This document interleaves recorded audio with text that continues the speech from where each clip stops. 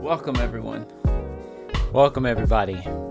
Today is a very special day.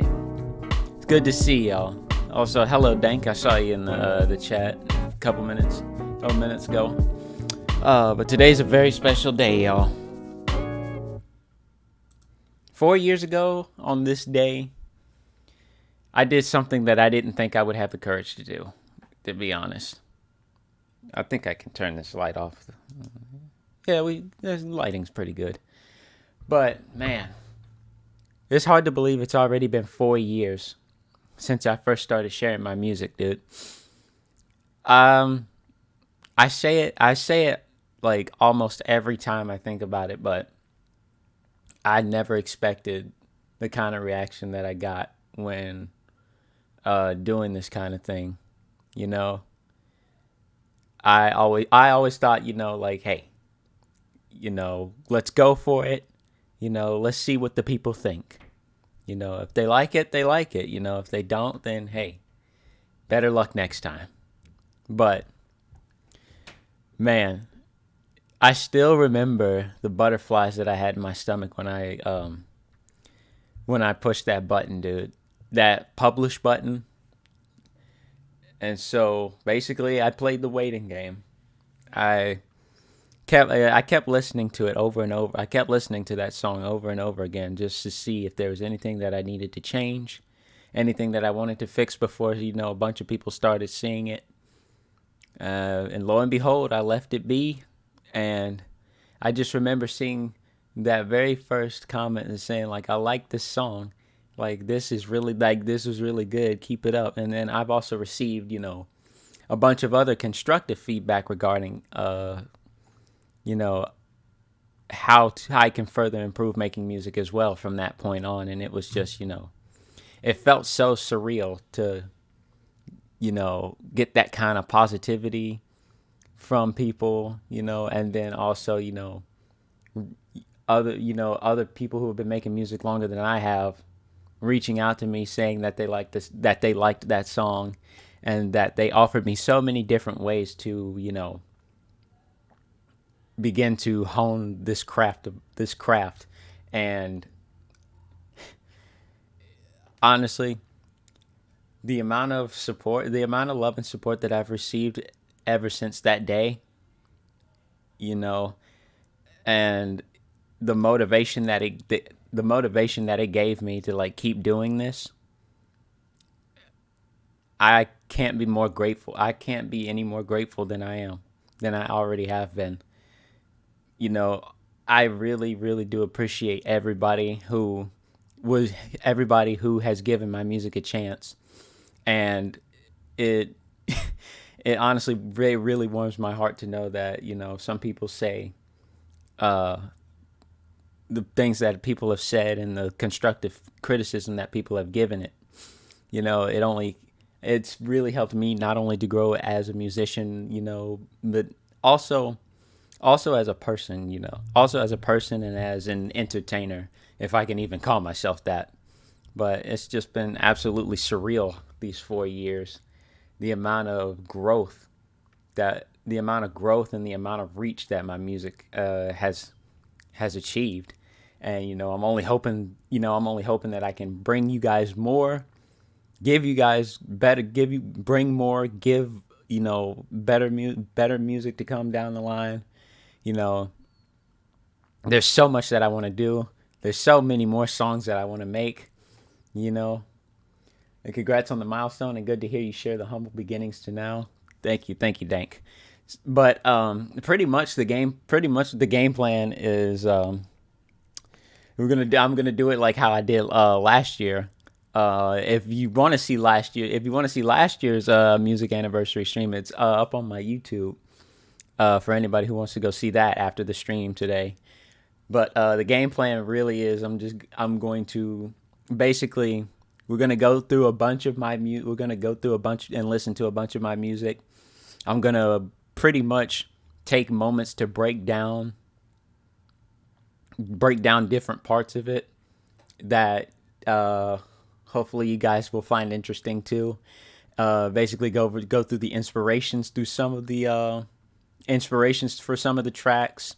You know, thought processes and all that kind of stuff. Like, I'm really excited, and also, I've made a lot of new music in between last year and today. So I'm really excited to show you guys some of the newer stuff that I've made as well. And also, I've got a really really special announcement. I've got a really special announcement coming at the end of the stream. So stay tuned. But for now, I think we're just gonna go ahead and get into it here. And what better way to start than with the very first song that I ever made, or maybe not the first song I ever made, but the first song that I shared. What up, Deadshot? Debo, new hair, looking so cool. Hey, thank you, bro. Thank you, man. Good to see you. How you doing? Let's see. A good friend, one of my good friends, one of my good homies, says that this is still his favorite song to this day. The rest, this song right here was pretty much my opening statement. I spent literally, I want to say, because I truly started experimenting and making music and like starting to like write and make music. I want to say since 2015, and so I spent so much time, experimenting, doing research, trying to learn the process a little bit more until I finally felt I was confident enough to put something out to share with people. And so when I started making this song, I felt like, this was the one right here. It's still loading for some reason. I think I got too many tabs open. I'm gonna just give it a minute, and I'll try and like stall until it loads again. But that was pretty. But yeah, that pretty much. I'd been making music for a much longer time than when I first shared this. I grew up basically my whole life. I grew up my whole life. Surrounded by, musicians. Especially the whole side of my father's family. And the main person who was behind it was my grandfather. Like, that man could literally play make an instrument out of anything he put his hands on. Whether it be like pots and pans, Tupperware, glass jars and all kinds of stuff like that. He would just make rhythms, and like, he was an absolute virtuoso. He could learn and master any instrument that he could literally have access to. And speaking of which, let's see. This has it skipped it. Let's go back now. Let's see. It's this one right here. There we go. So this was the very first song that I ever shared. I need to see if it should be good. Hopefully y'all can hear me still. I'll just turn it down just a little bit. So this was the very first song that I ever shared and posted. As you can see by the date here, today's date, 4 years ago, October 5th, 2018. I'll let y'all listen to it for a while.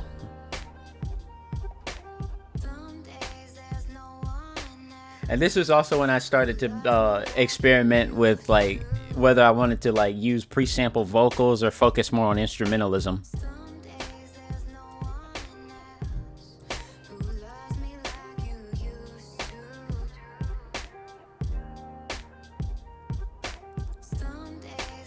Like I said, a good friend of mine, one of my homies, man, he told me he really liked the sax in this song. and he told me that this is still to this day his favorite song.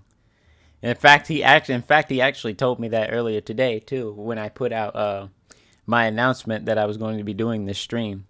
So I just want y'all to for those who haven't heard this song, I want y'all to give a listen. If you want to share your thoughts or any feedback you want to give, I am more than willing. I am more than open to hear it.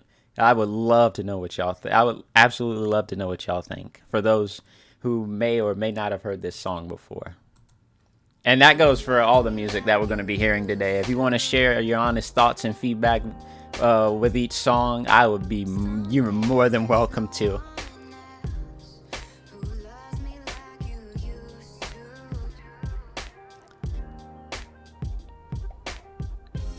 So yeah, this was basically the beginning, the experimental phase.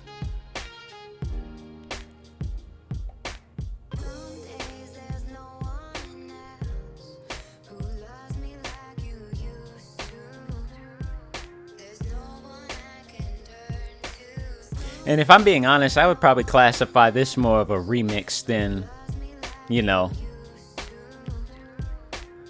because I don't know if these lyrics or, this vocal sample is actually from another original song.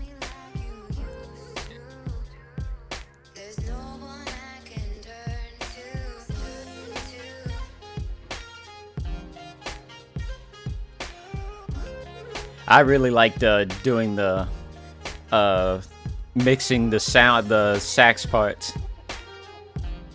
I felt like this song was originally intended to be like something electronic or maybe, like techno, but I tried to turn it into give it a little bit of an R&B feel, or maybe an R&B pop kind of feel.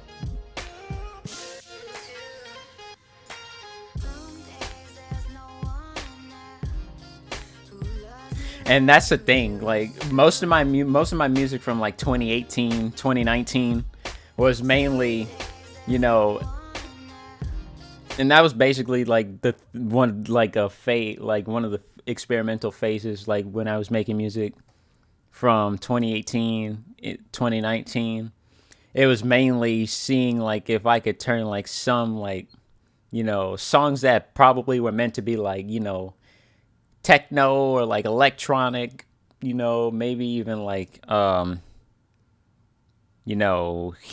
trap or like hip hop, or maybe even like sort of like EDM, maybe like any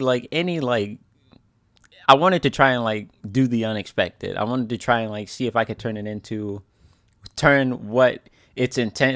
from its intended style and try and make it into a style that I was, more experienced with. And basically the results kind of speak for themselves. You'll kind of understand it more like once we listen to more of, especially like the earlier music. And then once we get to like the later music, you'll find like the stylings and like the arrangements change absolutely, almost probably completely.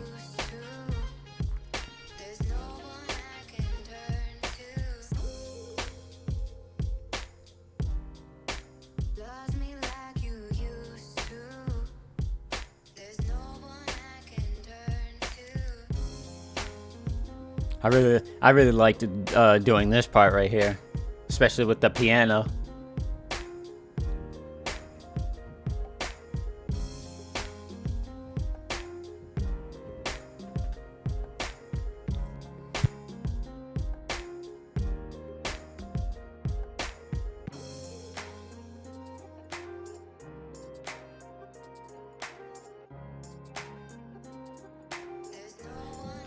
Just make sure all the audio is balanced.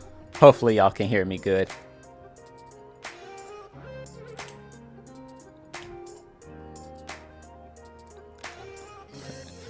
I'm gonna break it down one more time before we bring it to an end.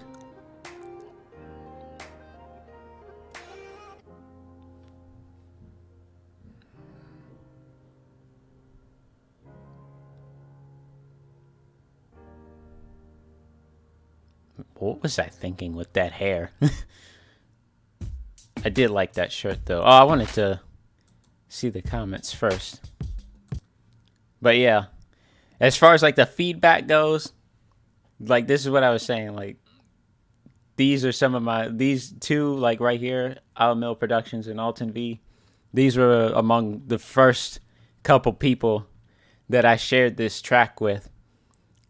And when they said that they liked it, like it was, I can't even describe to you how amazing that feeling was, to know that there were actually people, to know that I actually made something that somebody liked. See, I like the beat, bro. Very talented. It's still my fave from all your tracks. I think this was like on my 1 year anniversary when he commented this. And said, man, this one said, man, this is good.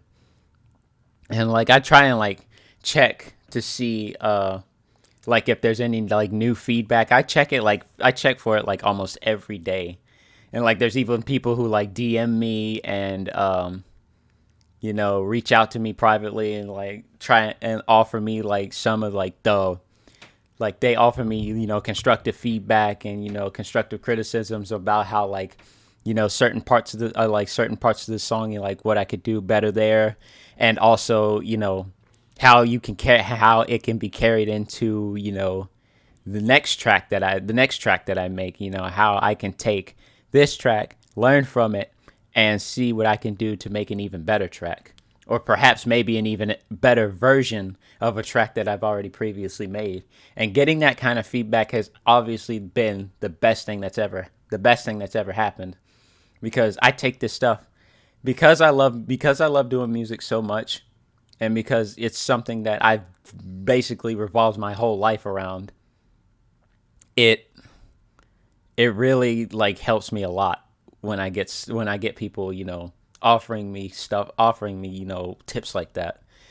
It's not only as far as like for personal things, if I have these grand dreams of like reaching every corner of the world with the things that I make, these kinds of things, be as small or even like as nitpicky as it can be, I take all of this stuff seriously. I really do.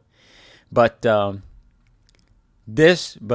pretty much after the feedback that I received from this, and just like that motivation that I felt after seeing how much people were liking this song, the rest was pretty much history.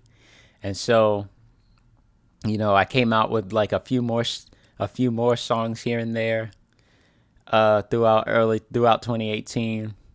I showed a lot of this during the anniversary stream last year, but I think let's see. I'm trying to think of which one I want to do next. I'm trying to think of ones that I didn't show last year. The way it doesn't get, repetitive. Let's see, the New Age. This was like the start of like 2019, I want to say, maybe. One of these was Islands. This was my first reggae song. We'll do this one. This was my first dive into reggae. We'll listen to a little bit. We'll skip ahead a little bit.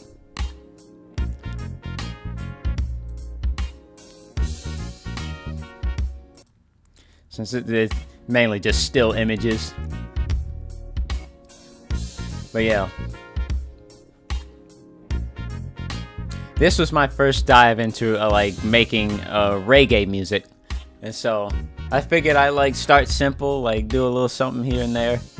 I still, like I said, the early years, like 2018, 2019, were mainly experimental.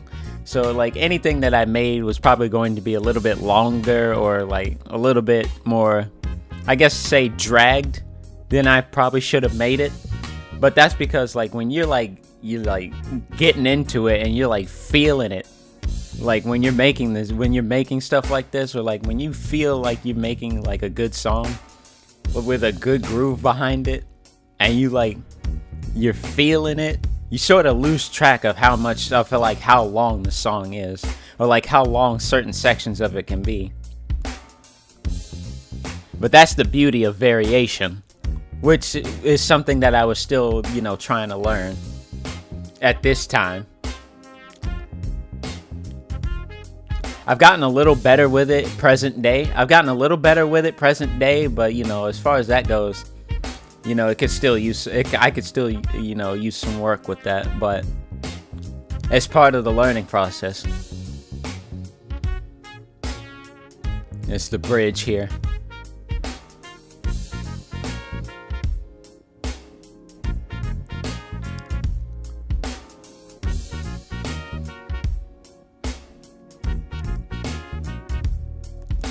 Let's see, when did this one come out? November 9th, 2018? Yep, my first reggae themed jam. Nice relaxing beat. That was my friend George.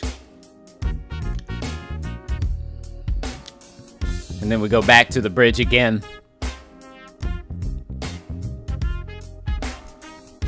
I really liked putting the horns in for here, because I don't think,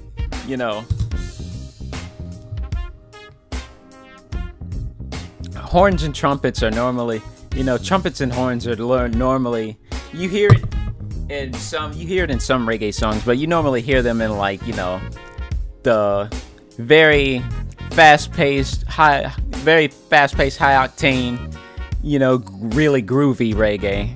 We wouldn't normally hear it in like a slow kind of laid back reggae song like this, or reggae themed song like this, I should say. All right then, would you say dabbling into each genre of music has improved your style? Oh, absolutely, definitely.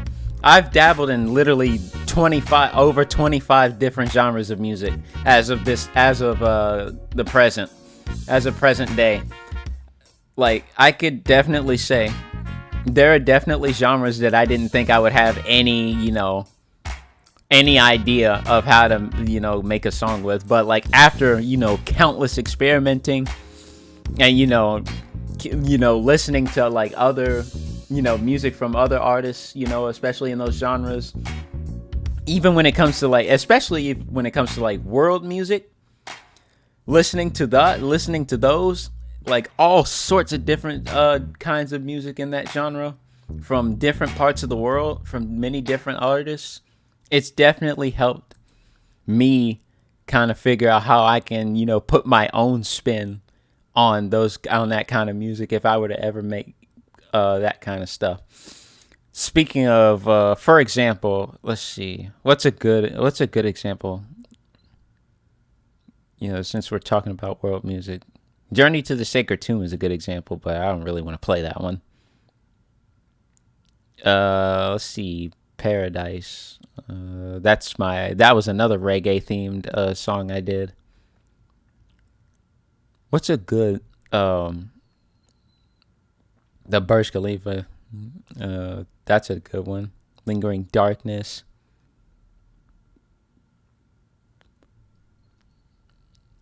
Oh, haha. Look at this. Matter of fact, I'll find the, world. Actually, yes, this one right here.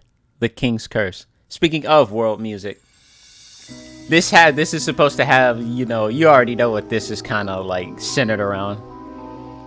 Just from the picture. But what I put for this in the description is like, it's obvious it's an Egyptian themed song. The description says, this song tells the story of the most famous legend in Egyptian history. Legend has it that if one were to violate the ancient final resting place of the boy king Tutankhamun, a curse will befall you. And so, like, another thing that I really, strive for when, making songs is, some of them, even though it's instrumentalism, any kind of song can tell a story. Well, almost any kind of song, almost any kind of music can tell a story. Sometimes music doesn't need lyrics for you to like paint a picture paint a mental picture, or try to visualize a scenario that could fit the song. And so that's what I started getting more into that right around, I want to say, this period right here during when I'm making music, starting to understand like how different scenarios in life, or like different experiences, or perhaps even your imagination can influence the directions a song can take, or whether it be in the creative process, or just the visualization after the song is made. And with the King's Curse, I felt like I could like paint a very clear picture of like what I wanted to go for. Although the song is 8 minutes long, because let me be real, I was feeling this one at the time. Like, I just couldn't stop. I just couldn't get over like the overall groove of the song. And so like maybe I kind of got a little carried away, but it was just so fun to make. I'll let y'all hear a little bit of it. I don't know. I don't know if we'll hear we'll hear the whole thing. I'll probably skip ahead a little bit here and there.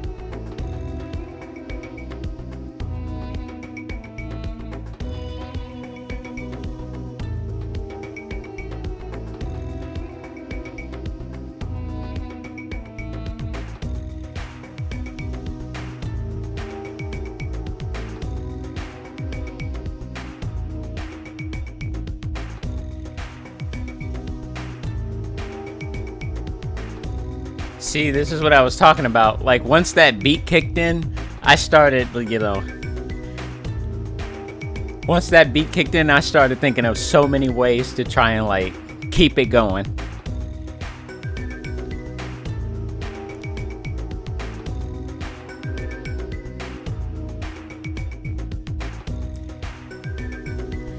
I wish I could, like, do choreographies, but I'm not good at that kind of thing.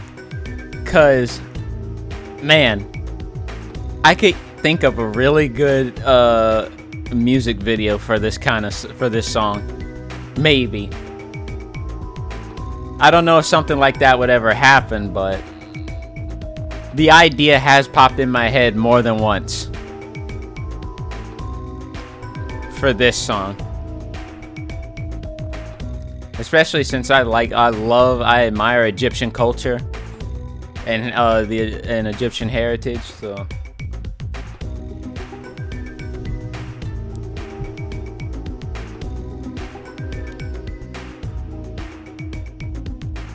You hear the little violin strings in the back? Oh, the little plucks.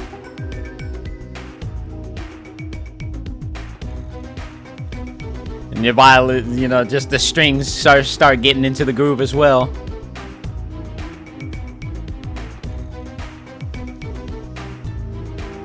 And now we're really starting to get deep into it. We got a little breakdown here with the strings pumping it up more.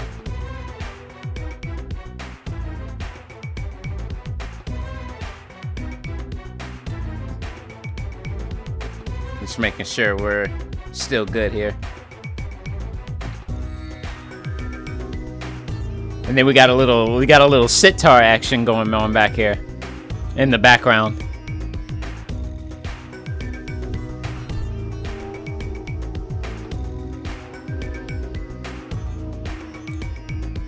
I was just doing all kinds of like little variations because like this groove was so good.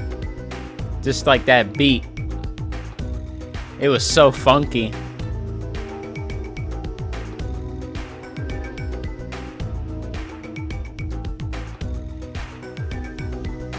Yeah.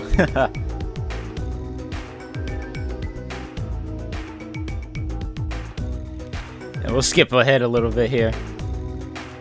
Alright, we're at the breakdown. We're at the breakdown right before the bridge now.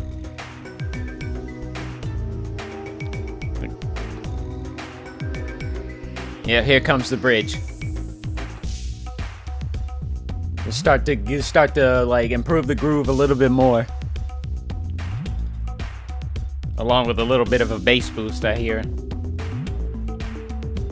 little xylophone solo, marimba solo.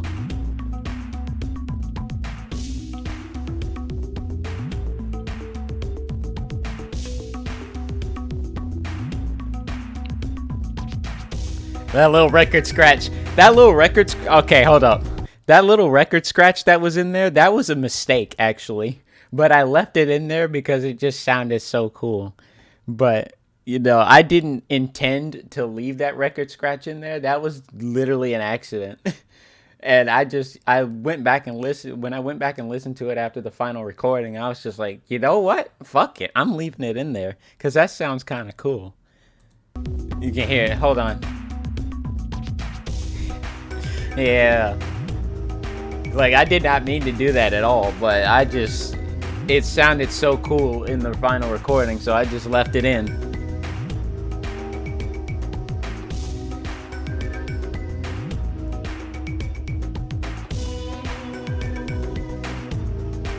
Start, you know, building up that groove.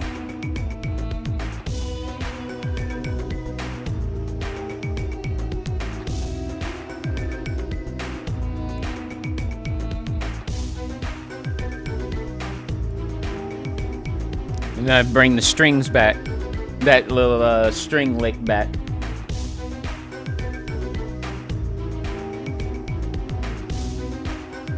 And this is where we start getting into the ending here. You hear those little mini chimes, mini cymbals.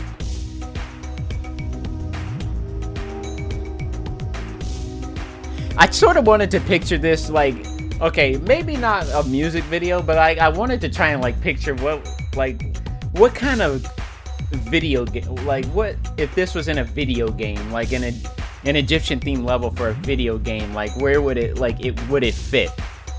That was also another thought process of mine. Like, would anybody be like, if this were to be, you know, somebody were to like listen to this, would they think that it could fit in like an Egyptian themed level, an Egyptian themed game, or like an Egyptian theme level in a video game? Because a lot of people have told me like my music could, like some of the music that I've made could actually fit in video games, which would be a really high honor for me. Like, I would be absolutely ecstatic if somebody put some of my songs in a video game, or if my songs have ever appeared in a video game, or any video game for that matter.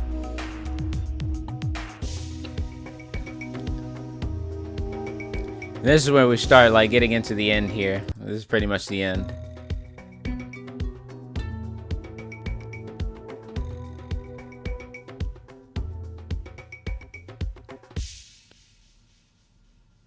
So yeah, that was pretty much like an example of, you know, me trying to like implement my own spin on like the world, on like world music take, on like world music.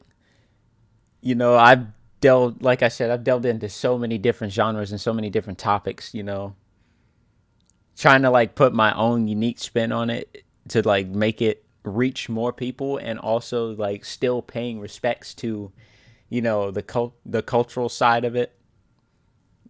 You know, that's always been my my goal when creating, you know, that kind of when creating that kind of music. But another really popular one from the early years was this one. See, love the song and the name. I expected lyrics when I saw the tweet, but the beat is pretty good. But yeah, Heartless is another really fun one that I made. See, March 6, 2020. This was during lockdown too. So like right off the bat, you can like hear like a little vocalization in the background, just like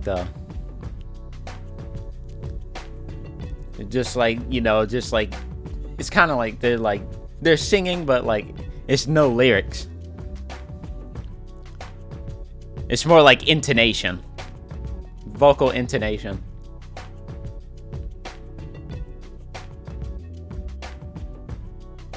And then you hear like that little auto-tune vocal sample there. That's not me, by the way. I can't sing worth shit. I can't sing worth a damn. And I never will.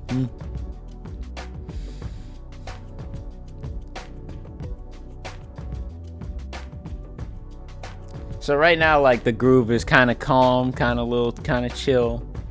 You know, it sort of gives like a little bit of a, like that pad, like that lower pad right there that you hear.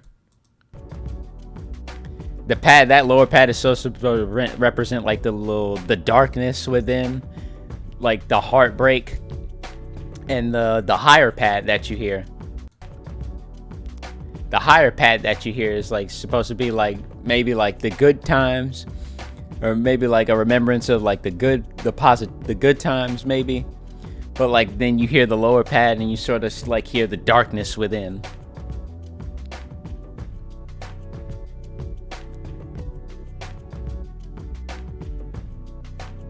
And the reason it's titled Heartless is it mainly took inspiration. The title itself takes inspiration from you already know.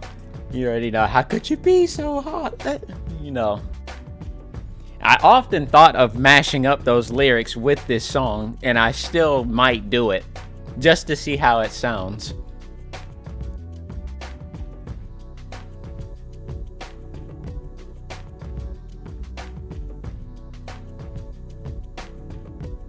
It's definitely something I'm curious about doing. But right now, I got a couple other music projects I need to finish first before I can do that. If it turns out it sounds great, I might release it if I ever get around to it. But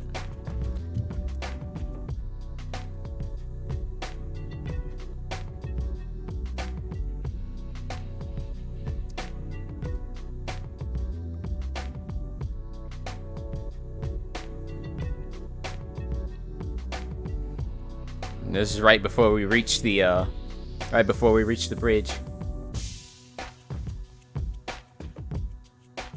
Sort of like pump up, sort of like get the groove a little more pumped up a bit. You just hear the vocalization. You're changing it up a little bit as we lead into the second half.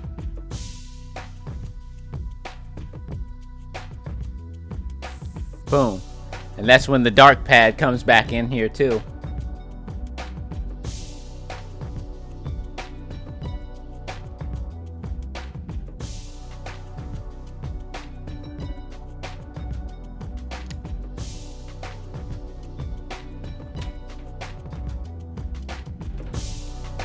Yeah, then so the beat kind of changes up at the before the start of each measure.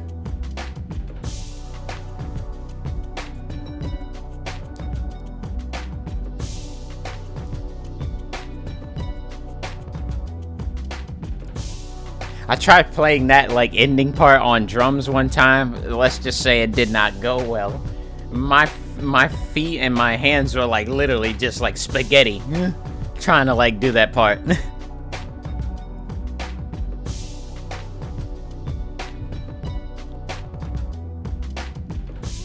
Then that auto-tune vocalization is brought back again for the last time. as we like break it down towards the end.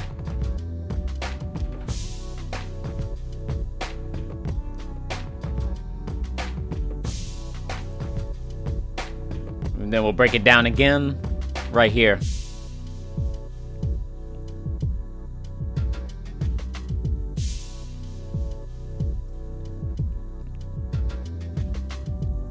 Break it down one last time.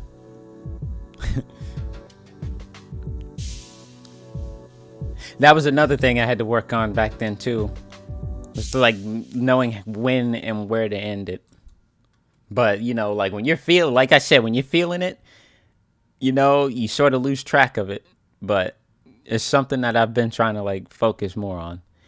Here, this song right here. I don't know what happened.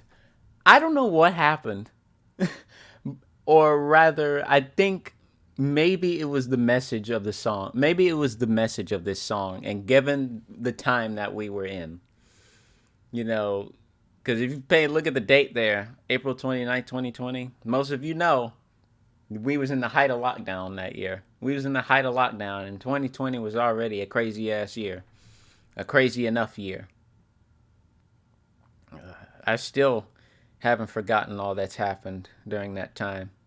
It was absolute madness. And with a song like this, with a title like this, you know, Better Days, there was only one message that I wanted to portray.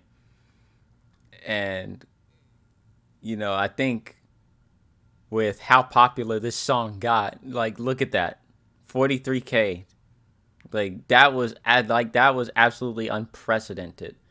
I would have never expected I would have never expected so many people to, you know, react to this, let alone even see it. But I think it was a clear sign that there were people out there who knew what message the message that this song was trying to bring.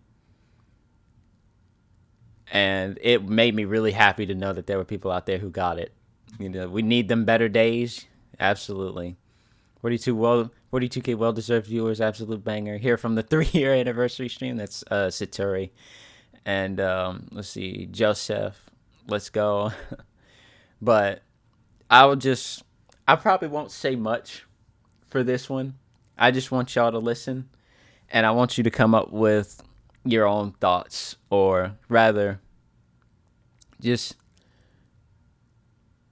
try and see. You know, it's obviously, you know, like I said, most of the music I make is instrumental, but if you can, you know, understand a message like even an instrumental song can like deliver, you know, I think that speaks volumes as well. Because like I said, not every song has to have, you know, words tell the story for you. You know, the notes, the patterns, the rhythm itself can, you know, tell just as much of a story as any lyric can. And I think I really wanted to emphasize that when making this song especially.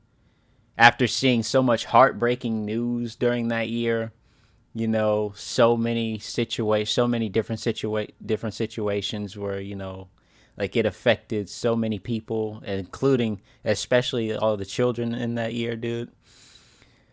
Like, I really wanted to deliver a message that, hey, we need better days, man. And I think they'll come. And you know, me holding on to that belief, I wanted to portray it in only one fashion. In the only way that I know best. So, this is my most popular song to date, Better Days. And it's also officially on Spotify, too. And all the other music services. But it will be featured on a future album. Sorry I'm late. Happy anniversary, my friend. Thank you, Peach. Oh boy, this fucking photo. This is one of the only photos this is like literally one of the only photos of myself that I can tolerate looking at.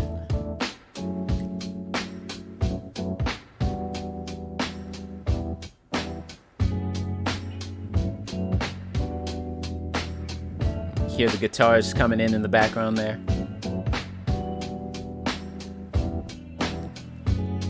Sort of like got like a... You also hear like a little sitar a little back there.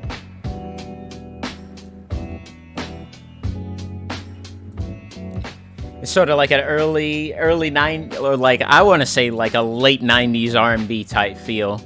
That was kind of what I wanted to go for this song. You hear the sitar again. Debo, you always look amazing. I'm flattered you think so, Peach. I'm flattered. Thank you. Even if I don't think so.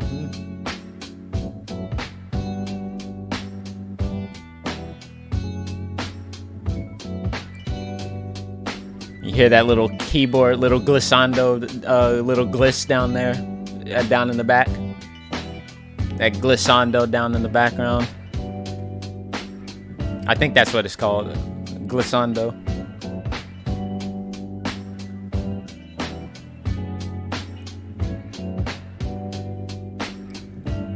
You're welcome.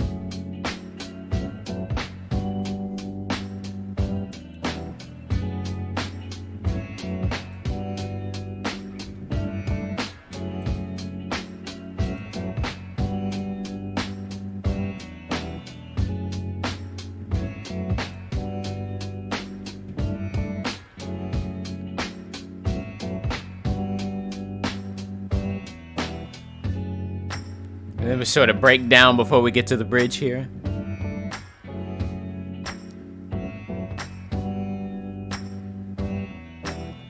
Like Potter always said, no negativity. Hey, you right, you right.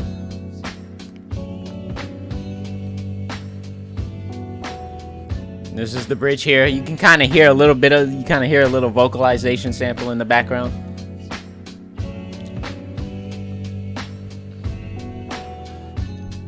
I don't quite understand what it was saying, but I think it was just like a mix, like a sample mix.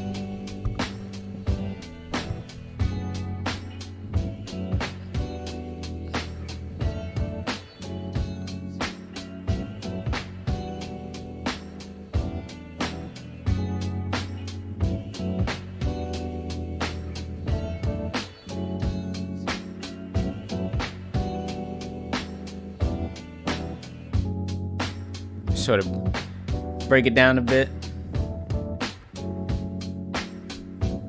Just let the groove ride out.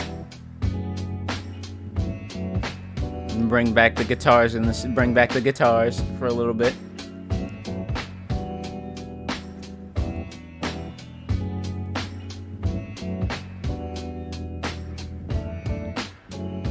We're almost at the end here. I think the breakdown happens right here. Yep, there we go.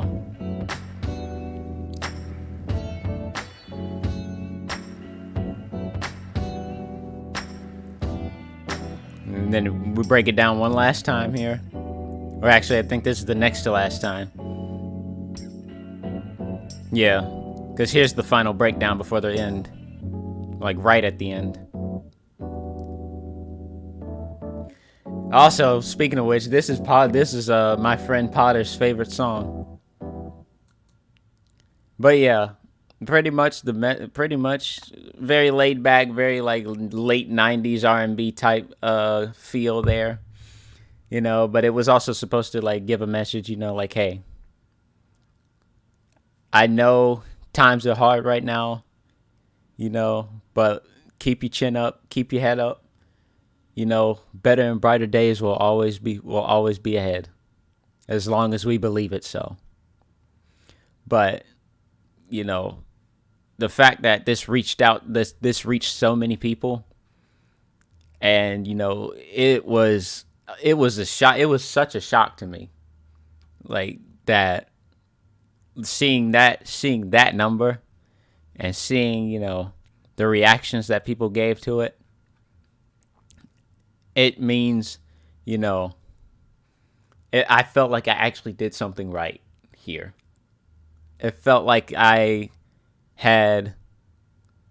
was truly beginning to, you know, hone the power that hone like the power that music like this can give, or like I don't really know what the word is for it, but it,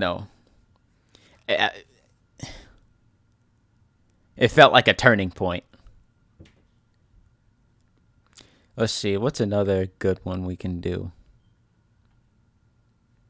We got to do this one. This one is an 80s themed song called Feeling Good, which pretty much the goal behind this song was supposed to, make you feel good. It was supposed to be just like a really happy, really groovy kind of feel. I'll skip ahead a little bit, but right off, like literally right from the beginning, like you can hear like the beat, it's like really, like in your face, like get on the floor, get off your ass, move your feet kind of beat, like get your little three step going as like more gets added to it.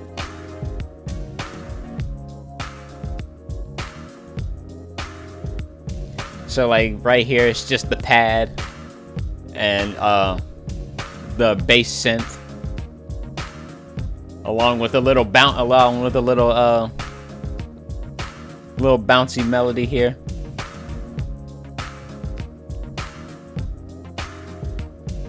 I feel like I could have made that at least a little bit louder with the synth part.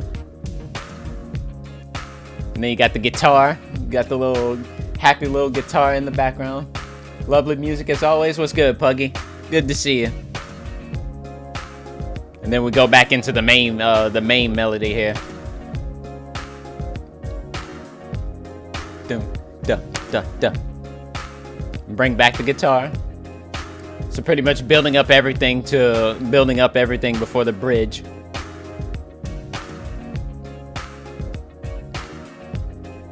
Like the snare is like really like very echoey.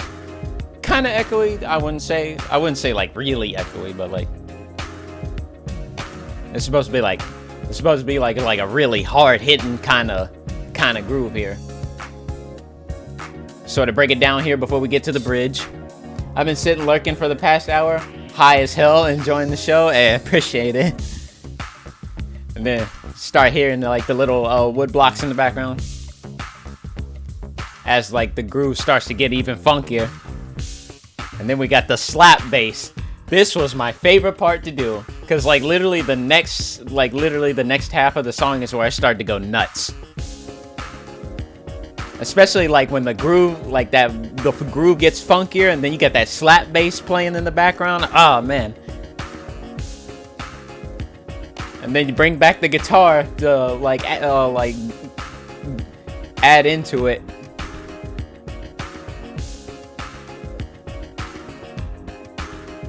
And then once the variation kicks in, like in I think the next couple measures, starting right here.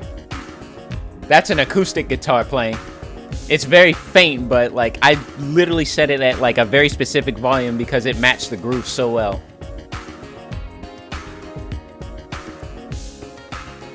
And then we got a guitar solo here.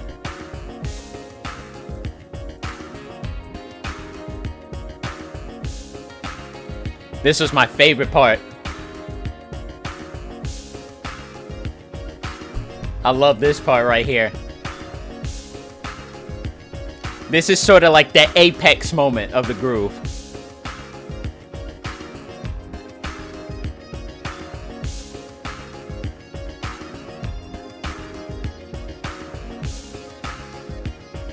Start getting into it again.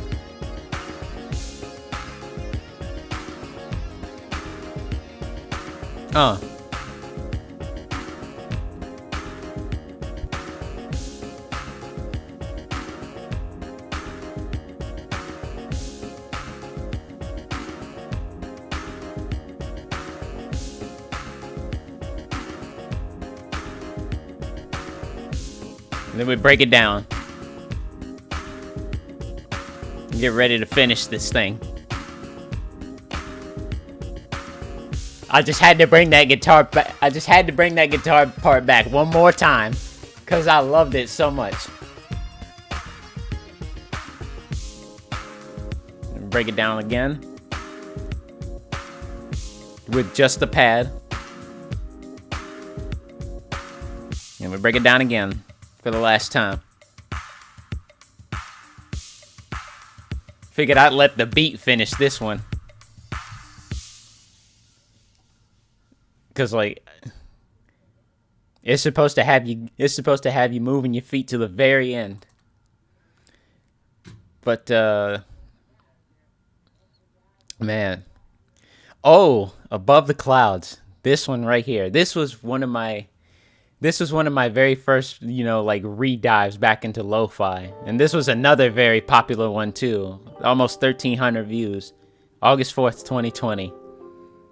Amazing, fam. Keep it up. Fire. Love it, bro. This was like my very first like re-dive back into lo-fi. I do plan on making like a lot more lo-fi music in the future. But this was another really popular one.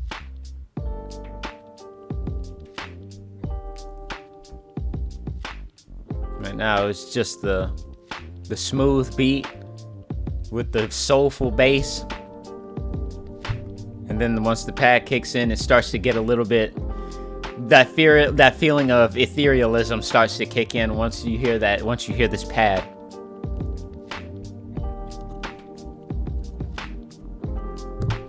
And quite literally, it's supposed to make you feel like visualizing yourself like literally just like flying amongst a sea of clouds in the sky, amongst a sunny sky.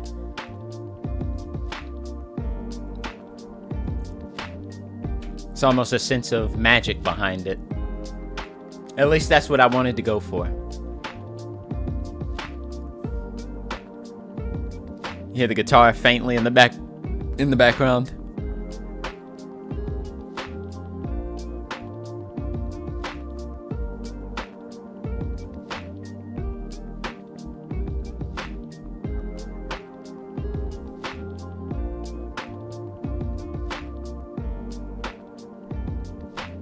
Smooth strums right here from the guitar.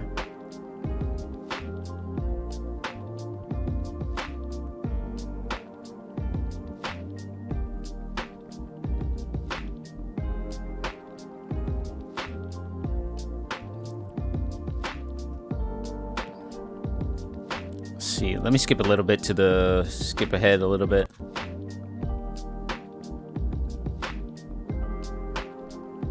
I think this is right before the bridge.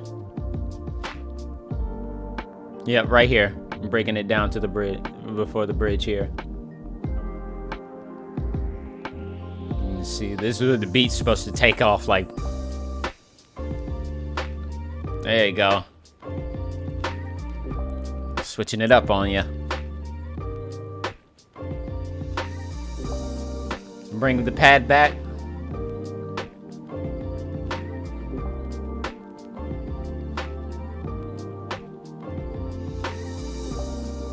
Oh, the cymbals right there help with the transitioning of it all too.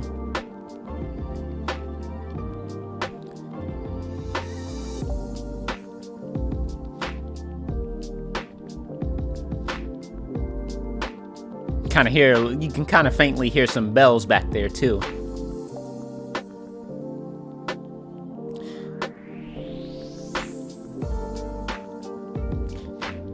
Also, there's a reason. Also, the main reason why I say, I recommend, listening to my music with headphones is because there's a lot of sounds and there's a lot of rhythm, a lot of rhythmentation, and some sort of like even hidden stuff, like hidden references to like even some of my past songs that you may be able to hear. Like you get the full experience when you listen to my music with headphones. That's why I always put this in the description here, like headphones recommended and stuff, is because I like doing stuff like that, like Easter eggs and kind of stuff like that, like even references to like old songs that I could put in like, some of the newer things that I make, and like hidden sounds and like different, instruments and rhythms that you may not have heard like when listening to speakers or like listening without headphones. It feels like I want to give people, the full package, for as far as like the listening experience goes. It's just something that like popped into my head like when I saw the description again.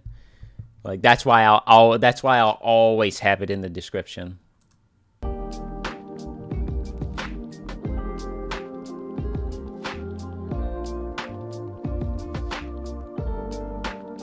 Skip ahead a little bit here before the breakdown.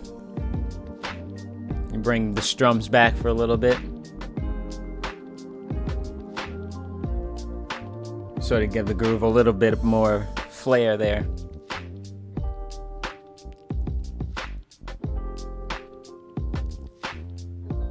This song was featured on one of my first albums that I released, the self-titled album.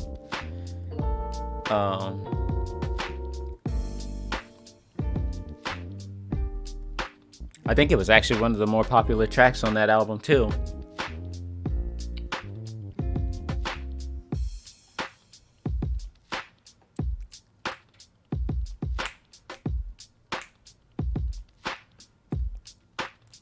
Let the beat finish that. So yeah, that was another really popular one of mine. This one right here. See, this song and this one right here, Underestimated and Just Like That, where I was basically, experimenting once again with, vocals and vocals in the music, vocal samples and like trying to like actually create something lyrical. Let's see, August 19th, 2020. This was for this was when I hit 100 subs here on YouTube. It was a remix. This song was a remix of a Barrel of a Gun of an original song called Barrel of a Gun by Becky Lee. And I titled it Just Like That. So it was a little short, very short, but I felt like, because I had heard the original song and I figured, what if I put my own spin on this? Give it something a little bit more laid back.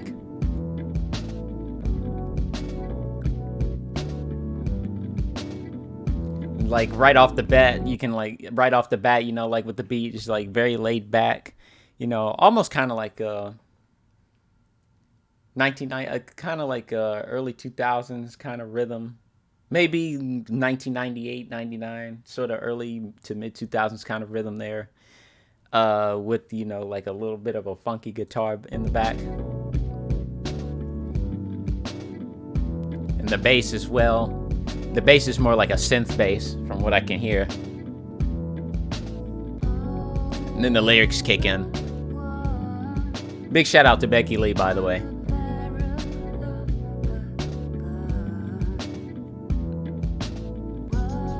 Start to bring in the tambourine there. Help with the groove.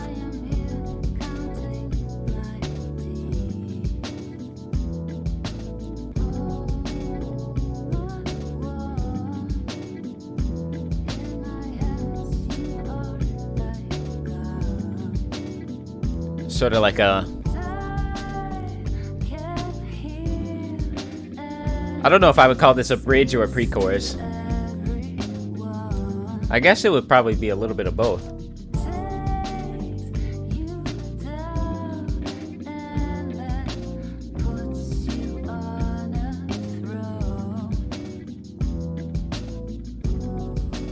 So pretty much for this song, the main thing was just to let Becky Lee's lyrics be the guiding force behind the rhythm and the melody in the background. So pretty much, her lyrics led the whole thing, and I just literally, the arrangement, the beat, the groove, the melodies and pads and everything was all centered around the guidance behind these lyrics for this mix.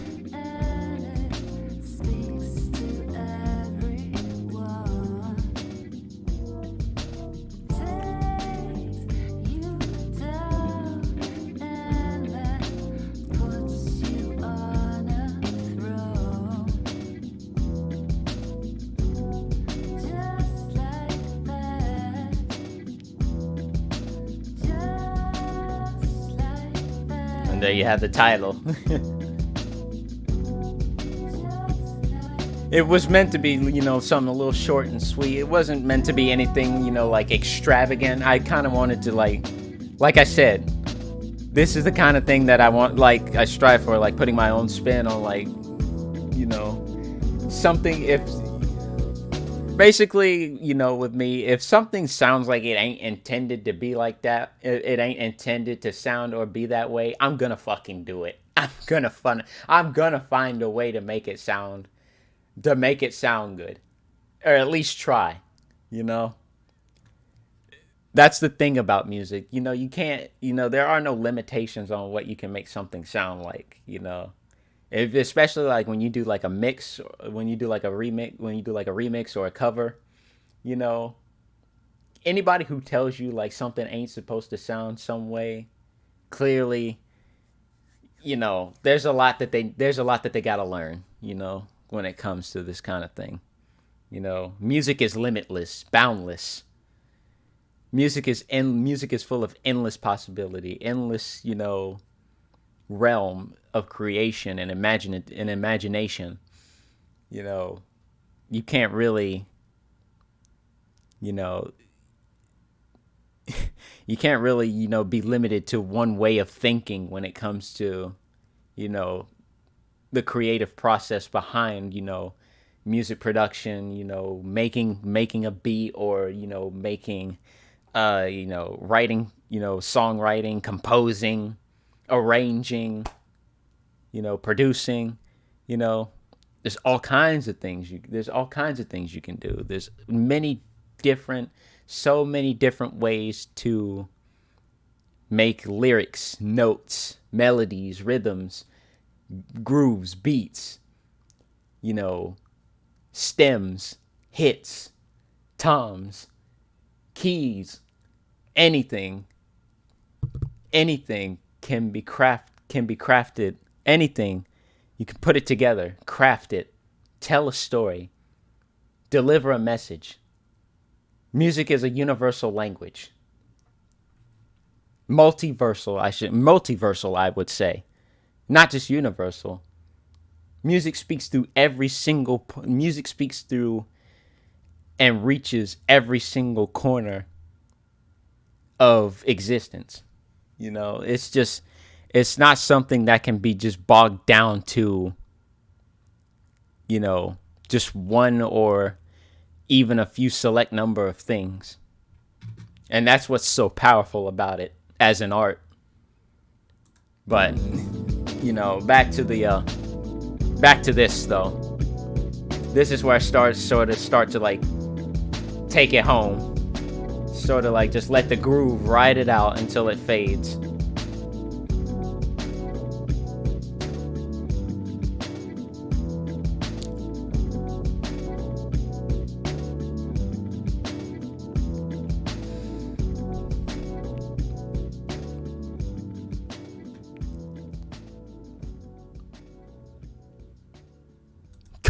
Okay, this next song here, I will say, in all seriousness, I would say this next song is probably my most underrated and underappreciated song of all time. I remember just absolutely going crazy making this song. And this is possibly, if not, I think this is the longest song I ever made. Because let me tell you something. This particular song right here I made this from the inspiration of another producer. Quite ironically, his name is Bo, or B-O, I think. I don't know what the I don't know how to properly pronounce his like producer name, but with inspiration from him, and putting my own little groove on it, I absolutely lost track of during the process of making this one. So this is the Burj Khalifa. And this is the extended mix that I made after the original release. I think I made it a year after I released the original one. Yep. See, September 15th, 2020. So pretty much like a month ago. So it's already over a year old. It's already over 2 years old. This is extended version of one of my most underrated songs I've ever made, which was posted back last year. I felt it didn't get the attention I felt it deserved, with inspiration from the talented music producer Bo. I'm gonna call him Bo, because we're the Bows. You'll see, this song is now back and groovier than ever before, with 9 minutes of pure electronic funk. And I linked the artist's work here, who I got the vocal samples from. Let's see, and there's my Twitch. But yeah, we're not gonna listen to the whole damn thing, but I'm gonna skip a little bit here and there. Just give you a sense as to why I loved making this one so much. So right off the bat, you just got this cool little groove here, along with the and then you just got the pad in the background.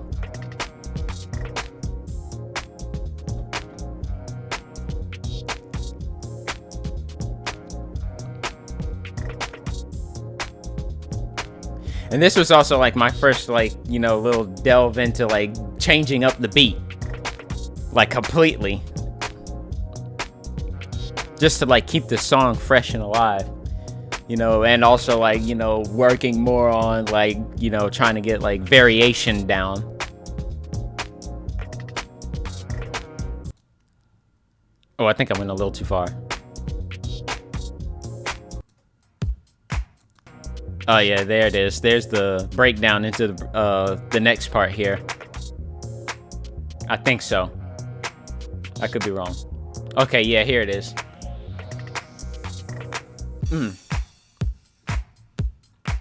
This is when I started absolutely going crazy.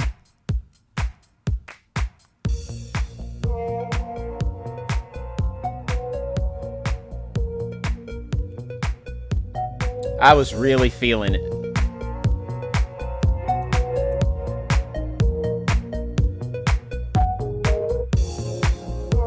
Also, this was also kind of a little bit of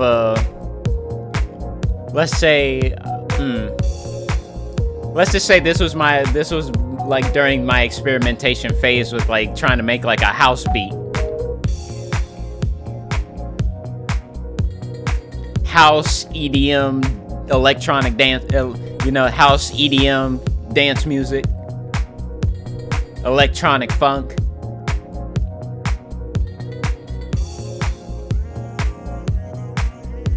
I believe this vocal sample, these vocal samples here are in I actually don't want to guess. I don't want to guess because I don't want to get it wrong and offend anybody. But I think I have a pretty good idea of as to this vocalization, as to what language it is.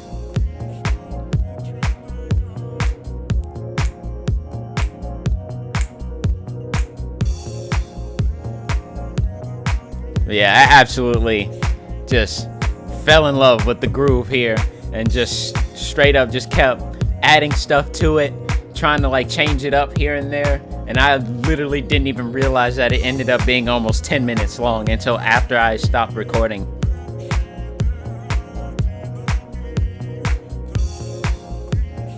Another thing that I did too was lower the pad for this version, because I realized that the pad in the original version was way too damn loud.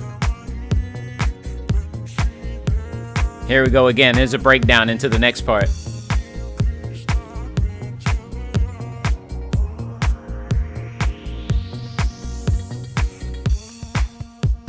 Start the groove gets a little funkier too. And then you just got that little like low note there, driving it through. Let me turn it up a bit. Make sure you guys can hear it.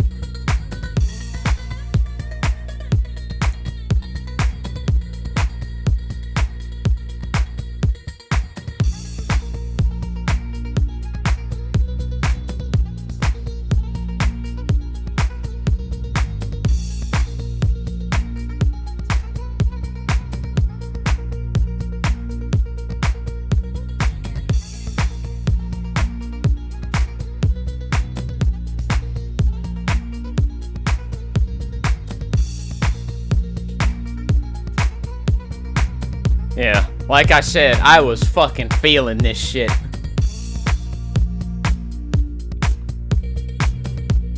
I think I'm breaking it down one more time before we get back to the main groove here.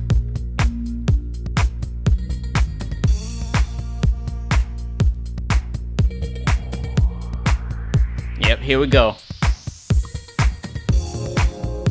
Getting back to the main groove with the funkier beat. Bringing the pad back.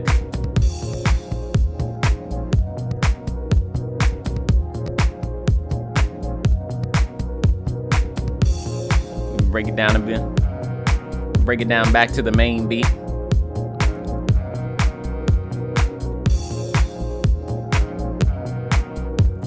Skip ahead a little bit here. Back to the funky beat.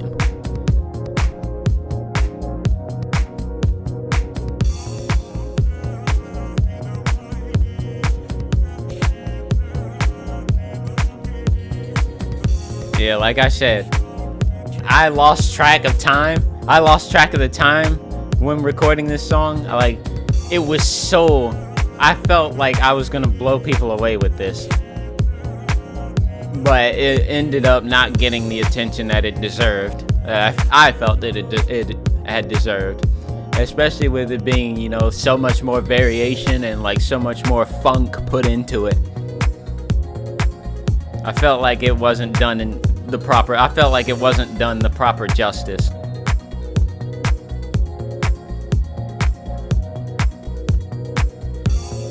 We're reaching the end of this one here.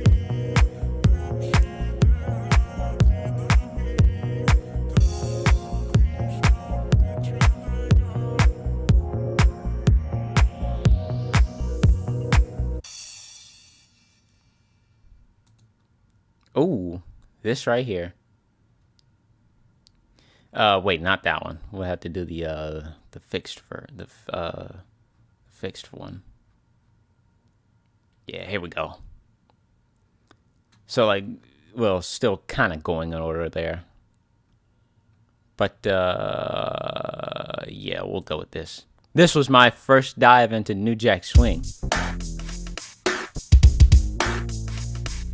And this was also one of the first songs that I made using FL Studio. So this right here and another song were among the first two that I made when I finally got FL Studio. When I got my PC. And so this was another experimentation phase. You know, because like now I actually finally have like actual professional music production tool to make more music with, because beforehand, like for the past 3 years, the past 3 years when I was like making music, you know, oh, somebody's calling for someone upstairs, but you know, for the past 3 years before I got FL Studio, I was making music from a music app on my phone.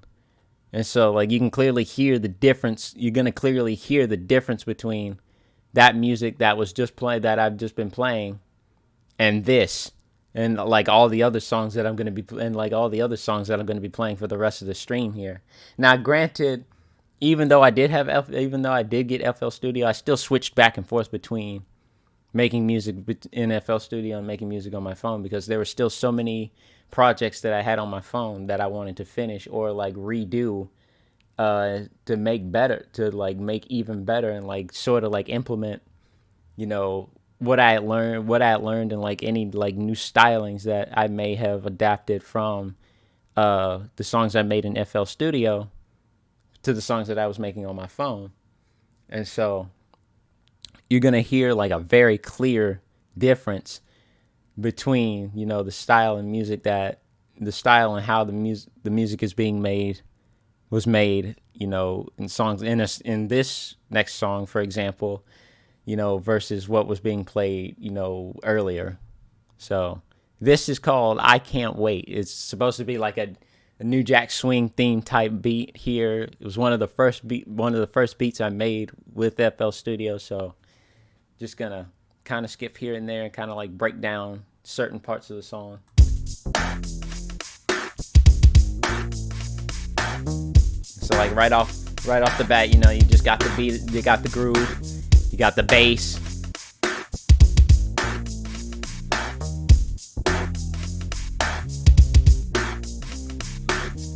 And then you bringing in the pianos right here, the piano keys right here.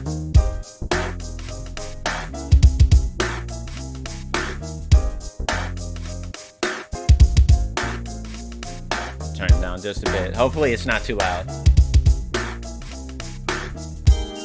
And then you got the bells. Those good old bells, which are kind of like the main melody here.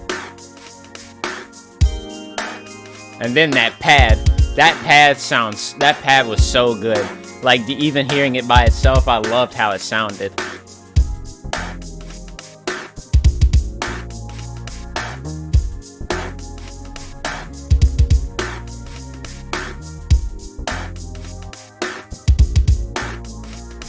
Like I just wanted that pad to like be heard and just like let it ride. You got a little organ there, along with those classic New Jack hits. What up, Deadshot? You jamming, bro? You like it? And bring the bells back for I guess what would be called the chorus. Hey, I'm glad you like it, Deadshot.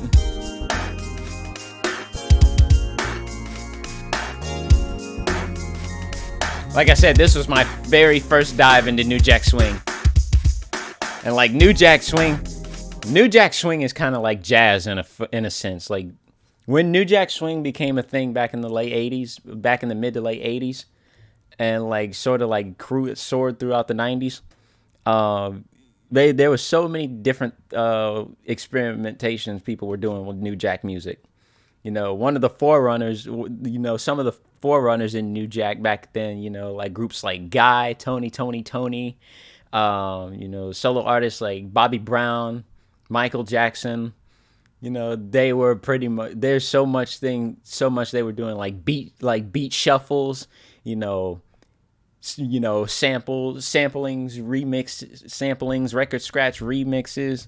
You know, there was all kind of like high octane grooves, you know, like stuff like that will have you like, you know, like people like were making like so many different choreographies too.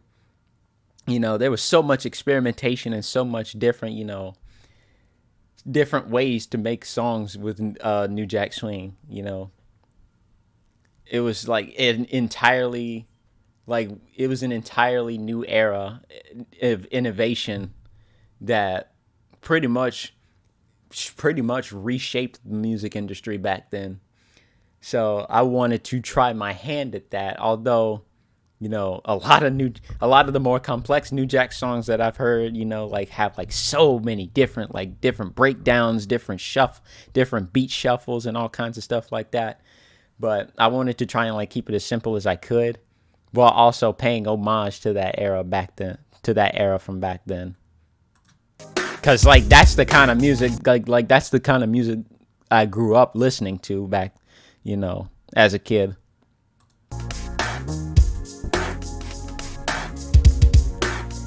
So once again, just like letting the pad ride it out until we get to the pre-chorus again.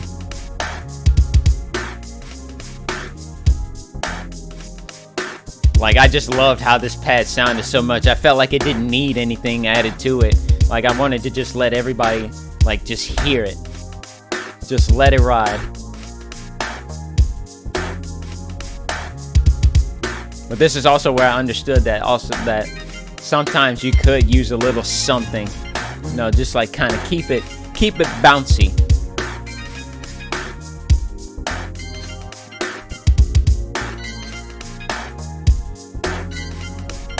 Because if you let it plateau, it sort of sounds like, like either the beat's gonna end or it's gonna make people lose interest in the song.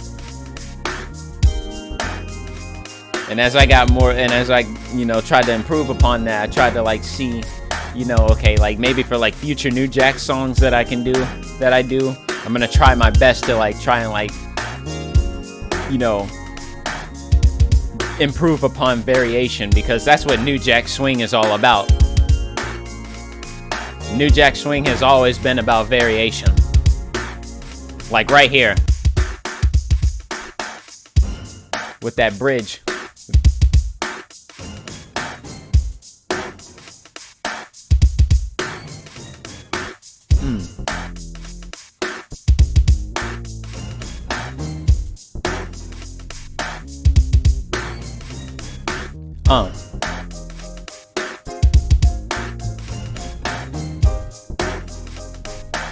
Bringing the pianos back for a bit.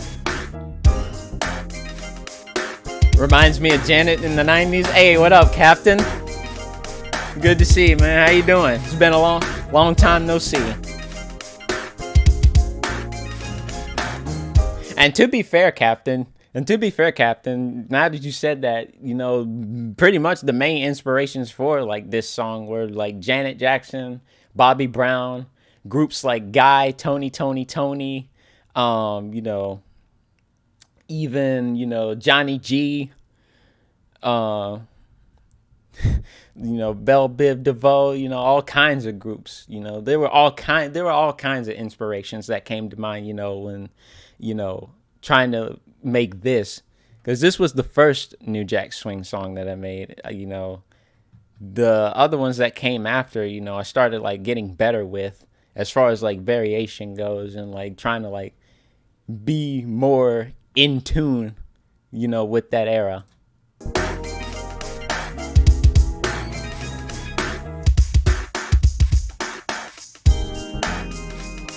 And we bring the bells back here for the main melody. The 90s hip-hop R&B scene, I get you. Yeah, you know. You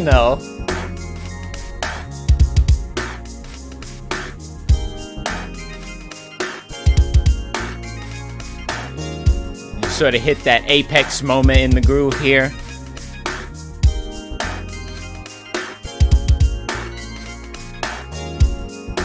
Let's see, what are we gonna do next here?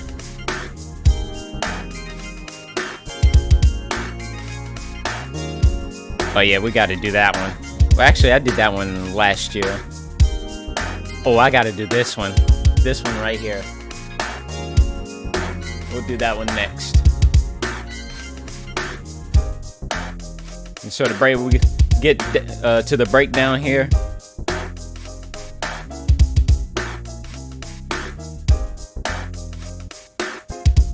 Sort of finish it off.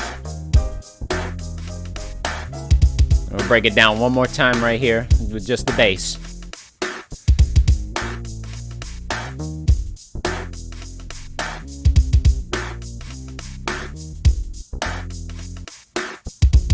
And this is when I also started to learn about audio visualizers too. Shout outs to my friend Alex Hero 8, bro. He was the one who DM'd me and said, hey, why don't you try doing this when you present your music, because I had no idea, how to do that kind of stuff. He showed me how I like looked it up and did my research, and like there's a visualizer program called Visi that can do audio visualizers. You know, like those Trap Nation things that you see. You know, that's I'm pretty sure a lot of people use that program, or if not another. And most of the backgrounds that I use are provided by a YouTube channel by the name of Double A VFX, which these backgrounds are which I use these backgrounds for. So shout outs to them as well. I always put their both of these in the description. You got to give credit where credit's due. But the next song, this song right here, this is another one of my favorite songs that I've ever done. Yet another instance where I lose track of the time, like, or how long the song is, because I'm so damn into it. And because I love the 80s so much, that's another reason why this song is another one of my favorites. This is Midnight Aura.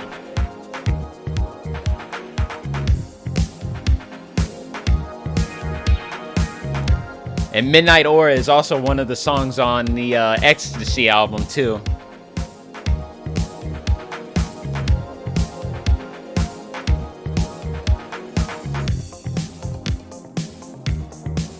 So right off the bat, it's just the groove. You got the bass in the background.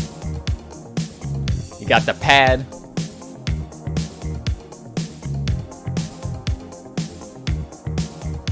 Along with the keys.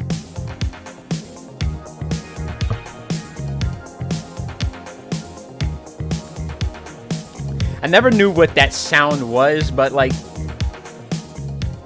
I never knew like what that sound was. Like that sound is more like I think they call it like a scratch sound or something, like an 80s scratch sound. But like it sounds more like I don't know, but like you hear it in a lot of like the more iconic songs from the 80s. The one song that I can think of that I hear it the most in is "Cool It Now" by New Edition. That you hear that sound in. That scratch sound, like, listen. But it like the way it hits, like during the groove. I started getting really into it.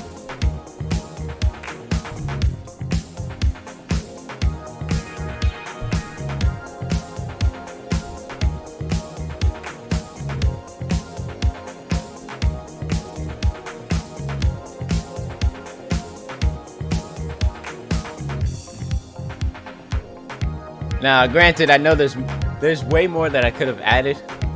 There's way more that I wanted to add. But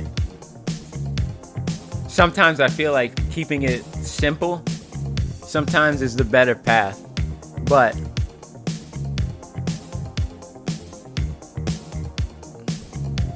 you brought in some bells here, or like maybe like synth bells. Just to kind of change it up a little bit. Kind of like feel the beat feel like the beat is in space. I know that sound, it was originally programmed to be a brush, but it came out as this clap/scratch thing. I remember my Casio having it. Oh, really? Okay. That's interesting. So now we know. Like, it sounds so cool.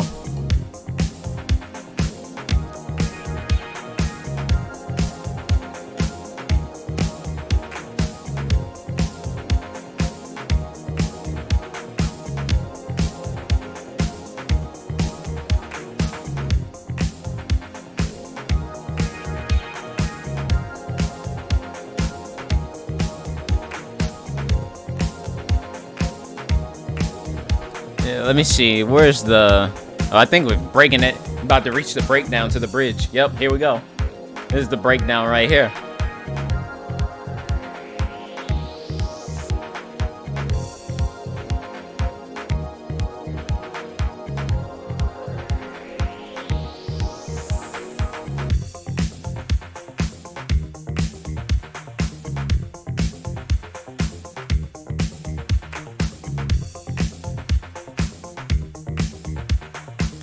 So like yeah, like this trippy music and bring the pad back.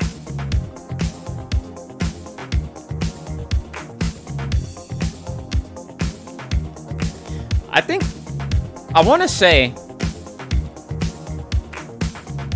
I think the genre that I've created the most music in is probably 80s. Like I think I've got like over, like if I were to count like released and unreleased songs among my vault of music, I'd say I'd have like over 40 80s themed tracks compared to all the other genres that I've done, released and unreleased. Because like in total I've made like about pretty much like almost over 200 songs, but like a big portion of them have been 80s themed.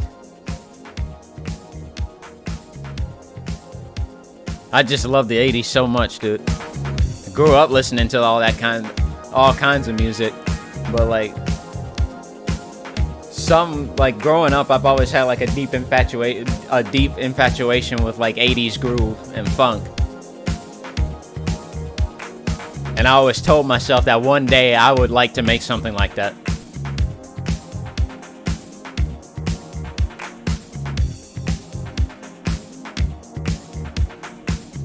I think we're about to reach another breakdown here. Yep. Hey. Got the cowbell in the background.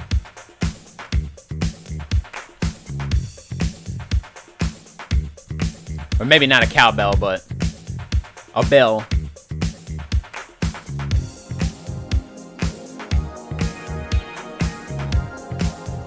And that's pretty much the end there.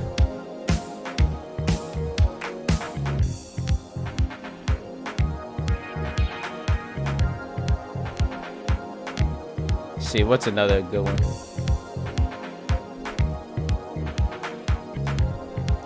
This one right here. This is another 80s one. There's another 80s themed jam here. Let's see, the 80s was revolutionary for electronic music, so it makes sense for you to draw a lot of influence from it. Yeah, absolutely. I feel like the 80s really did set the standard for like not only music but like pop culture in general. Like there was so much innovation and so many like very, you know, monumental things that happened during that decade. Like literally I could say it was literally the time where like the entire world literally put aside fighting each other to innovate, to create, to, you know, push the imagination past its limits. And I feel like that was especially true of it in and of itself when it came to all the music that came out during that time. Like, think of it. I don't think any other decade really afterwards has had so much of a boom or made so much of an impact in pop culture like the 80s did. Like, you still find references, you still find, you know, people who, you know, like, it just makes me so jealous of those who were there during that time. Cause it really makes me wish I could have been there. Like, I wonder I wonder if like I was living during the 80s and making music like this, where I would be now. I honestly do have some of those thoughts sometimes. Cause like I love to make 80s themed music, and you know, I draw a lot of inspiration from the 80s. You know, my favorite musician was the main person who dominated the 80s. One of the main people who dominated the 80s. You know, like I often wonder, like, if I was actually alive in the 80s making music like this, what would I be doing? Where would I be now? You know, where would my life be? Or like, what would I become? The 80s was the cultural peak after the go-go 60s and wild 70s. The 90s was like the insanity that followed, and then the 2000s was the soulless remains. Yeah, that makes sense. That's a good way of putting it. Well, yeah, like this is another one. Let Me Groove You. This was another 80s theme jam that I made. This was part of my birthday. This was like part of my like a birthday celebration that I was doing. You know, I was releasing a whole bunch of music. I think this was when I did my 12-hour birthday stream that year. I don't think I'll ever do that again. But yeah, this was one. I think this was like one of like what? I think 4 songs that I released that day. Let's see. But this was meant to be like a more like kind of like 2-step kind of groove. Full like synth heavy. Like the bass, like even there was a synth bass, synth melody.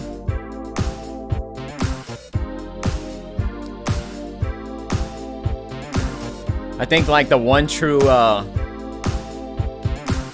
and then I kind of like experimented with the beat too. This is when I started like doing like this is like cuz like the beat was just like straight up just like, but I started adding like more into it to like keep it groovy and to like like emphasize and sort of like to emphasize it a bit more too, especially since this was still like when I was experimenting and like experimenting and like just starting out using FL Studio. So I kind of thought like, hey, like why don't we give this a try? Like this was basically, like I said, the experimental phase, just like starting to like learn more about FL Studio's potential, what I can do with it, and how like I can make a beat sound, more like my own. And you'll start to hear it like a little bit later in the song, especially with the beat.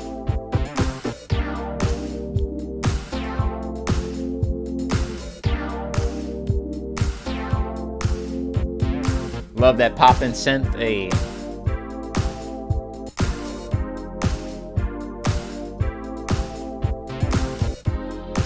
See, like right there, that's where it starts.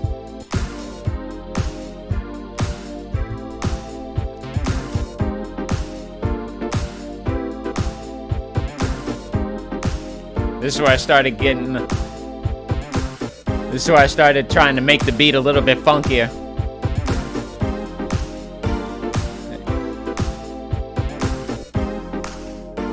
Break it down a little bit as we lead into the bridge here.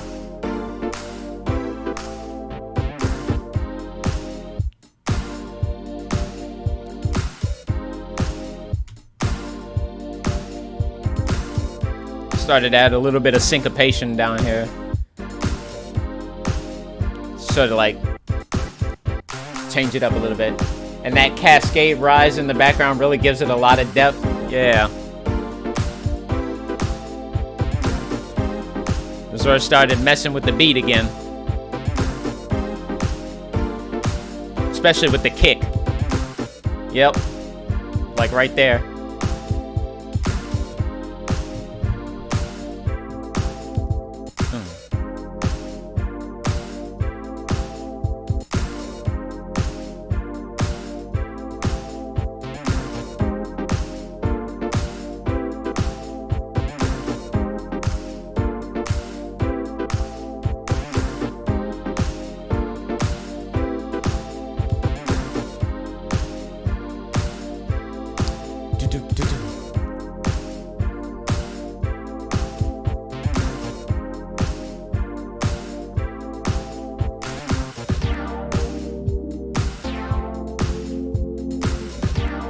Starting to lead into the second bridge here.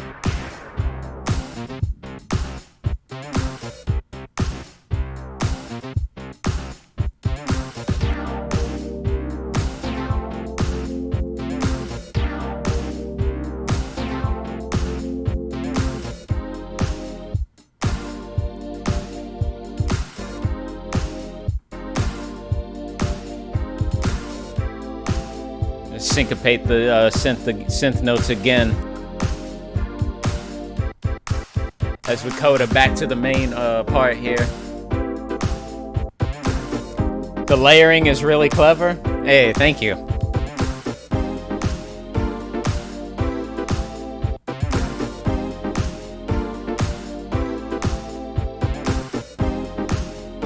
Like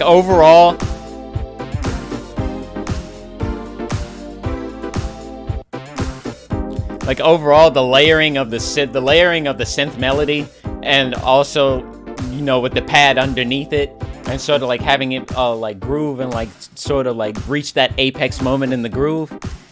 That's what I always go for. Once that build up all leads to that grand moment, there's no better feeling when it all comes together. Oh, cruising with you. Okay, I got to do the other version here, the fixed one. Let's see. This was my first dive into G-Funk. You see, I really didn't know that much about G-Funk growing up. I know, obviously I knew about, like Dr. Dre, Warren G, Nate Dogg, Snoop Dogg, on all them. But like, I really wasn't like into G-Funk. I started like looking up more into the topic, like DJ Quick, the Battle Cat. But and then there's one other you see, I was about to say, you mean like Warren G, but you said it. Yeah, see, yeah. But like there's also another musician that I've gone to I've listened to on YouTube. His name is Eclectic Productions. He makes G-Funk. He makes primarily G-Funk beats. And I took a little bit of inspiration from him as well, because like his G-Funk beats are absolutely incredible. I highly urge y'all to check him out. Once again, his name is Eclectic Productions. But like I took a little bit of inspiration from him, along with like other artists like Snoop, Dr. Dre, Warren G, Nate Dogg, as far as like the G-Funk era goes. And I wanted to try my hand at it, so this was the very first G-Funk beat that I made, and it's called "Cruising with You." Let's see, this was the fixed version, so it came out a couple months ago.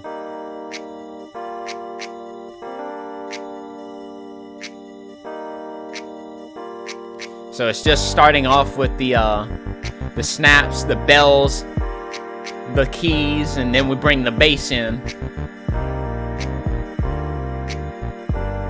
Look at that fucking face, dude. God. My fucking beady eyes. Like I said, this is also one of the only photos of myself I can tolerate looking at. And then we bring the beat in. And then you hear that little in the background. That's not me, by the way. Although I kind of want to believe it was at the time, because that's how I was feeling too, getting into the groove of this. And then break it down, just let.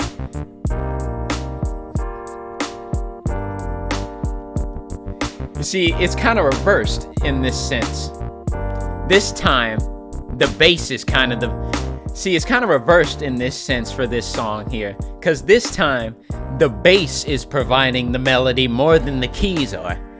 And then you got the little synth there with the da-da-da-da-da. It's sort of like a call and response. At least I want to believe it is.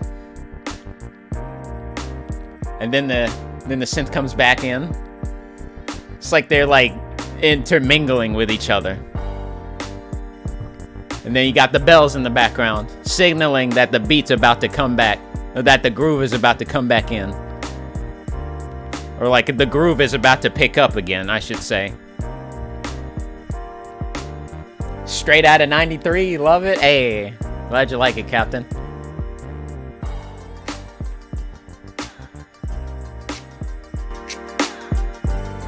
And then you got the vocal hits back.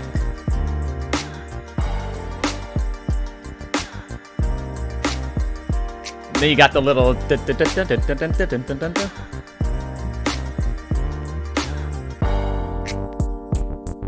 lick in the background. Yeah. Break it down.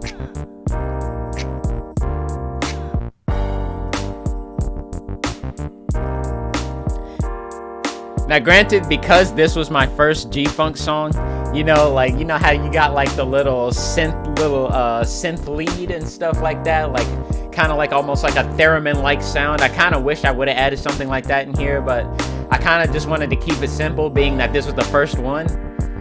It was purely experimental, but I started like doing more with it as I started making more G-Funk music, which you'll hear later.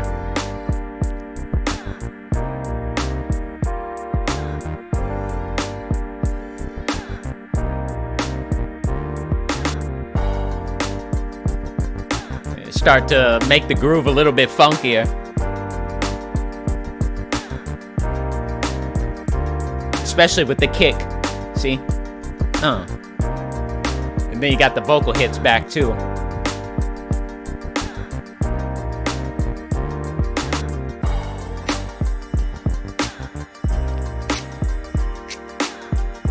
Let's skip ahead a little bit here.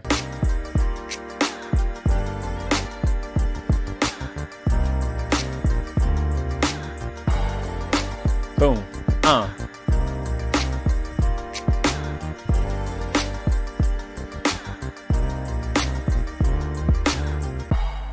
Then we break it down. Get ready for the outro.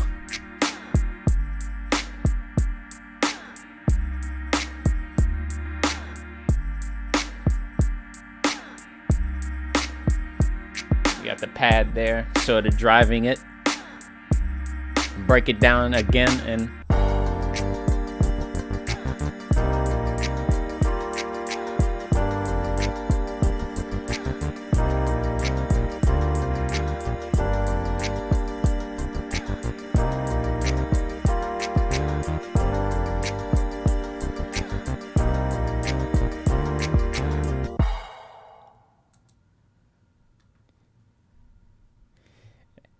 because I loved doing it, I was like enjoying making G-Funk music. I started like just making like getting a whole bunch of G-Funk projects. I started on a whole bunch of them and just worked on them one by one. Some of them took a little bit longer than others to make, but this was another one. This one is called Big Money. And I think the hardest part wasn't even making the songs themselves. I think the hardest part was like coming up with like G-Funk song titles, because like, you know, I ain't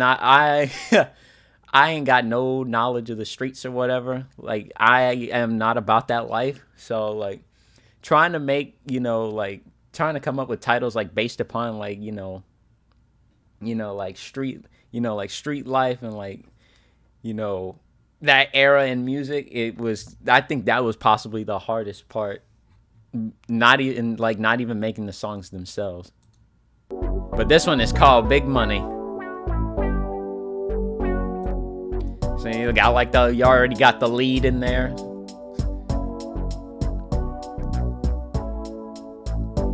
Got the beat building up.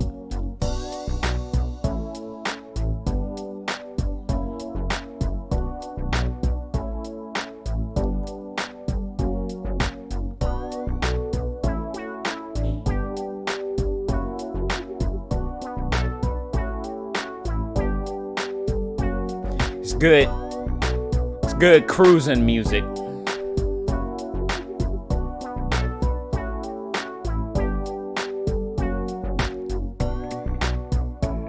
Again, then you got the little pluck guitar in the background.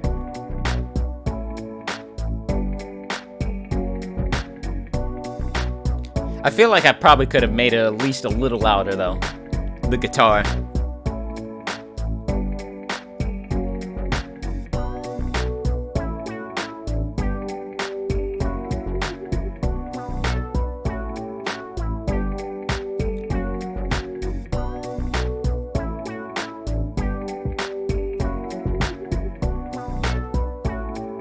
skip ahead a little bit here. We got the breakdown. Where is my cursor at? All right, there it is. Huh.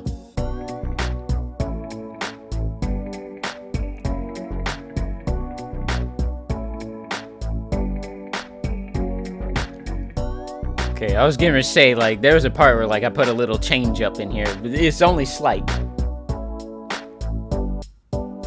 Hey, there's a little change up right there.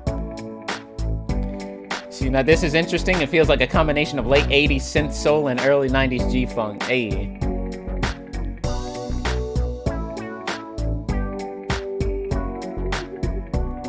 Actually, I don't think I need to skip ahead. We're probably coming up on the breakdown right now into the bridge.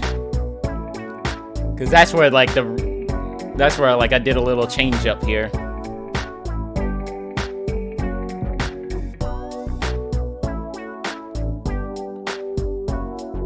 I think it's coming up like right in a couple measures.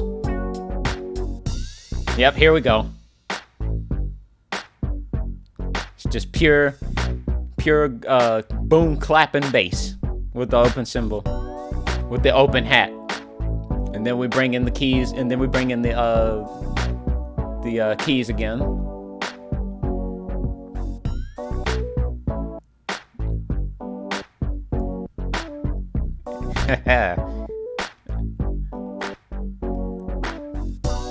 Hey, there we go.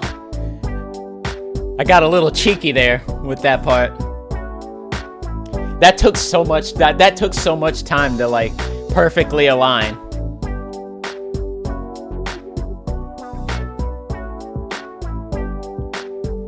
Like, it felt so good once I got that, like once I perfectly aligned that part, because like it was like very heavily syncopated. Oh, it felt so good hearing it line up perfectly once it came together.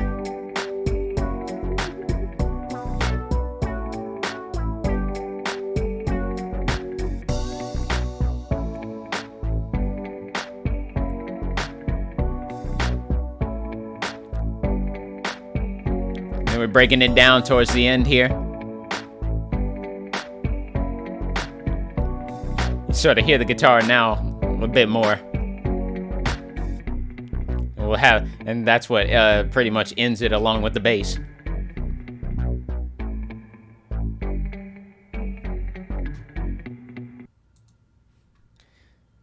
So yeah. Like I said, that was still during the experimental phase as far as like G-funk goes, like with G-funk goes, because like that was yet another genre that I was like getting into, that I was getting into. Let's see, this right here is another, I feel, is another underrated song of mine.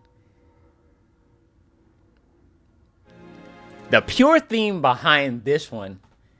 Like, you can already tell, like, just hearing the strings in that first second there.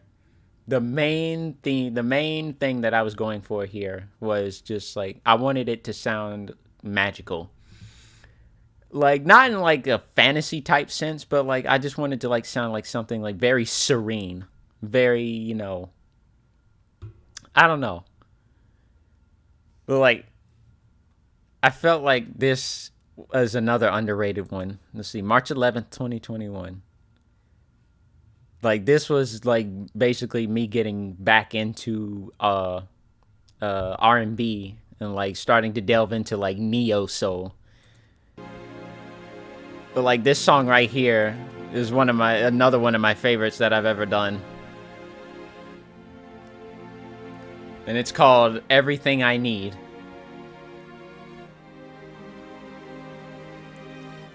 So like right off the bat, you can hear just how kind of like just how the strings sound, the chimes, and then this pad. Oh my goodness, I loved this pad so much, and just hearing it by itself.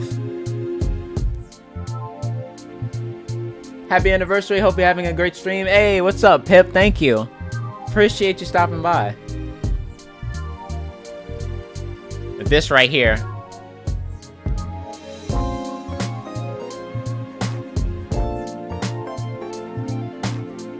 The synth melody.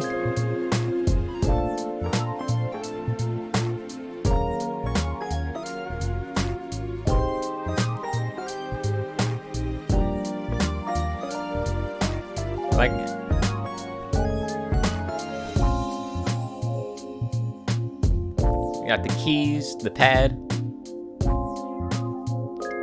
Sort of got a little funky with the the beat there.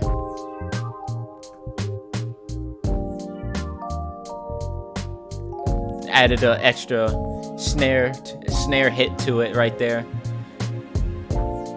Along right here.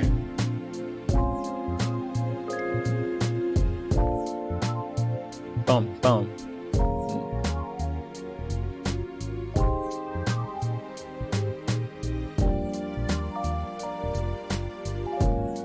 Like just hearing the strings in the pad. Like just hearing the strings in the pad alone for like this song, it felt like something like absolutely magical, dude. It kind of reminded me of like like just seeing like a sky full of northern lights, basically, like aurora borealis in the sky, and just watching it dance, which was pretty much why I chose this background.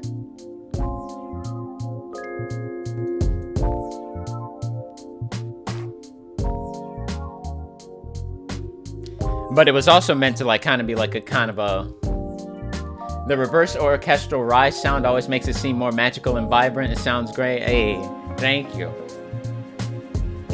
And then you got the guitar in the background too, you can hear now,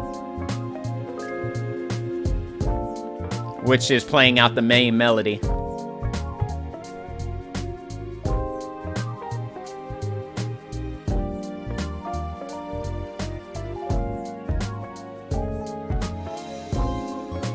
And then start to hear a little sine wave in the background too.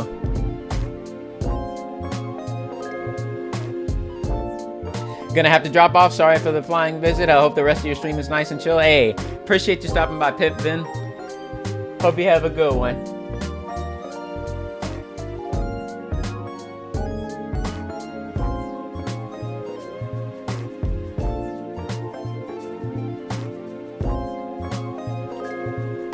Bring it. You can kind of hear the sine wave a bit more now as we break it down.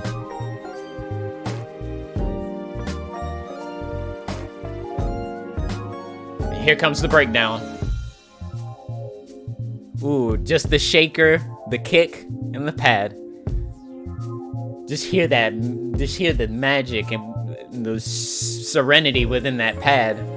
Very 70s soul. I feel like you should listen to this on a bearskin rug in front of a fireplace. I can picture it. I can picture that, actually. I can picture that. And then the sine wave becomes more pungent now. You can hear it very clearly, along with the guitar playing the main melody. Break it. And let it all come back.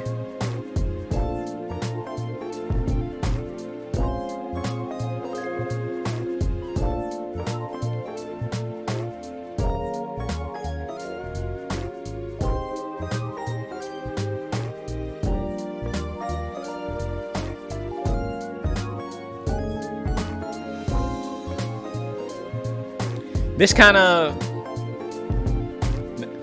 kind of song right here, I'd say the main inspiration for this kind of song would be artists like D'Angelo, Jill Scott, Lauryn Hill.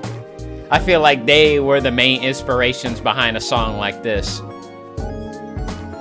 And it ultimately led to me making even more songs in similar style to this one too, which I really absolutely enjoyed making, which became more of some of my favorite songs that I've ever made, that I've ever done. And as this breaks out right here, so this here, the beat sort of like fading out, and then just finishing with that, the pad and the synth, or the pad and the strings there. So yeah, that's another good one. Let's see, what's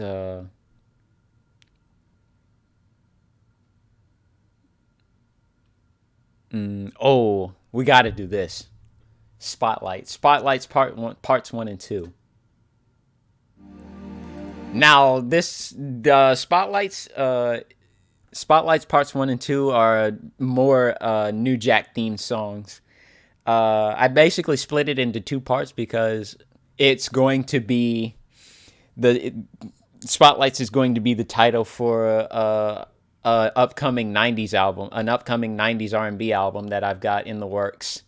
So I split this into two parts mainly because it's not only the title track, but I felt like, how part one can lead into part two. Yeah, I felt like it was good, good title material. I met Jill Scott once. I helped her unload her tour bus. Oh, really? Lucky, fucking lucky. Yo, that's pretty fucking cool. I remember watching Morris Day and the Time and Cameo rehearsing downtown in my area. We were on a trip there with my high school. We were setting up for the festival there that was happening that night, and I just see Morris Day and his band, The Time, rehearsing on stage, and we managed to see Cameo rehearsing there too. It was fucking awesome watching them at work. We didn't get to, actually like go up and meet them and speak to them because, they were obviously rehearsing and, they were busy. But like just seeing them rehearse their songs and like seeing that up close, like happening in real time, like it was incredible. It was completely by happenstance. Morris Day and the motherfucking Time. Yep. Man, I was a huge fan of them. Sadly, we did not get to hear Cameo rehearse Candy, but he did rehearse a lot of his other iconic songs, like Word Up and all that kind of stuff. And then Morris Day and the Time, I think they were rehearsing, I think one of the songs they were rehearsing, like keep in mind, this was like 8 years ago. So I'm trying to remember it, but like I remember one of the songs they were rehearsing. I remember Jungle Love was being rehearsed. 777 9311, I believe I heard that one as well. And then to this day, I still know all the words to Word Up. Hey, nice. But yeah, this one, Spotlights, is another New Jack Swing theme song. Parts 1 and 2 are basically both New Jack themed, but like this first one is like more slow, more chill, more just a 3-step type groove, but like I remember a good friend of mine, he told me, because like the way the pad sounds in the beginning of the song, because it's just like purely pad, he says it sounds like it's something that could be in like something that could have been in Zelda. I want to know if any of you may share that same opinion after you hear it. So this is Spotlights Part 1. It's 2.5 minutes. He said this part right here sounds like it could have been sounds like it could be something in Zelda. And quite frankly, now I can't unpicture it. And then the beat kicks in. It's meant to be like a simplistic beat. With the bells too. Like part 1 is just supposed to be like an opening precursor, because part two gets a little crazier.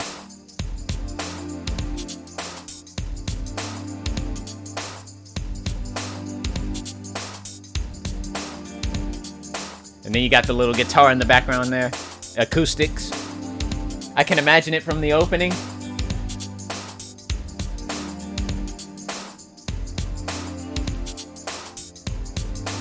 Yeah, that's exactly what he said too. Like just the opening part right there, where it's just like just the pad. Like he sounds like he said that, like that, just that pad right there sounds like it could be in Zelda. Just like hearing it, just the pad alone. And the bells again. I think I do like a little slight breakdown in the beat a little later. Well, like right here, yep.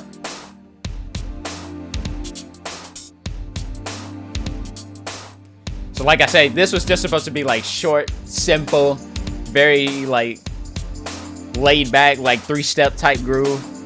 And what builds in and like what leads into part 2.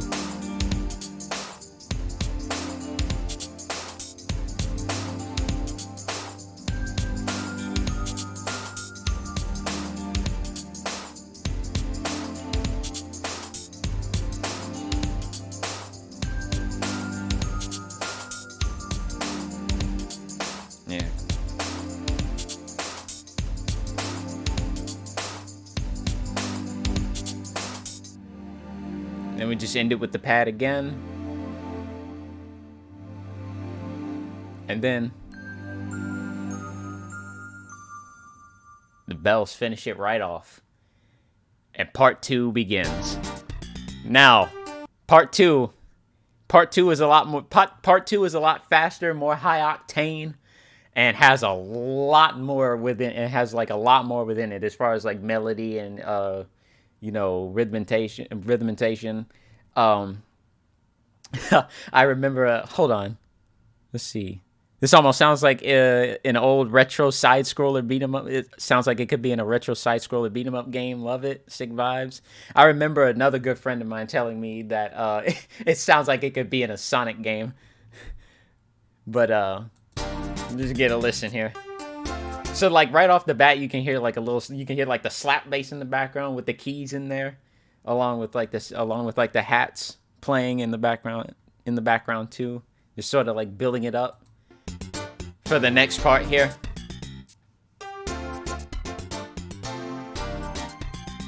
And then you got the almost bell-like synth pad there.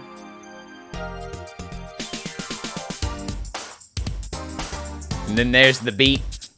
This is more like a... Now this is more the New Jack, the like high-octane New Jack feel. The little plucks there.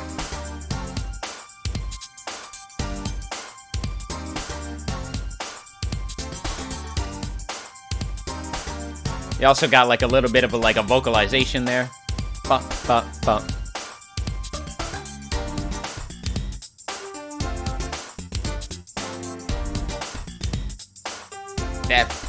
That freaking slap bass, dude. I love it.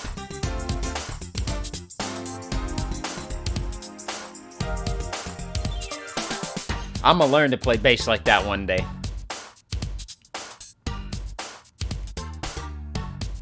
Sort of break it down a little bit.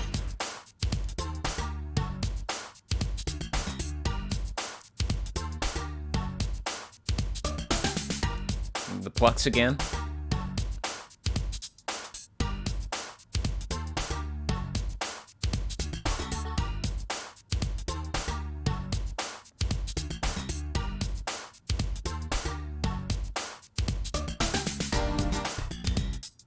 Start to build it back up again as we transition back into the main rhythm.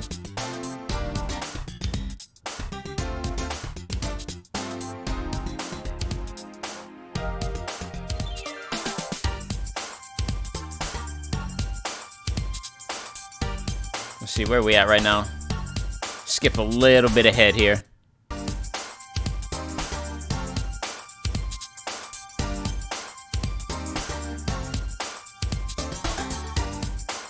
I think another breakdown is coming, like literally in a few seconds. Yeah, there it is, the breakdown with the piano.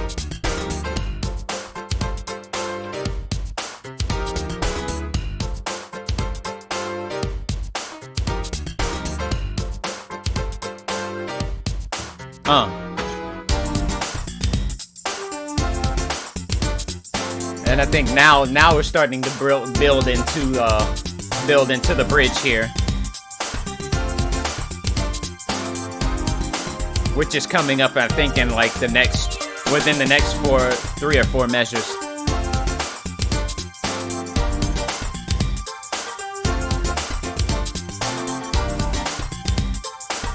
Yeah, here it comes. I think the bridge is coming right now. Yep, here we go. This is where we really start to get New Jack with it.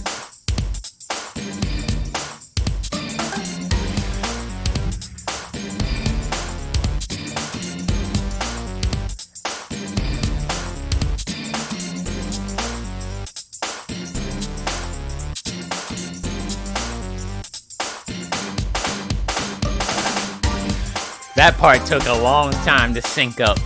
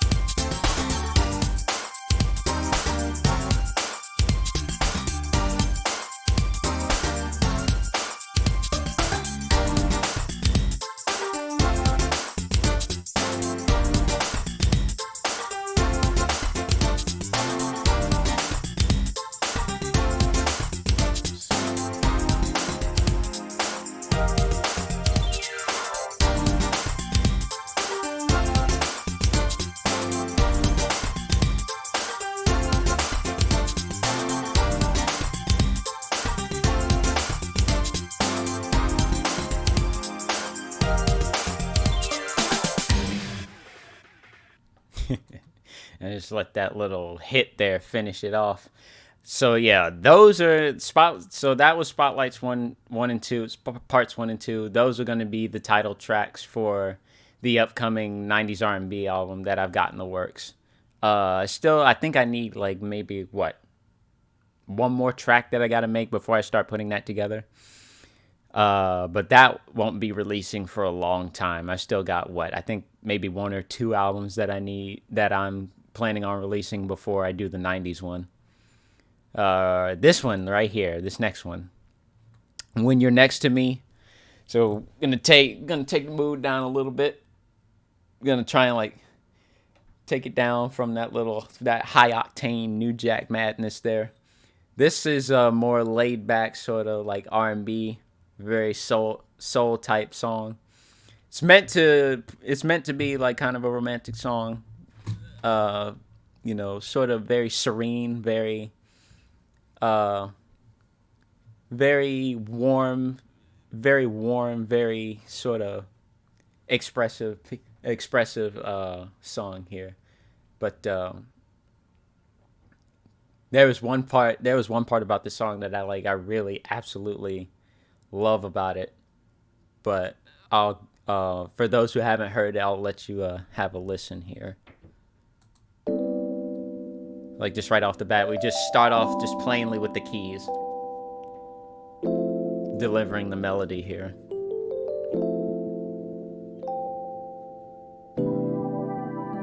And then the pad comes in.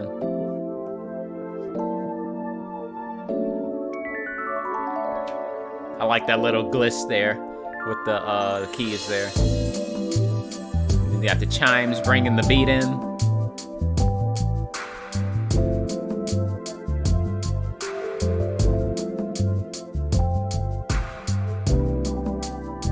With the claps too.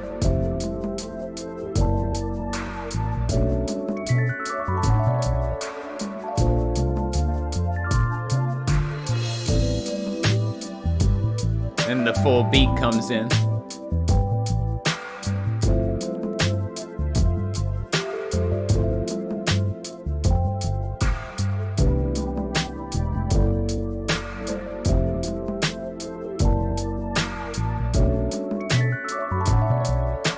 I love that part so much. Let's skip ahead a little bit here. I think this is the build up into the main part here. Or I guess it would be the chorus, but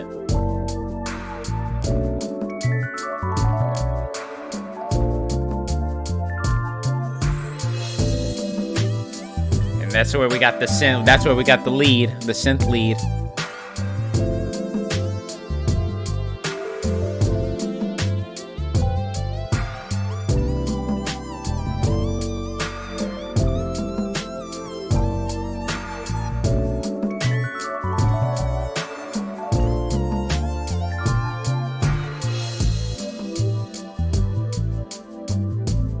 Ooh, that pad. I love the way the cymbal helps transition that pad. Bring the keys back for the melody.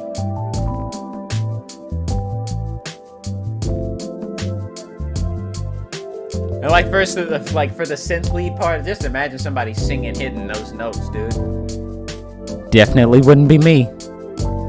I can't sing worth a damn. We got a little bit of a, new synth part right here.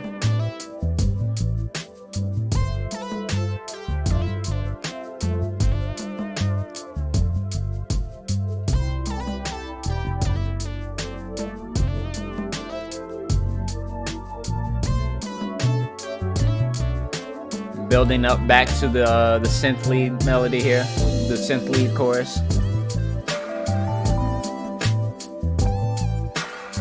Like I just want to picture, like the main thing I just wanted to picture is just like a lovely couple just slow dancing to this song.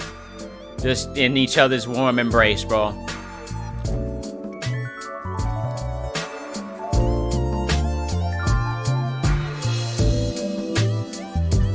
Also, One of my favorite parts about this is how the song finishes out. Because there's one main thing about it that I absolutely adore. But we'll hear it in a couple minutes here, or in a few moments here.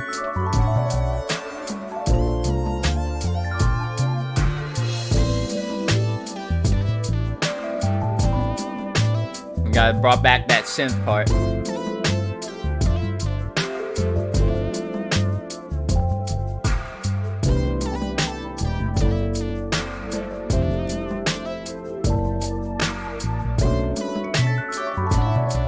Get ready to break it down and finish it out.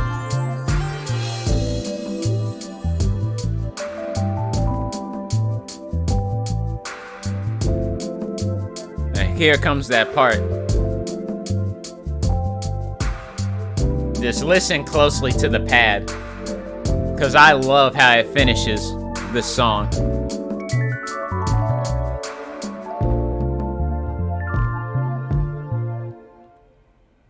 Oh man, I just love how that part. I just love how the pad rings out. I just love how it rings at the end, bro. Oh my goodness. Like, I gotta hear that part again.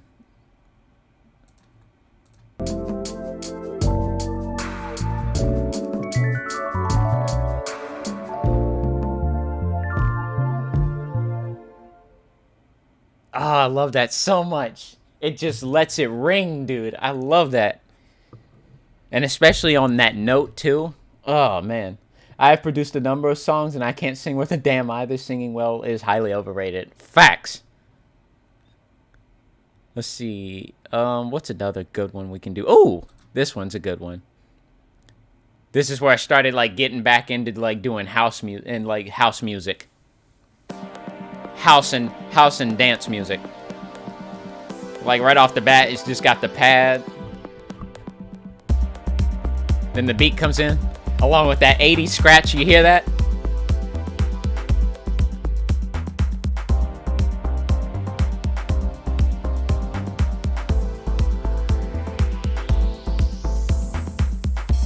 Now, normally, you wouldn't hear something like that. Now, normally, I don't think you would hear something like that in an 80s. Or not really in an 80s, but, like, this is more, like, supposed to be, like, a house-themed music. Or, like, dance music. Or, like, the moment that I heard how it sounded with, like, that hi-hat and that kick in that hi-hat. And, like, it just hearing the cha-cha-cha. Like, I had to put it in. And then that part with the claps.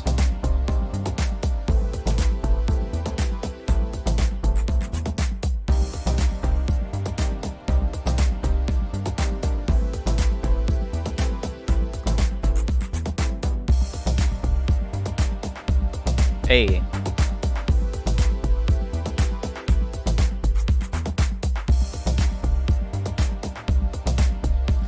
The main objective here was just pure groove. Which I guess is the main objective for all my music, but, you know. This one right here in particular. And then you sort of got the acoustics in there. Which is another thing that really ain't common in most house music. At least nowadays.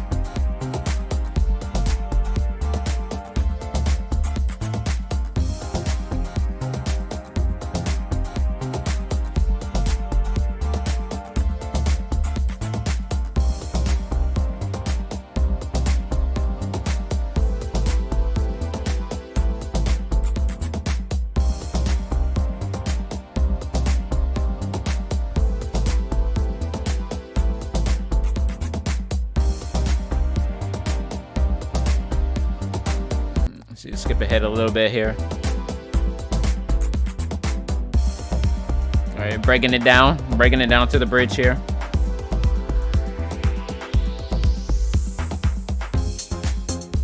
Now, there's going to be a familiar reference here, right in a few seconds.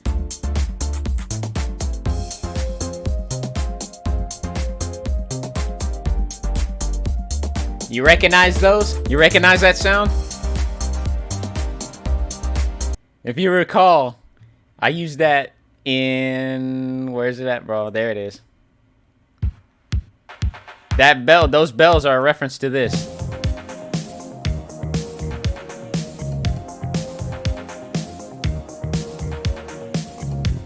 It's a reference. It was a reference to Midnight Aura. See, this is for those that weren't here earlier. This is why I always say This is why I always say you should listen to my music with headphones. In summary, this slaps. Okay. And so that hidden reference right there. Like I said, I make hidden references to some of my older songs a lot of times. So like I don't think it was that loud, like when I listened like on my phone or like through a speaker, or like I couldn't hear it that plainly, but like with headphones on, like I could tell, like you could literally tell. And so like if we go back here, you can hear it now. I love doing stuff like that.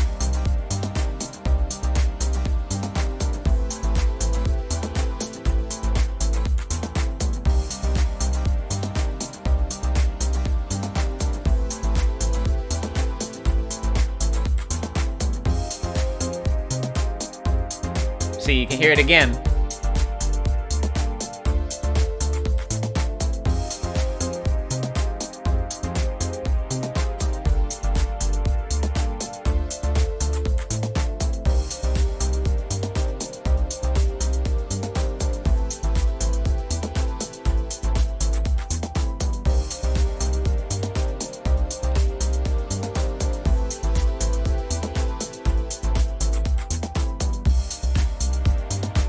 Leading into the end here.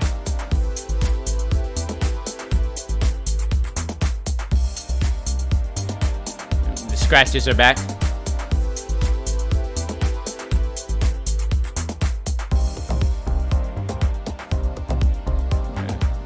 And breaking it down, letting it ride out. And break down again. Just the bass and the scratch.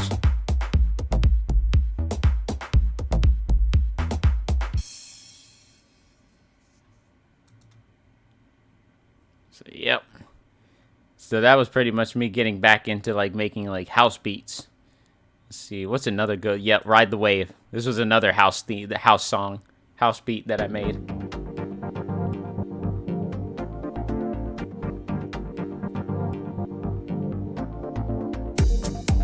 Bringing the bass in. And that little like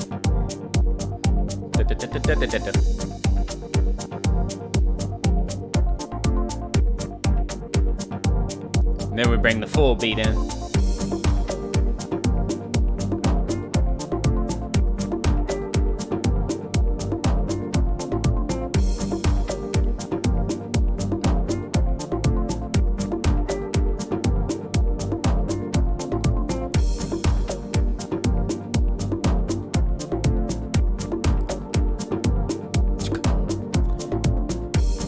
Almost sounds kind of like a jungle beat. And I loved it.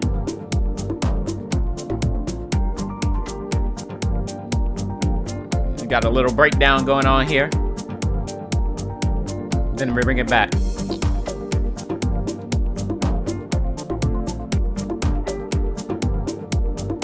And then there's also like a little guitar in the background too.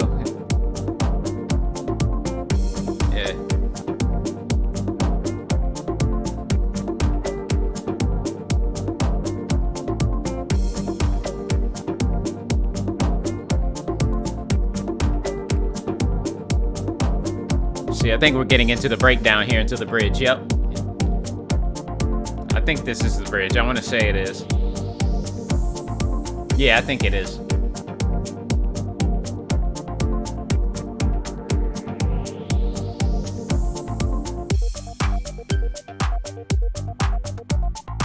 Yeah. You got the piano in there too now.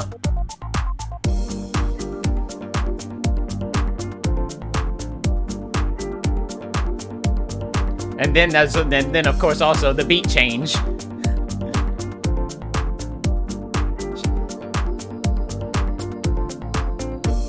I just love how the pad sounds here.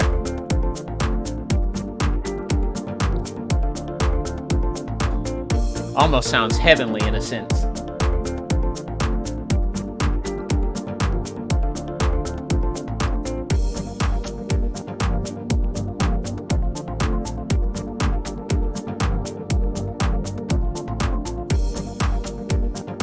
I could definitely picture somebody breakdancing to this.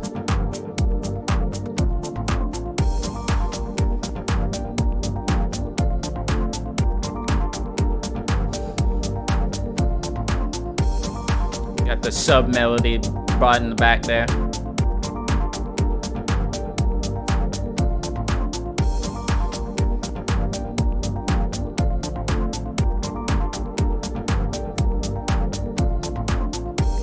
And the piano comes back in, I think, by the next measure here, which is pretty much the beginning of the outro. Boom.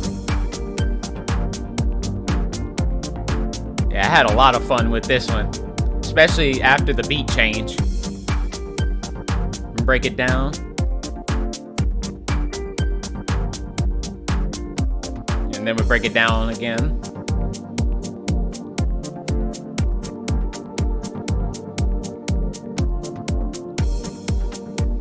Oh, this one.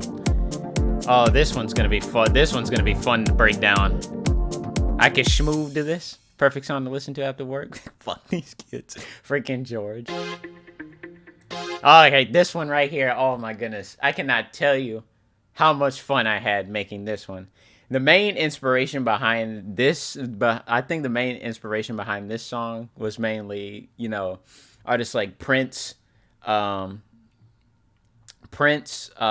know, Shaka Khan. There's also,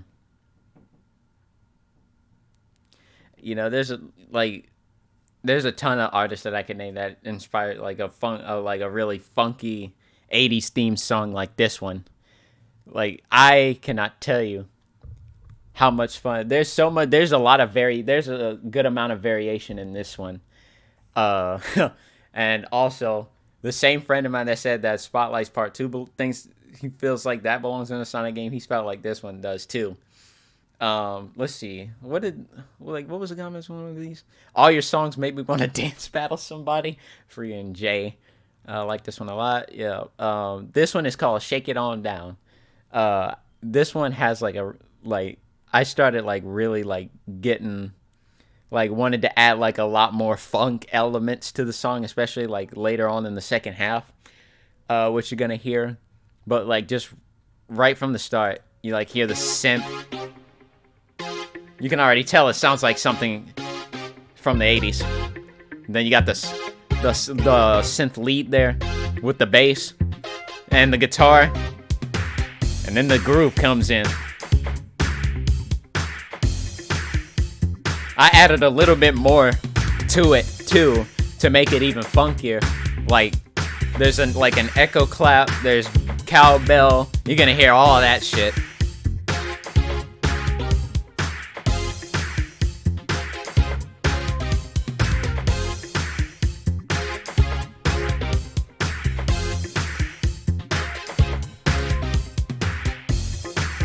You got just the keys now.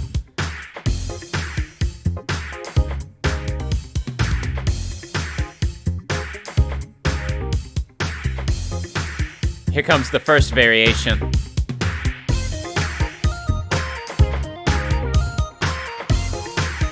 And then you hear the clap in the background too.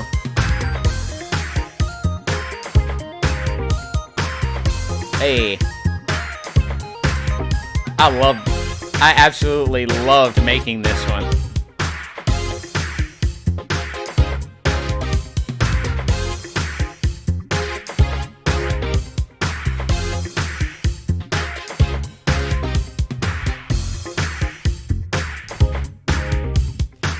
We're gonna listen to this from start to finish because I want you just to hear how the funk builds from here all the way to the next half.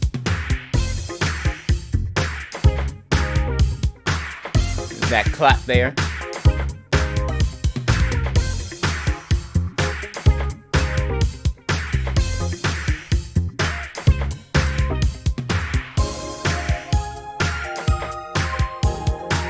And we got a little, we start changing it up a little bit here.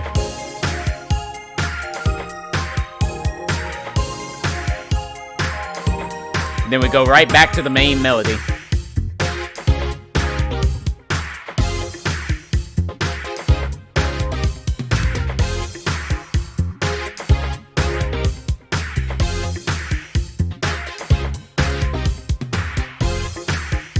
Hey.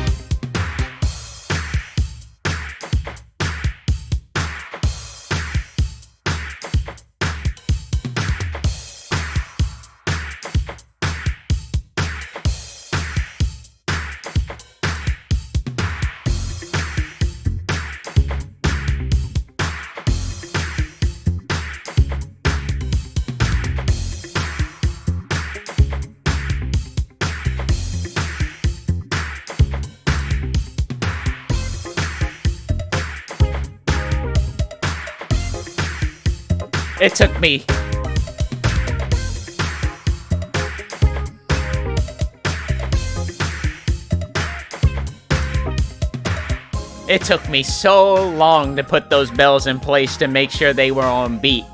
And it's because the syncopation was so damn deep.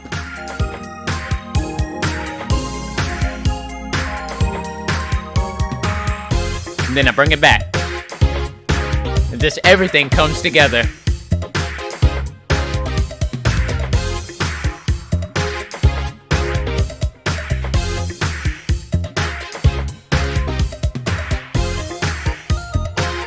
Like I said, I had so much fun with this one.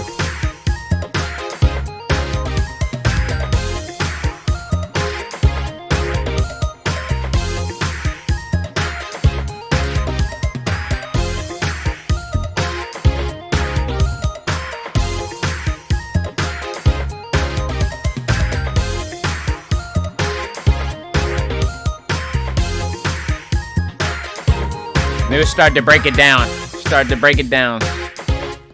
As we reach the end here. But we still keep that energy going.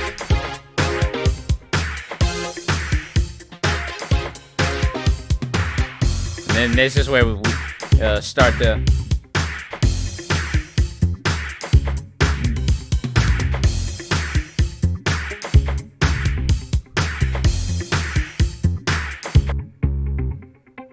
Yeah, so like start to finish, that's like high energy, and then it just gets funkier and funkier the more the song progresses. Like I feel like, I don't know, I feel like I got carried away, but at the same time, I feel like I got carried away to an extent where I could actually still make it sound good. But especially with those bells, dude, it took me so long to make sure that every single insert of that bell was on beat within the syncopated rhythm that I wanted it to be in. And above all, I think that was pretty much the most time consuming part when making this song. I just here, I'll play it again. Like that right there.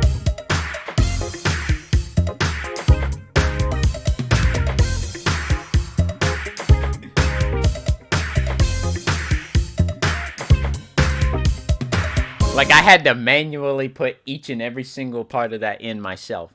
Like, it was just, it was absolutely just, like, hearing it come together and hearing it, like, actually in the style, in the way that I wanted it to be arranged. Like, hearing it come together and actually, like, sound as perfect as I wanted it to be.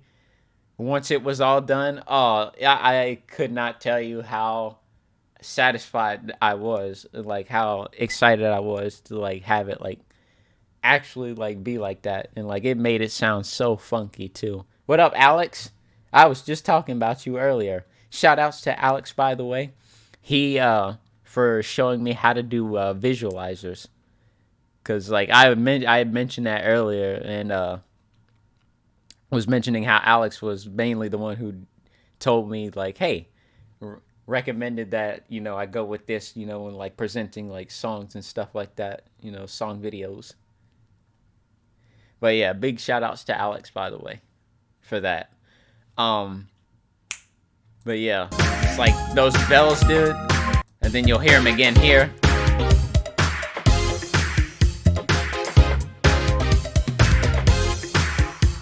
Yeah, those bells, man.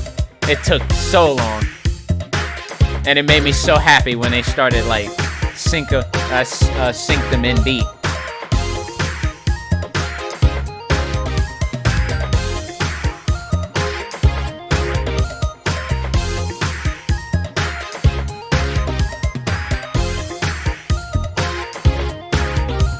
But yeah, that's that. Like, that's one of the most fun songs I've ever made. And speaking of fun songs, this one right here, this remix got a lot of attention. I've gotten a lot of feedback, and like a lot of people really like this remix right here, and it's my favorite remix I've ever done. This is "You Can Lean on Me," which features vocals from a very talented artist by the name of Nika from the band Super High. Their link is in the description here below. See, yeah, remix featuring the vocals of Nika from the song "Following the Sun," produced by Super High. The original song is right here, and the original song and their channel. And yeah, let's see. Hey, Lith with the Prime, bro. Working, so lurking, but I've been digging the music, brother. Congrats on 4 years of making music. Back to lurk for me. Still got a ton of stuff to do. Hey, thank you so much, Lith. I appreciate it, man. Thank you. Thank you so much for the Prime, man. And I appreciate the lurk as well. All right, let's see. That's that good stuff, my guy. I always look forward to new tracks. What a tune. Let's see. Yeah, everybody pretty much really liked this one. But we're going to go through and listen to this. And big shout out to Super High and to Nika for the original song "Following the Sun." This was an incredibly fun remix to do. And I feel like I wanted to turn it into something completely different from what it was originally intended to be.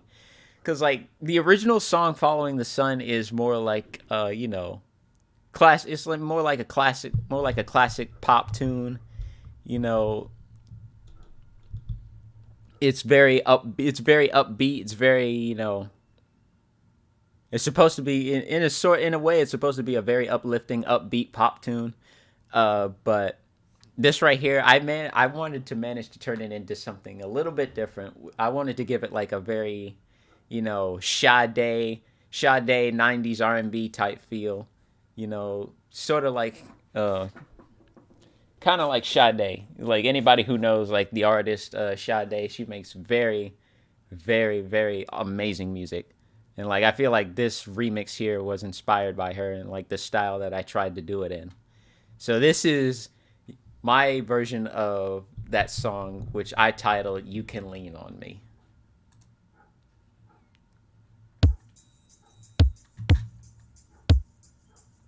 So like right off the bat, you kick the shaker.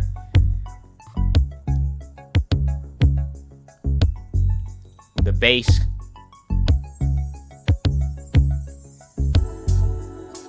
Chimes bringing the pad in there.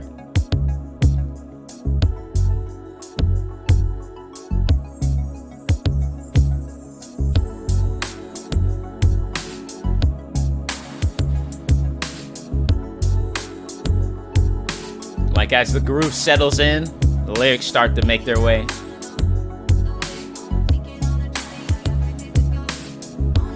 Now see, you may notice that the lyrics are a bit quieter than usual.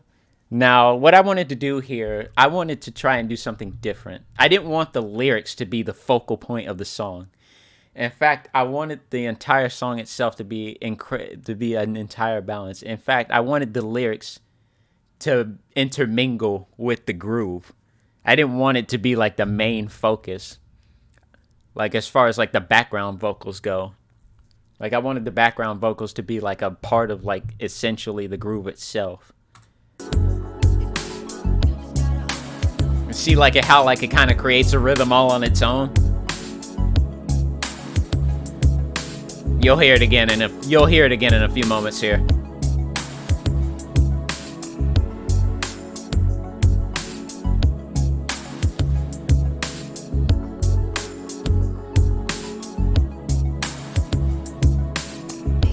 See, like right here.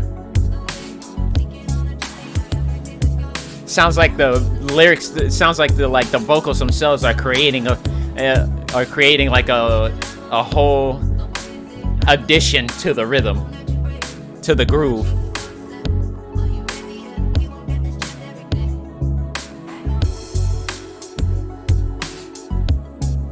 And then we start to lead into the chorus here, which is pretty much the title.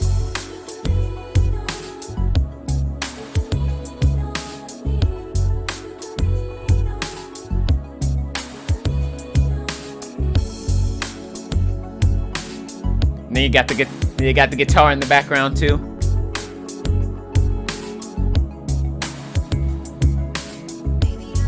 Started to add the tambourine as well. That's like give it a little bit of spice, along with the like ascending synth. What? The gliss in the synth in the background, or the keys, I should say.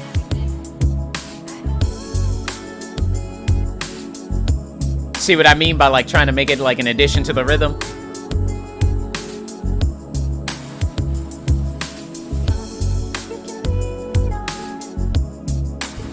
And then the tambourine just helps spice it up.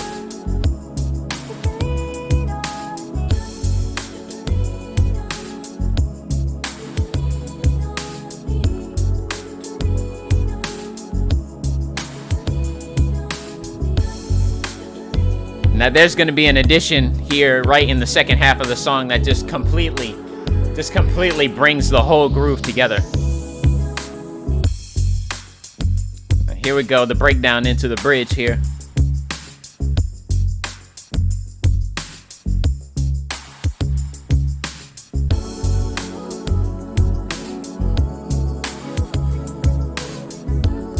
You hear the guitar? You can kind of hear it, I think you can. We'll play the instrumental as well, that way you can sort of get a feel for what I'm talking about.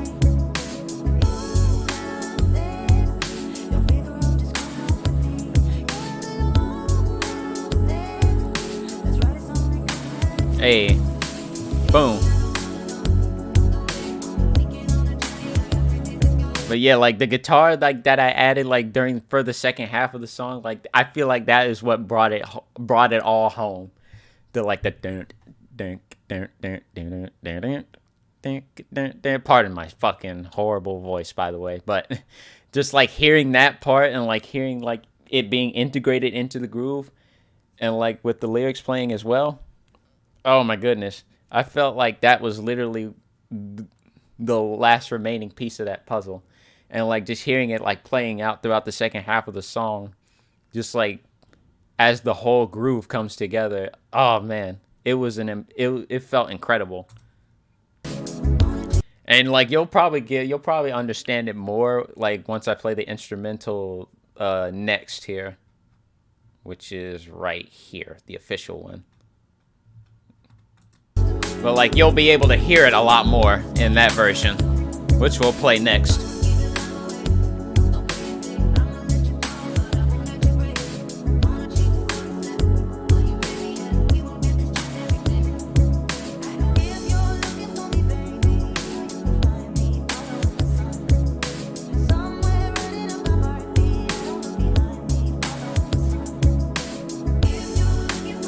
This part was so groovy. I loved it.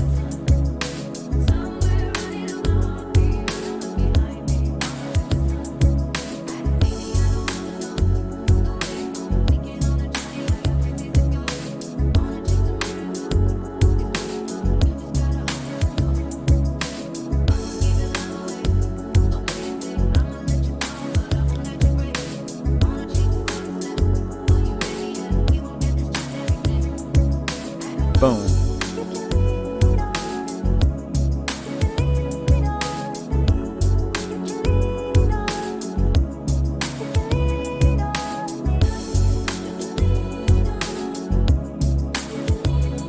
Yeah, I was starting to really feel it, like right by this point. Or like by that previous point, you know. I think the breakdown is coming right here.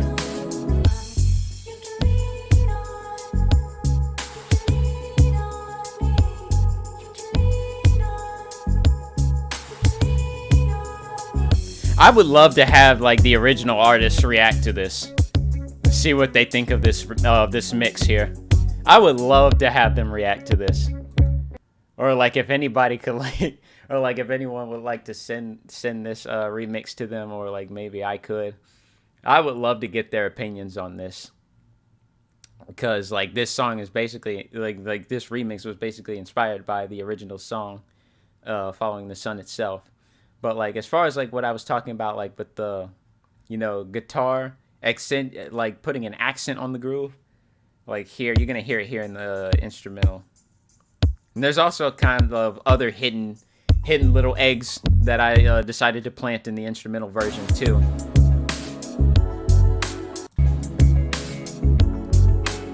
Starting, I would say it starts like right here. You hear that? You hear the ascending synth, the ascend descend synth here. That was at its original speed, you know, with the glissando on the synth. See, because like right now, like right here in the breakdown, now it's playing at twice the original speed. So now it sounds even more like a glissando. And then we get to the bridge here. You notice how the beat will change slightly versus how it was in the lyrical version. That was a little something I wanted. That was a little something cheeky I wanted to do. But yeah, now you hear the guitar a lot more clearly in this part. And just added a little something here for variation purposes.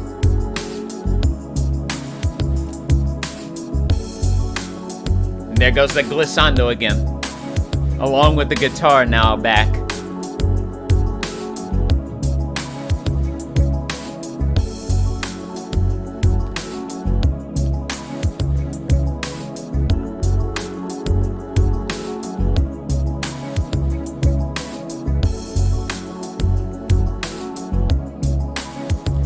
So like you can hear the guitar a lot clearly now. And more. Then brought back the tambourine.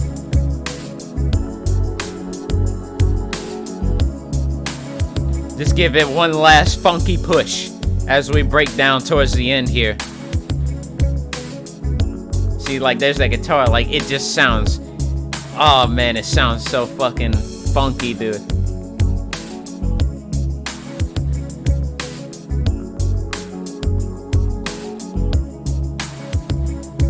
And then we break it down again for the outro.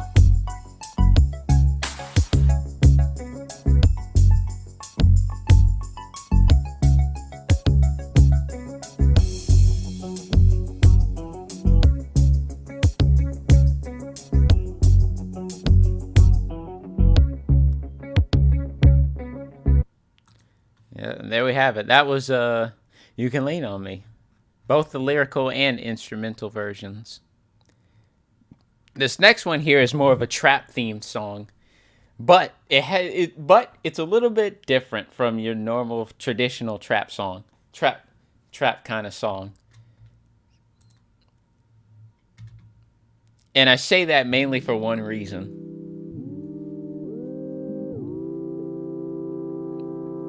Which will be pointed out later in the song. But for right now, you just hear like the build up as the beat slowly comes in. Or maybe not slowly, but you know. You sort of just get like right into it.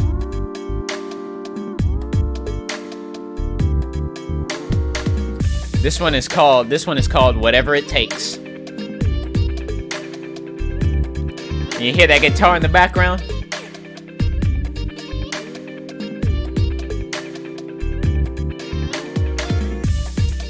Then the trap cymbals sort of come in right there.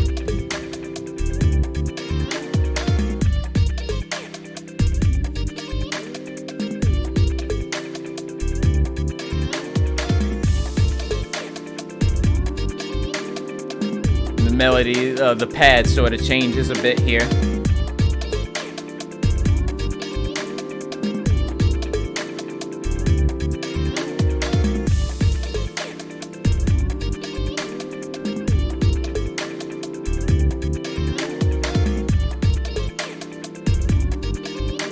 Yeah. And then you start to hear a little acoustic guitar in the back too. It's very faint, but it's there. It's meant to be sort of like a hidden sound. That's why you need headphones. You start to build into the bridge here.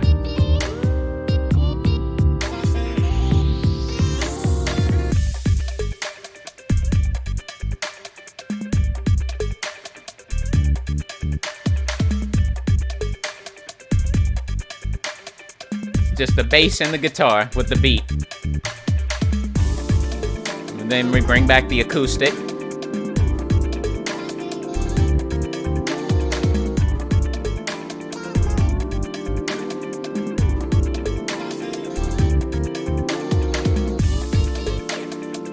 Now here comes the funky part. Yeah, that little sitar lick there. I loved adding that.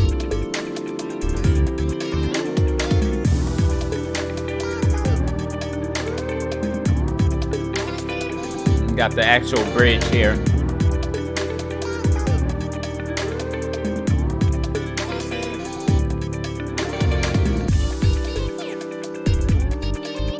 Let me break it down one more time.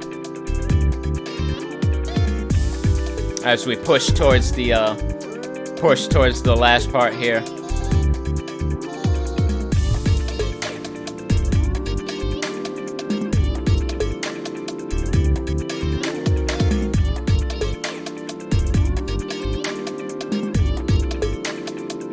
I think the acoustic is going to be brought back.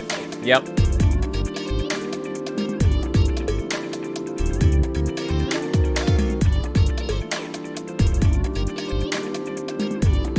Yeah. I think this is also where the sitar comes back. Yep, there we go.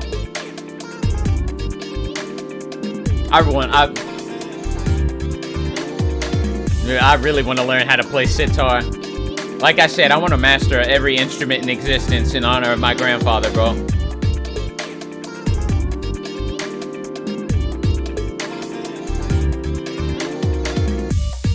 He's actually right there. Yeah, like I said, I want to master. Like, I really want to learn how to play sitar now, bro. Sitar, slap bass, guitar, electric guitar, like those are my next priorities, bro. I gotta learn how to play stringed instruments.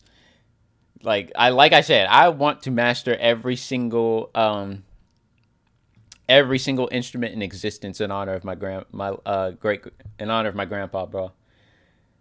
He's actually right there. That urn you see back there, that's him. But yeah. That's one of my biggest goals in life, dude.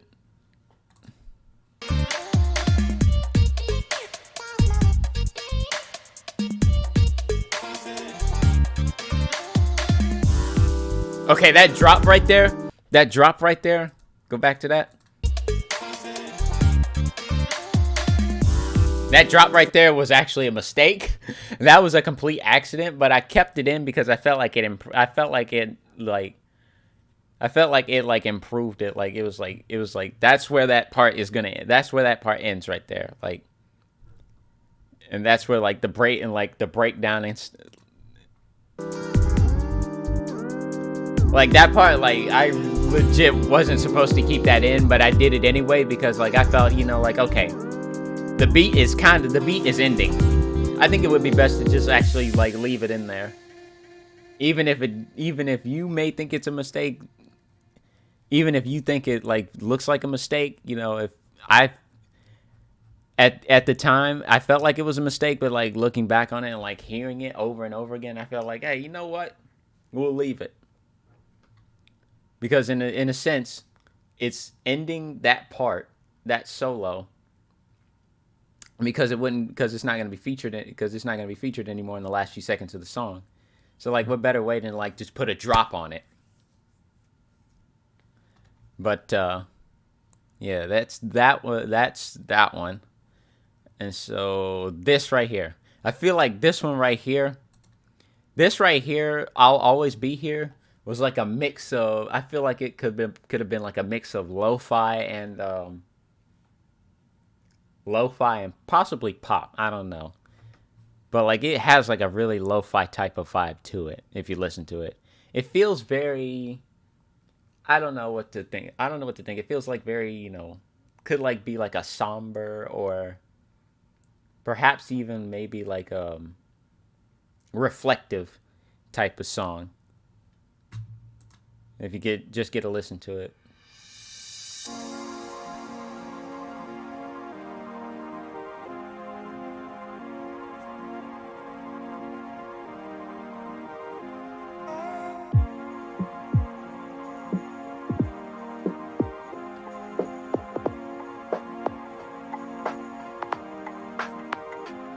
But yeah, this one is called I'll Always Be Here.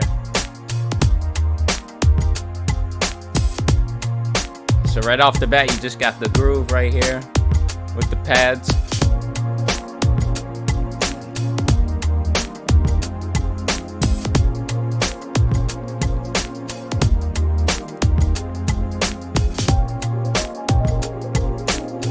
Very nice piano lick there with the glissando at the end of it.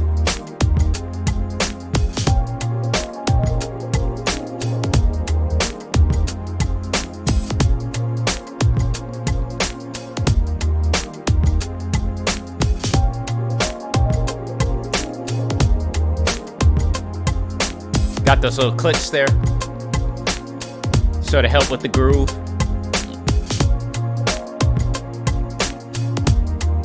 Different piano sample there. Then we break it down. Got the guitar as we lead into the drop here.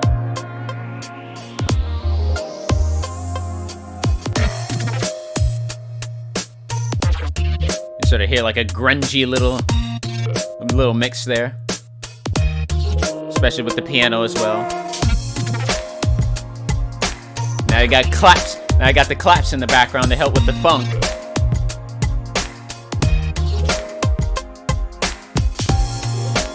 And we're back to the main melody.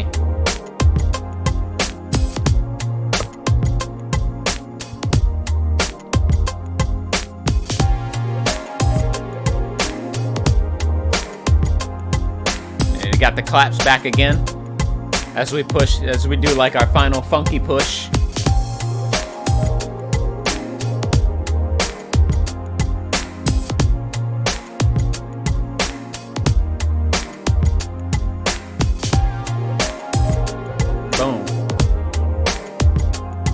Bring back that guitar.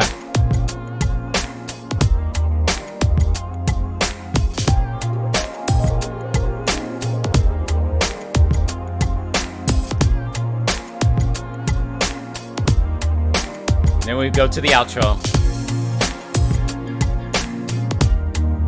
We got a different little melody in here, just to make the outro funky as hell.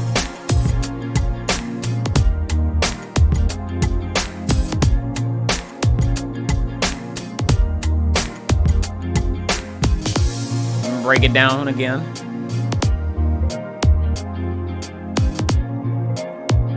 And then we'll lead into the final breakdown here, which leads to the end. With just this pure piano Pure piano and pad.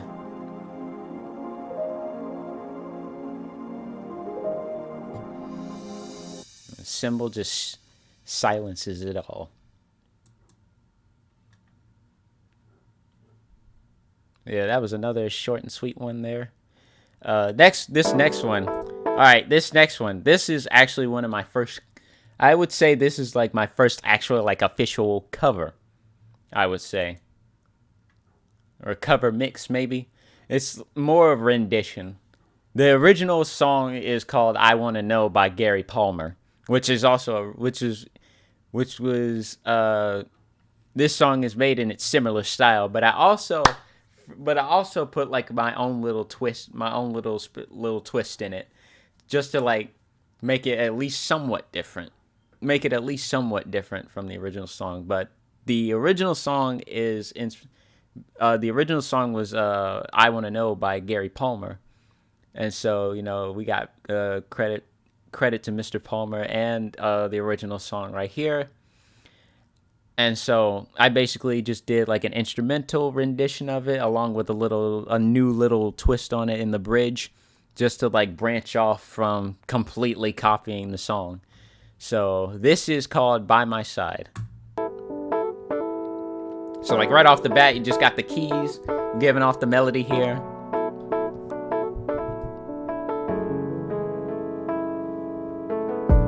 Then the bass and the kick kicks in.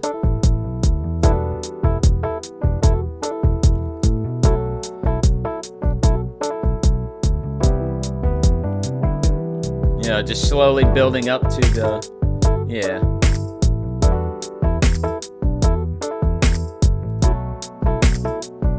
So yeah, this is like meant to be another, R&B soul type beat.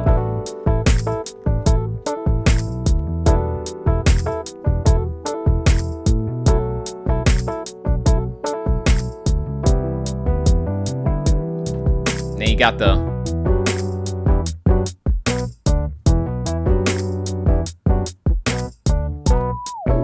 the lead there, the little sign lead.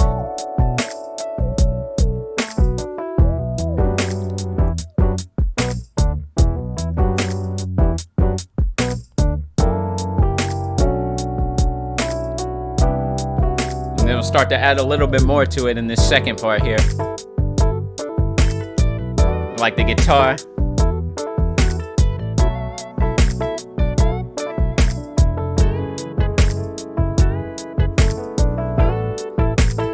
I think this is gonna lead into the bridge right here, which was the twist that I was talking about. Yeah, here we go. This is where I changed it up.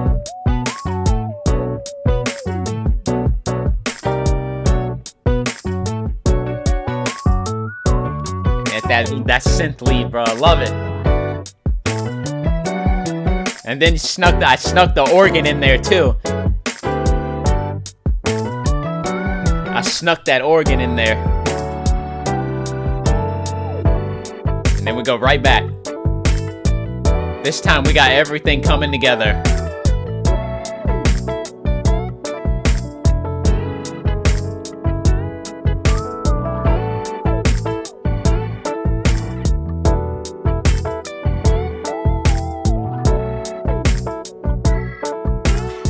I'm not gonna lie, the organ kind of makes it sound like something you hear in church.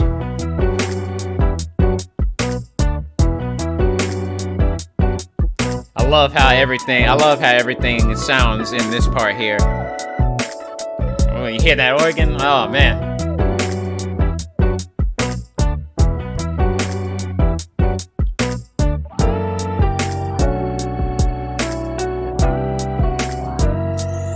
And the chimes there sort of break the beat down.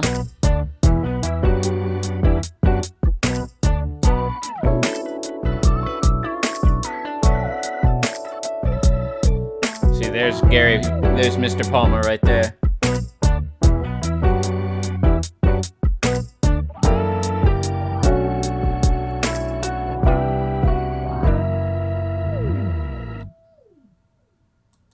So that's that one. Let's see, what's another one that I haven't really shown? Ah, yes. Speaking of what I was talking about G-Funk earlier and like variation.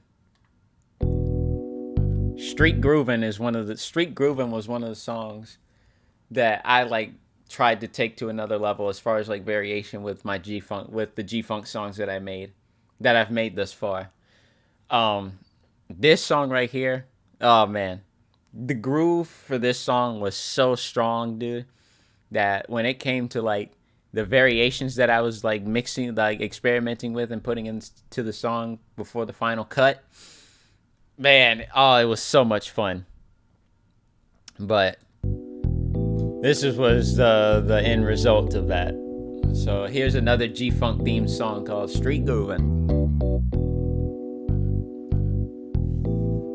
Actually, let me go ahead and skip ahead here. Like the main beat. So like very simplistic, like boom, bow, boom, but like everything in between it just like puts an accent on it, like it emphasizes it. Just like that simple kick, hat, snare, hat, kick, hat, snare, hat. Like it's a very simplistic type of beat, but it's still so funky.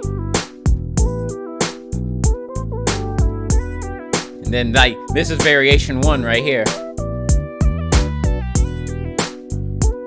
Like it already sounds like something you can like cruise down the street to.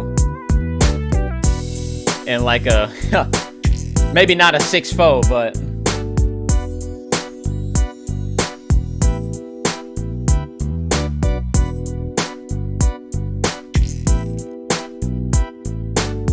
you got that little,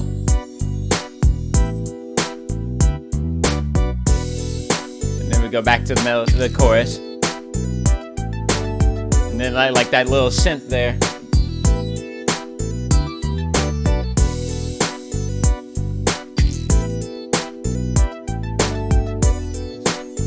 Sort of like a call and response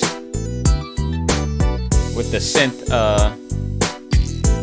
synth melody, and then the synth ascending synth there, and then when it descends too, it's almost like a call and response. Yeah. Then we break it down again.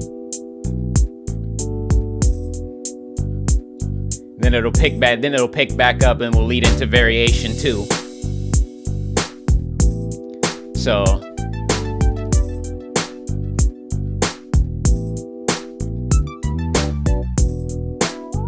yeah, here's variation 2 right here.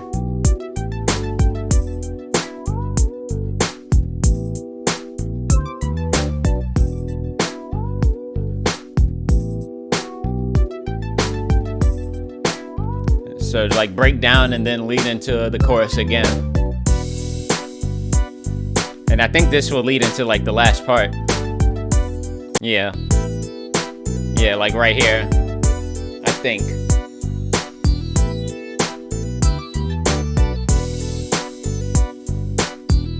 I'm gonna bring back the first variation, and then there's gonna be variation 3 that finishes it out.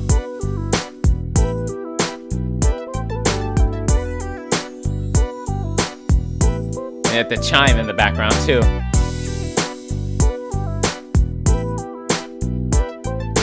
Like just all this being added on top of such a simplistic groove, and just it all coming together.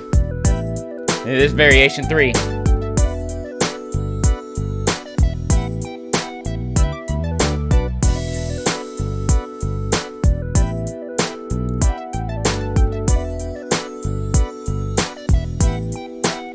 And finish it right here. Break it down.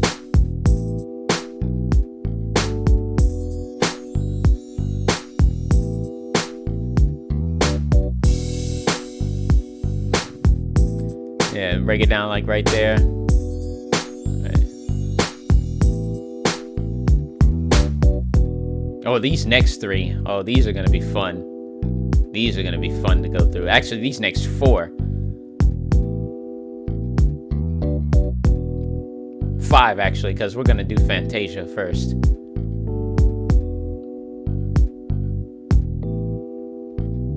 All right, so that's street grooving. Like, at this point, I feel like I was really starting to get a get a feel for, like, the G-funk groove. And, like, seeing and, like, putting so many other variations in, like, a G-funk song. Like, I started to understand more and more, like, the... More and more, like, how to make a G-funk song, like, still... Like, even as long as this one, because, like, most G-funk songs aren't really that long, but, like, this one was kind of a long one. But, like, all those variations that, like, I wanted to put in there, like, there were so many others that I put in there, too, before the final cut, like, that I was experimenting with. And, like, by the time I made the final cut, I was just like, yeah, man. Like, that's some shit I would cruise to. But this next one here, Fantasia, we're going 80s again. This one is like 7 minutes long because, once again, I got so into it. But this is like more like a high octane. Like, this is something like you would like be like speed music, basically. But like we'll just get you a feel. So, like, already with like just like the beat itself and like the pads, you know, already get like a feel of the 80s for it.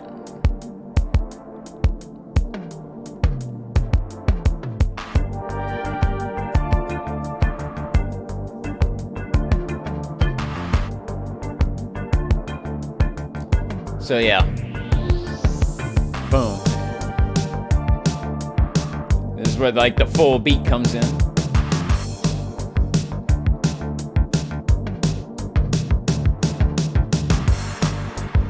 And like already you can like feel like an intensity to it.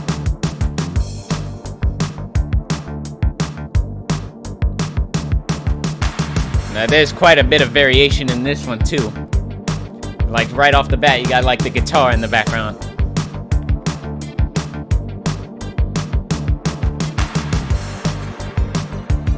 And you got, like, this kind of bell-like melody here.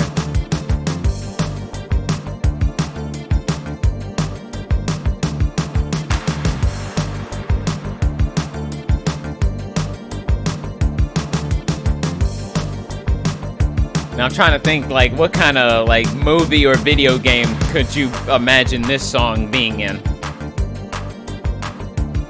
You got a little breakdown here with just the claps.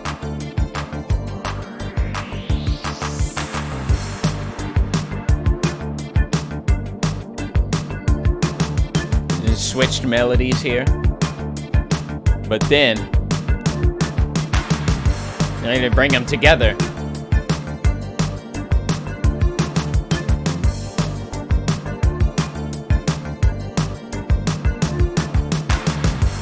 We just go right back to the pad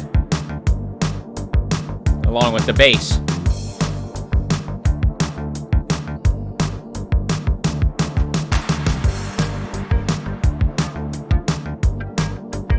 And we got a new guitar melody. We got a new guitar entry here. Like I said, there's a ton of variation here. A new bell entry also.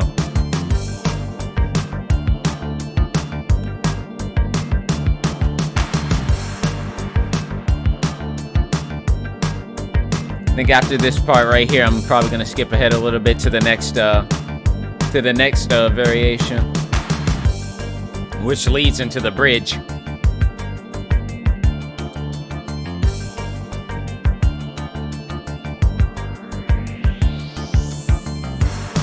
Yeah, so then we go back to the chorus. Oh, here we go. It's the breakdown right here.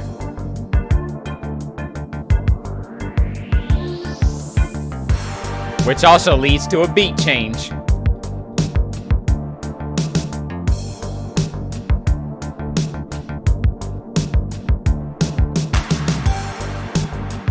It's sort of like double time on the hi-hat,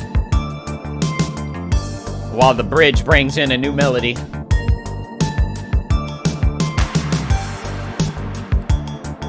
And we got the little bell and got the little cowbell in the background too. And then we bring back the old first variation too.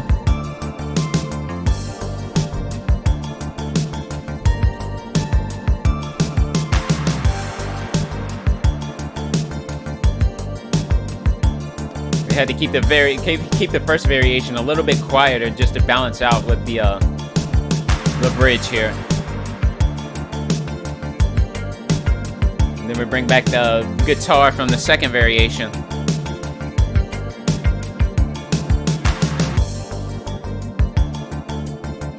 And we go right back, and we coda right back to the chorus.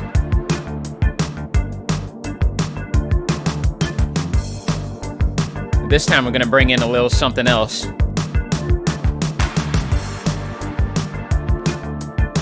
An organ-like pad here, or an organ-like chord here, to help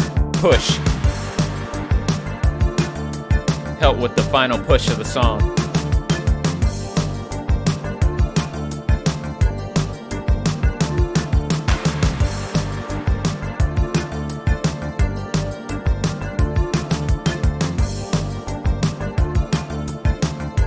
Because this is gonna lead into it's building into the final variation of the song. It's like an epic push.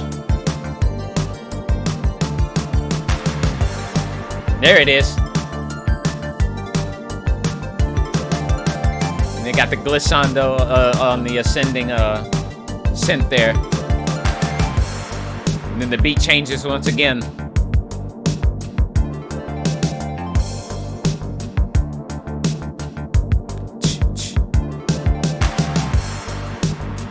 I love that ascending synth. Give the song a chance to prepare for the breakdown. Got the bells. And brought back the bells from the bridge.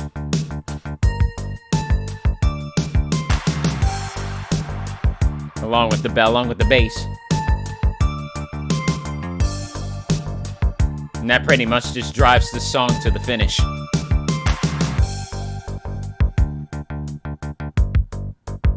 And just let those I'll just let those bells ring at the end there. See, listen again. You hear how those bells rang for the final time? Wait for it. Also, this came out on my birthday. I put this out on my birthday.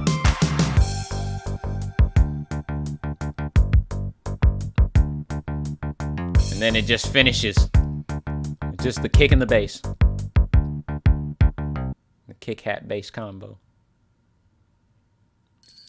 Now this next one here, this is possibly I think my favorite, R&B soul song that I've done. Cause there's a lot behind this. There's a lot behind this song. And it's called Body and Soul. And I think this is another one that was grossly underrated. I felt like, this song is possibly as close to the new age the new age of R&B that I could get, and I felt like it was grossly underrated for what it was. So hopefully this song can get more attention, because this is one of the. I think this is a song that I would possibly be really proud of if I were to just show somebody for the first time. It's hey, I heard you make music. Why don't you if you were to give me a song right off the top of your head, what would it be? And I would immediately probably play this, or maybe, I would probably play this, or share my life, or let's see, another one off the top of my head I know I play would be, Cozy for All Time. Or some of my drum mixes, the Lin drum demo, or my newest entry, which is my drums only mix, which we'll hear at the end of the stream. But for this one here, I felt like I had reached a new level of you know, R&B as far as like modern R&B, you know, but I felt like, you know, not only did I try to make it like almost what's the word for it? Let's just listen and we'll break it down from there. So like right off the bat, you know, with the chimes and the cymbal swell, bringing in like that pad. It's like with the I guess these would be the keys. I don't know, but like it was registered as just like only the pad. But like just hearing like how like ethereal that sounds, like it, or almost mystifying. And then you got the bass kicking in, like subtly making its way in. And then we got the build up with the vocal sample here.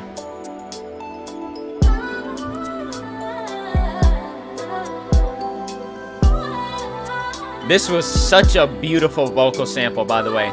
And the worst part about it is I don't even know who did it. Like it wasn't, the credits weren't even listed in the loop that I used. I would immediately credit whoever did this vocal sample. I would love to know who did it, because it was absolutely beautiful and a very vital part of this song. So let me rewind here and like actually like hear it from the beginning. Hear it from the beginning of that part.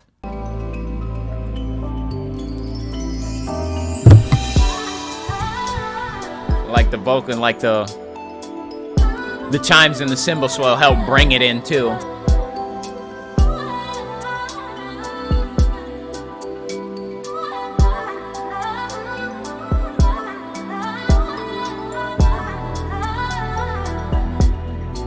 And you got the bass in there again.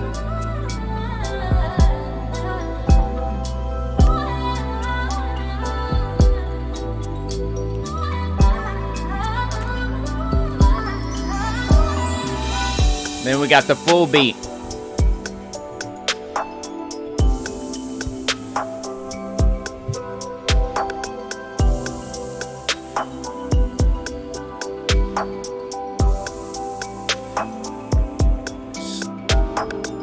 Just let it ride for a bit.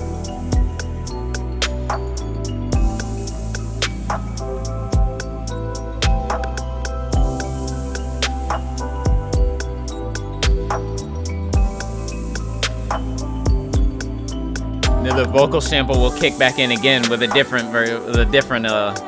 be a different one. It's the same person, but it's like a different melody.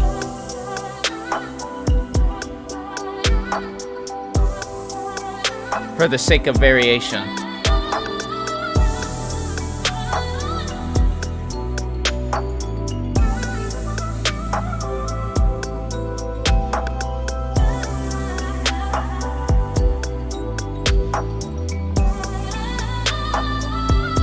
Two, three, and break it down.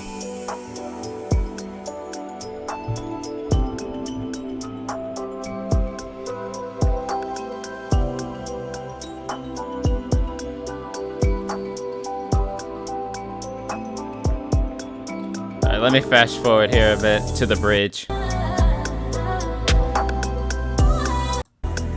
Yeah, here we go. The breakdown will literally be the bridge itself.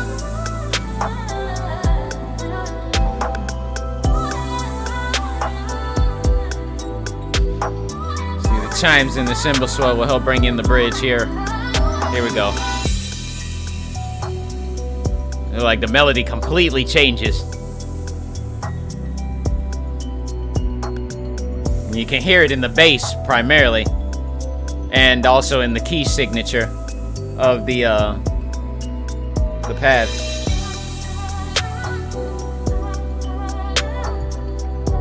And the vocal sample helps bring it all home.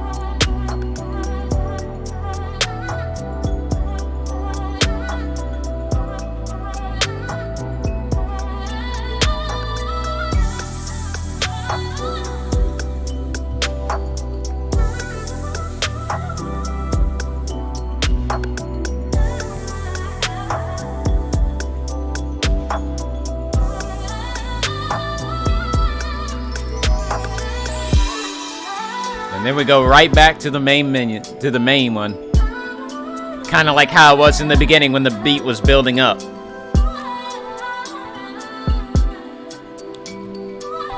Damn, work kept me. Did I miss my favorite? Yeah, I'm sorry, Potter. I played it earlier. Like, really earlier. Like, way earlier. But it's good to see you. Hope you're doing good. I hope work wasn't too bad.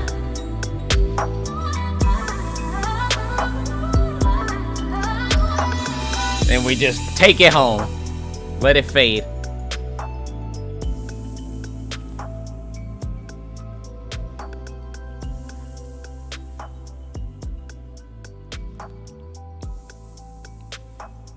Yeah, this one is by far one of my top favorite R&B themed ones that I've done. And I felt like it deserved far more attention than it got. I'm trying to clip from Smash. I'm trying to clip from Smash from last night. Oh, that clip is already on my is already up. Well, it's on my it's in the video collection on the Twitch page, but I haven't posted it in Discord yet. Matter of fact, let me do it right now. Let me find it real quick cuz I know I got it. I did it last night. Yep, found it. Now let me see if I can. No. There it is. All right, I'm going to share it in the Discord right now, Potter. Let me see. Just got to find the...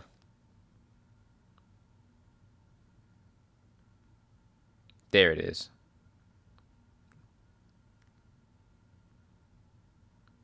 Yep. All right. It's in the Discord, Potter. If you want to go look, if you want to check it out later. All right. So this next one, good old fashioned 80s R&B, bro. This one is called "Spend the Night," and you can already pretty much guess the implications behind a song like this, or just by the title. But for those who haven't heard it yet, here you go. Just right off the bat, just straight up keys, just to get you feel for the melody. I still love your face. Worth watching. Yeah, that shit was fucking wild last night. So you got the bass kicking in right there too.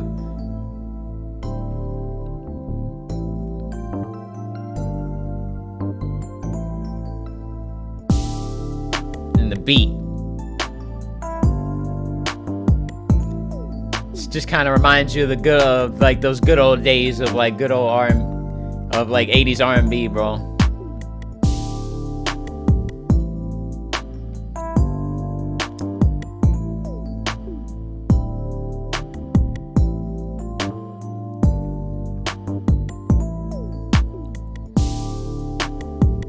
It's so simplistic, but like you can already like feel the implications of like, hey baby, I wanna make love to you. It ain't and you got that little synth lead in there.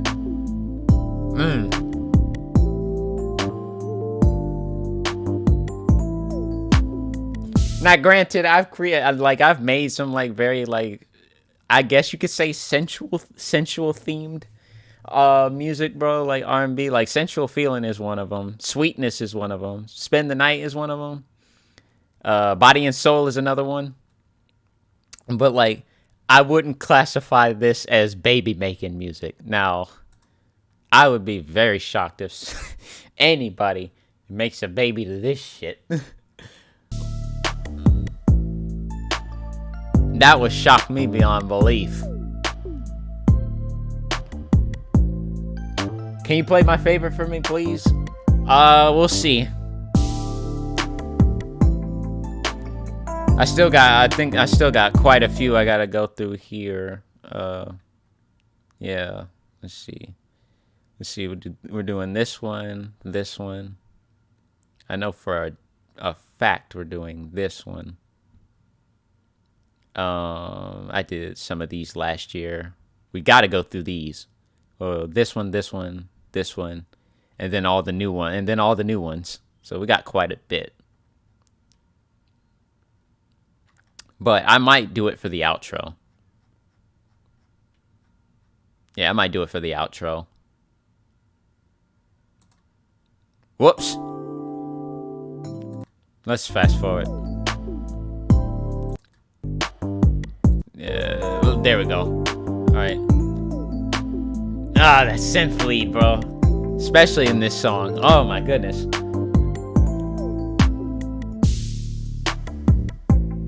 Also, happy 4 years of music. Thank you. Thank you. And let's see, we got the breakdown here into the bridge.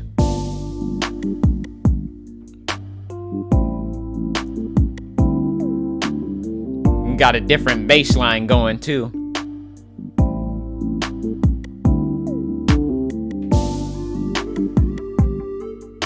That synth melody. Sounds a little bit more, you know, like bubbly.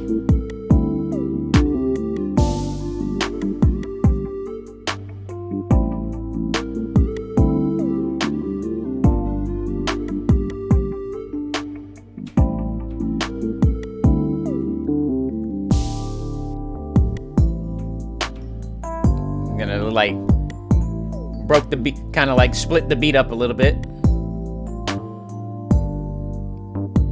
Just to keep it fresh.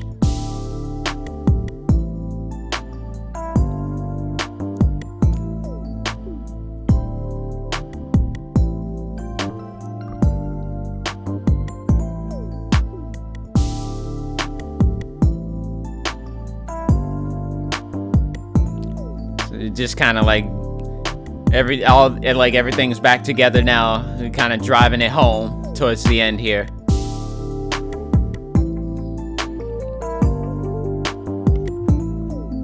Oh, whoops. Just trying to see what that is back there.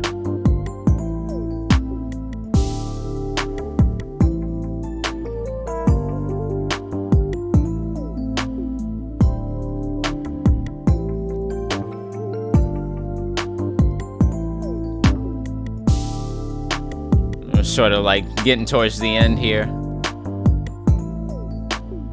Man, I was feeling this shit, man. Especially with just like how the chords sounded and came together. And then it just fades out.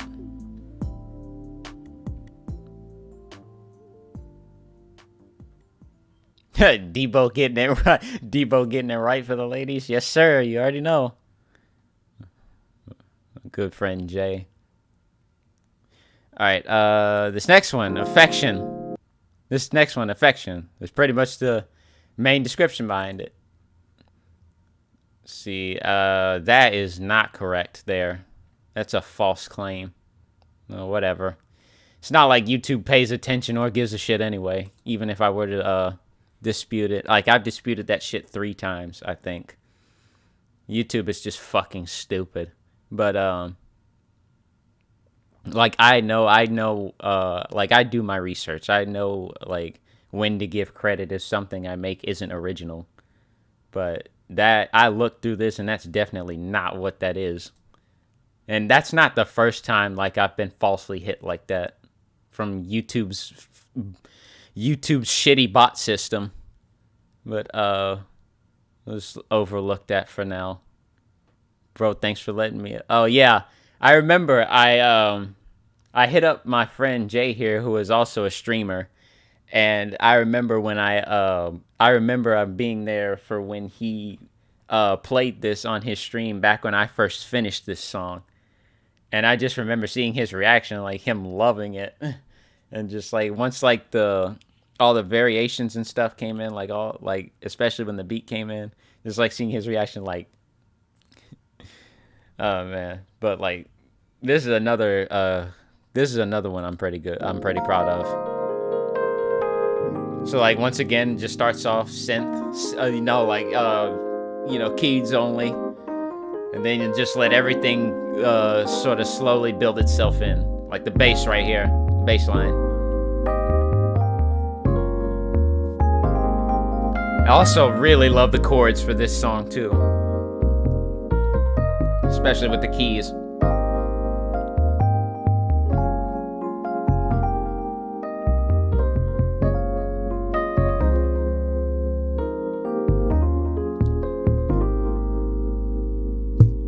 And then it comes the beat.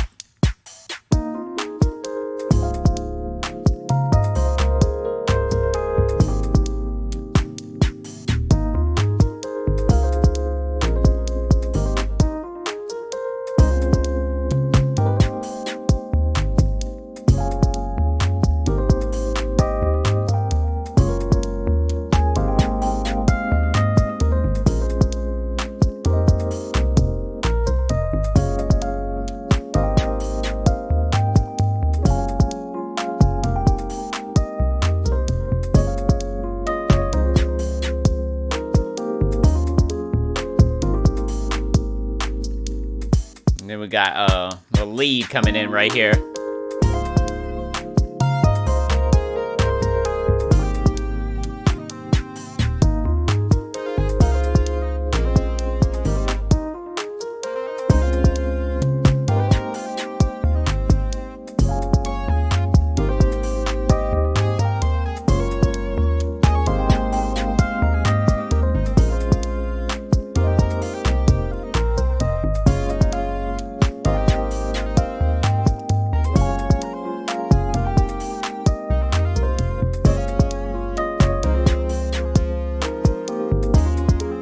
And I think the bridge is coming like right now. Like right after this breakdown here. Yep, there it is. Which brings on a whole new melody here.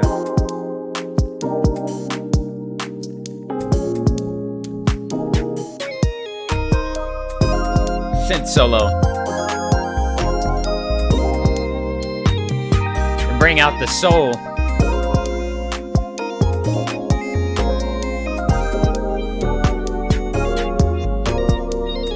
It almost sounds like the keys now almost kind of sound like an organ.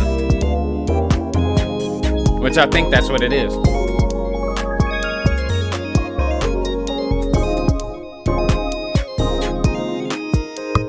Then we coda right back to the main chorus. And I kind of split up the beat here. Just to keep it, you know, keep it groovy, keep it fresh.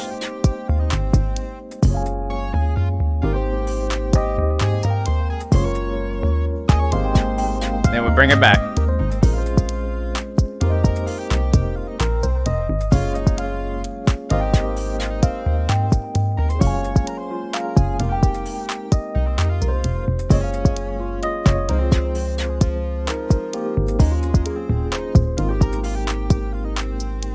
Then we started break it down into the outro here. And then just cut the beat completely. Let it finish softly.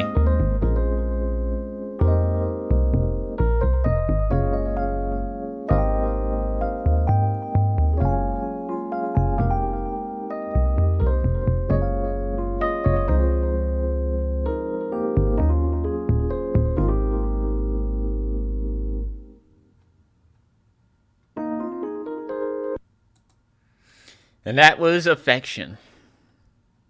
Now let's see. This one right here. This is another popular one of mine. But I went back and redid this one.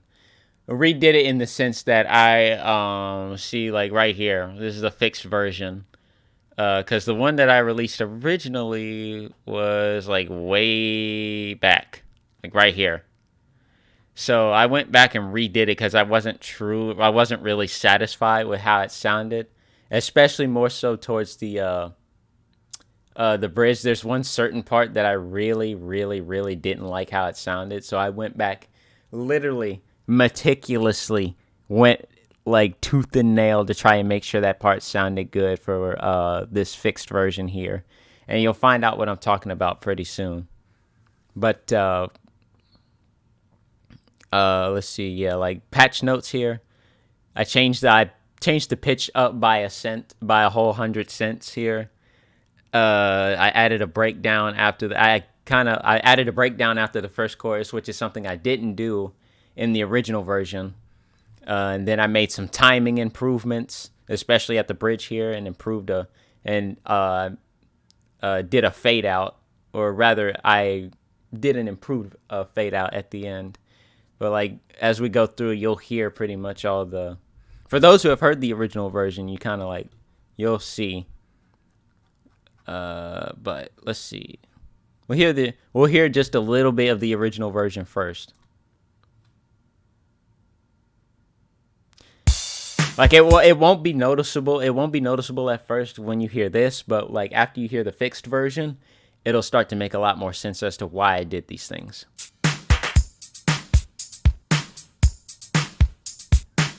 So like we'll start here, I think. Actually, we'll start here. And you'll hear its original pitch as well.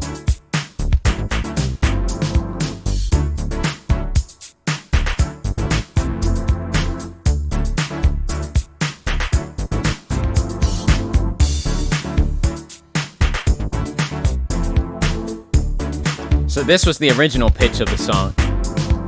But also, this part right here.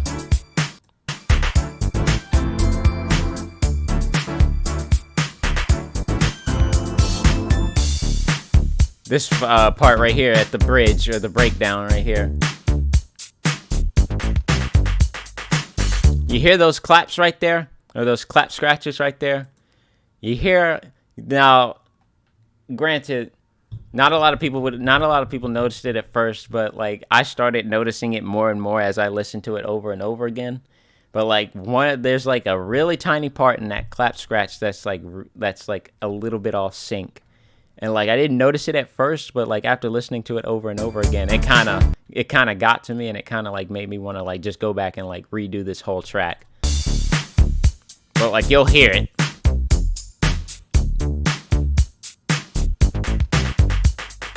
Yeah, like it's a little bit off. But like now let's go to like the new version here, the fixed version. You'll hear the difference, a huge difference. Like for example, the pitch.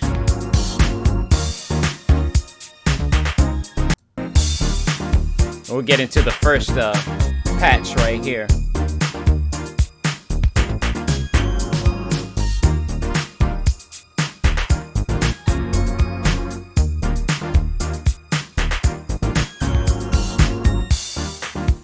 There we go. I added that purely because I thought it would make the song a little bit funkier.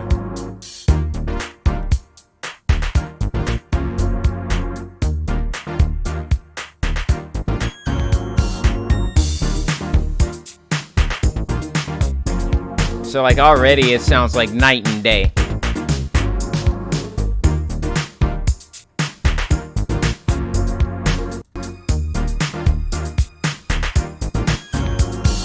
Now we'll do the part where the bridge is.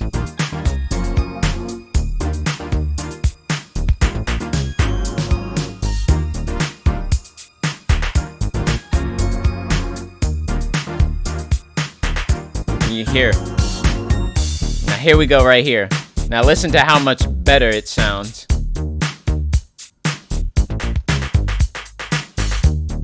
It sounds way better than it did.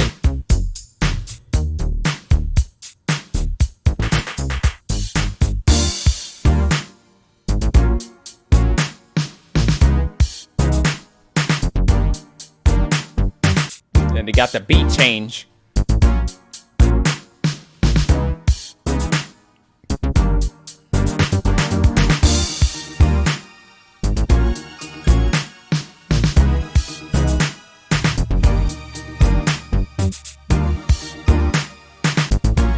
I just love like the double taps there.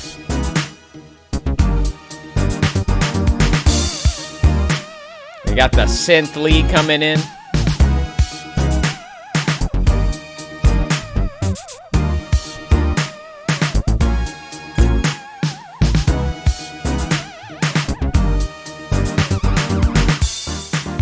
I just love how it goes like, almost kind of like how guitars do. It gives it a true 80s vibe. Because like 80s was all, because like 80s synths was all about like pitch bending and stuff like that, and like squiggly, and like making it sound all squiggly and shit.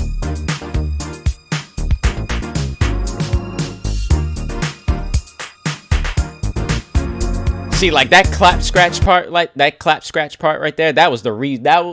That part right there is the main reason why I titled this song "Pump It Up." Because like if you get a feel for like how like the rhythm portrays it, it sounds like it sounds like exactly the moment you would say, "Let's pump it up." Like, listen, let's pump it up. Hey, you hear it? You hear it? Listen.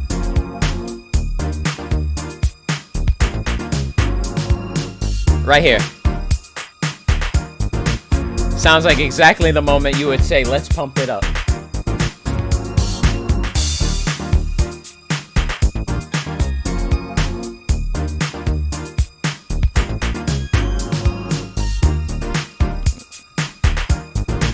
Skip on ahead here.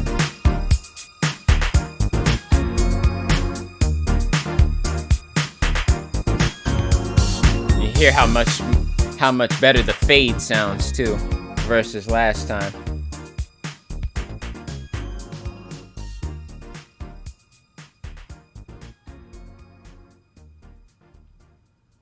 All right, now we're starting to get into like the new stuff here. So now's a good time as ever to tell y'all. So for a long time after I released the fixed versions of all my music, I sort of took a break. There's a reason why I did that, you know. It was around that time, you know, not only was I you know, away from Twitch, but, you know, I also was like taking a break from making content because like I was so busy, you know, not only with my job, but, you know, it also led to some health problems too. And it was right after I got back from, you know, LA for Anime Expo with my homies, which was a fantastic time, by the way. Like, it was awesome being there, meeting them for the first time in real life. You know, it was so fucking awesome being there. But like after, like, I would say like a couple weeks I had gotten back from there, I had started to notice, you know, like, you know, for those that don't know, I have Crohn's disease, which is like a gastrointestinal thing that not only stunts growth, but it can cause like, you know, it can cause like a bunch of other health problems as well.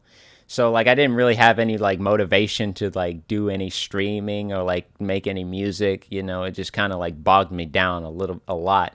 And like the stress that was piling on from my job didn't help it either. So it ended up putting me in the hospital for like 2.5 days, which was like a month ago now. But you know, I didn't have any motivation to like do nothing. So like I wasn't able to like put out any music, put out any, you know, like any, you know, like updates or anything. Like I was just completely drained, like absolutely not able to do nothing. But like now, like, you know, I've had like a lot of stuff in the works, like in the vault, you know, that I've wanted to release during that time, but I just couldn't because, you know, I was more concerned about like, you know, like where my health was going. But over that time period, you know, I've been, you know, like in times like I wanted to update, you know, you guys, you know, because like, you know, I do mainly this content, you know, like music and streaming and all that stuff, mainly because, you know, like I want it to be a way to reach you guys, you know, a way to hang out with y'all, you know, in my own kind of way. But, you know, after like a month and a half of like deliberation and like dealing with that, you know, I was finally able to, you know, get back into the swing of like putting things out and like actually getting back into making music now that, you know, I've recovered, you know, I'm doing a lot better now.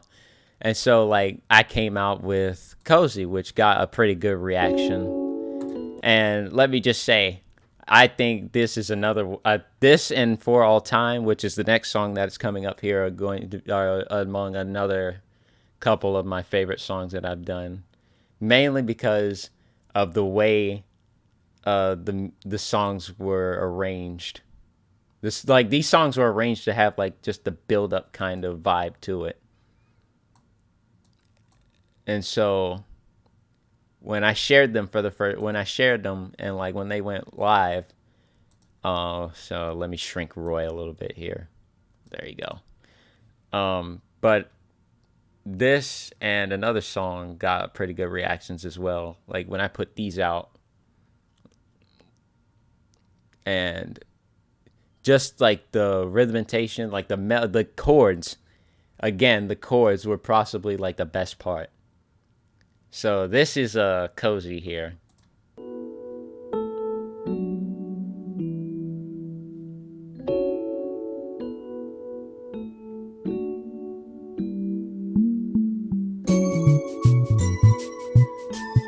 And you got like it's kind of like another like little like late 90s, early 2000s kind of R&B feel to it. You got the bells in the background with the bass. You got the the shaker.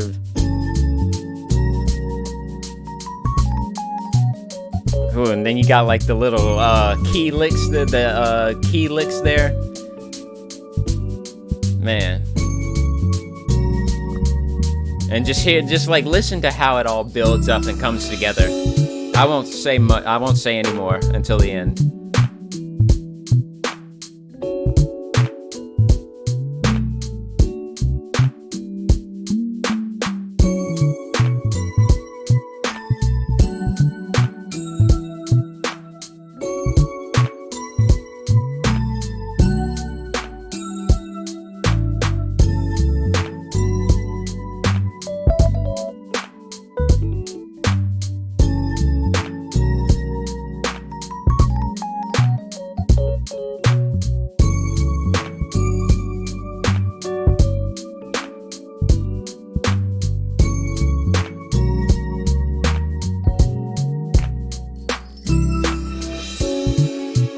Now we got the strings, building it up a little bit more.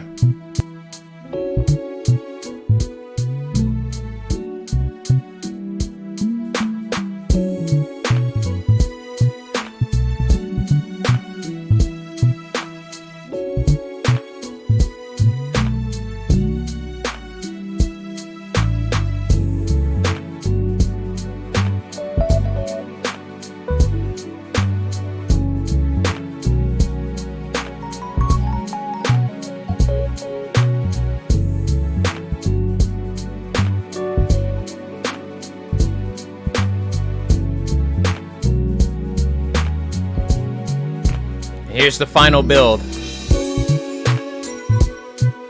Got the lead in there.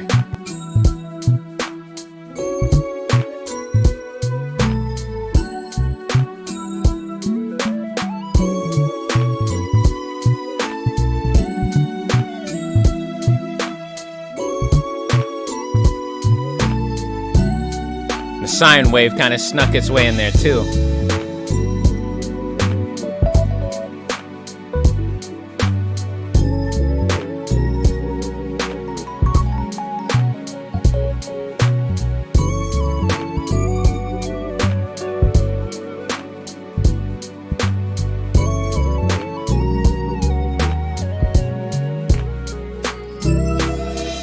Break it down.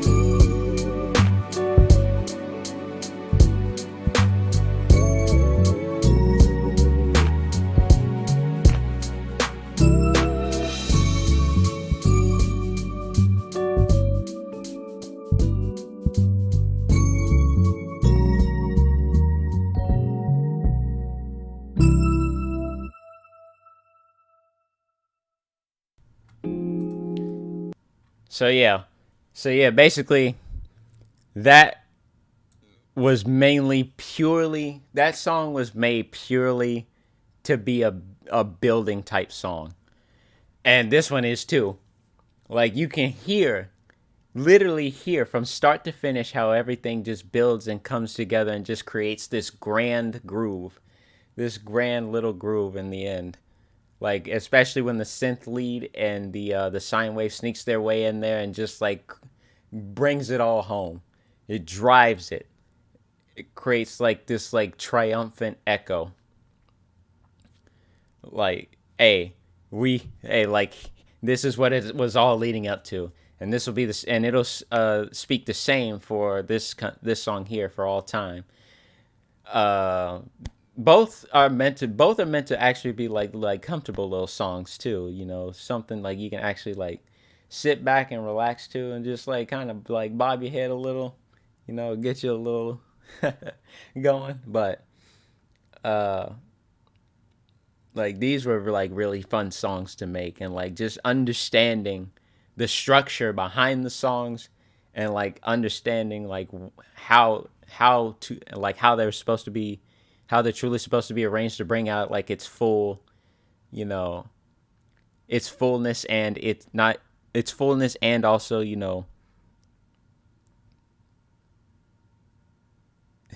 let's just say, you know, like I'm stumbling with my words, but I think it's because I'm tired. But you know, but this one is called For All Time, and it's made in the same structure as Cozy is, in the sake like it's supposed to be like a song like based upon building. Like everything comes together everything comes together more and more as it builds throughout from start to finish. So.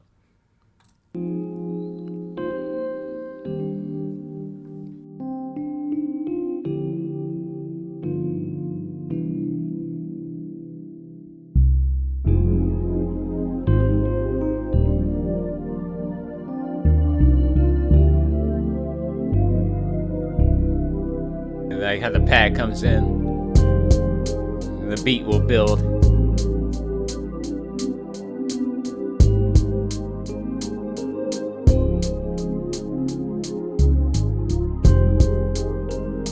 So off the bat, you can hear just how how serene the pad makes it sound.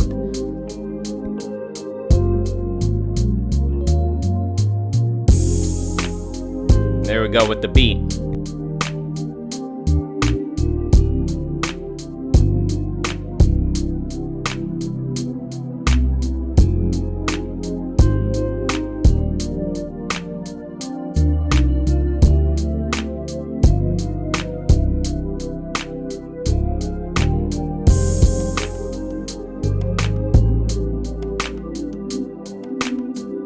Sort of got the little Congo, sort of got a little Congo groove going in the back too.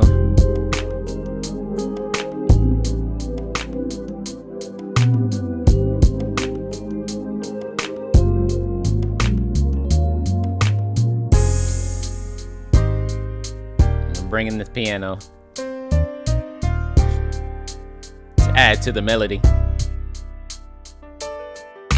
Build just continues.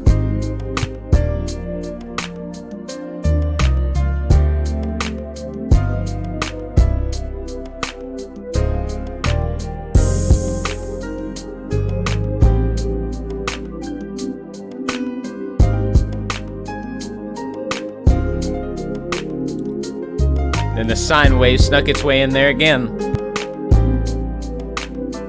Kinda like in the last song. And the final build starts right here.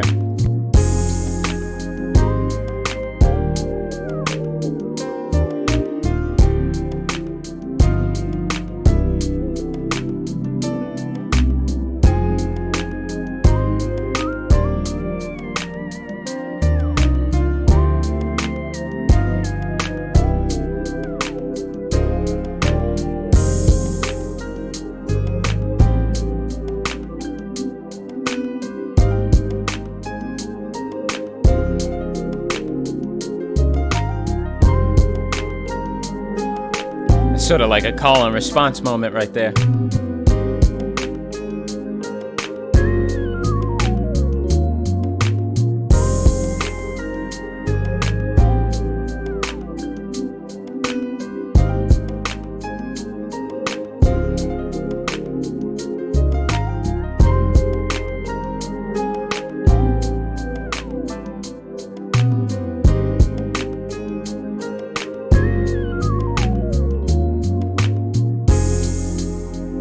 the gliss on the synth there, on the lead, and break it down and reach the end.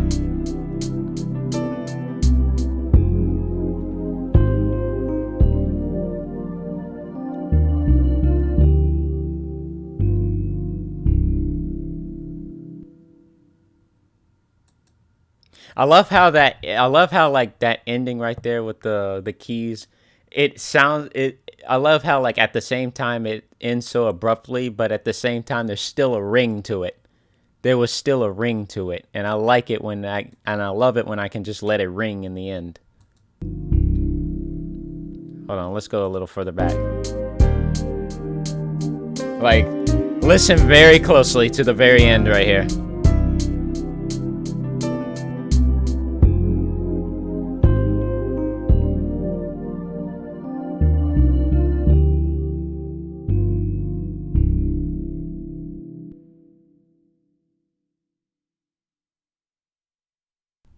It's perfect.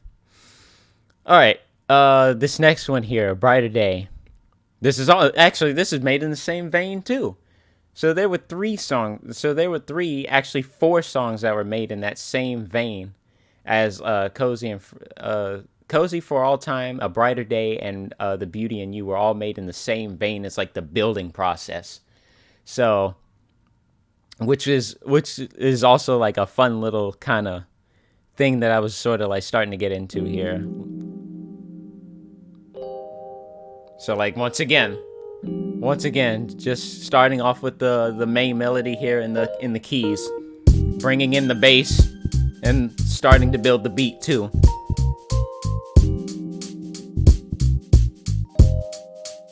Man, that bass line is so strong. I love it. Got the bells now.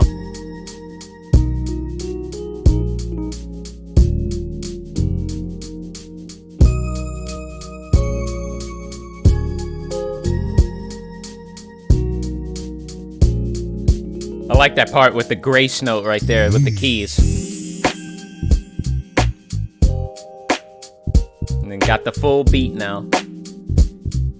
And let the building continue. And got the guitar.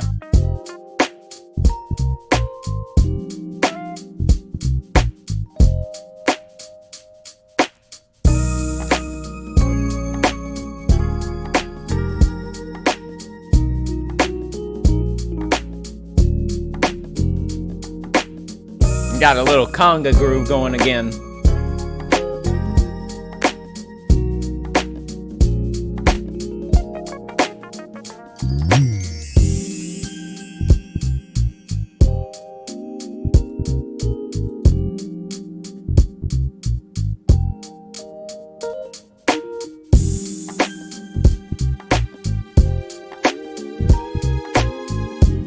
Yes. Got the strings and the sine wave making their way in.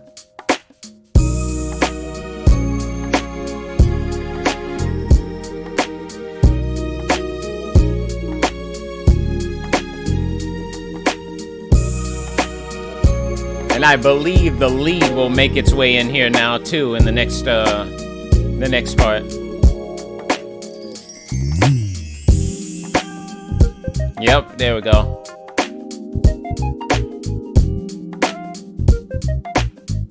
That's a classic one right there. A classic note signature.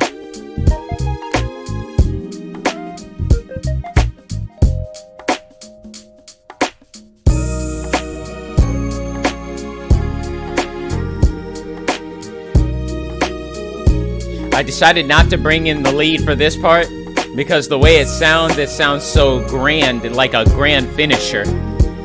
And you'll hear why. Especially when it comes to the breakdown for the end.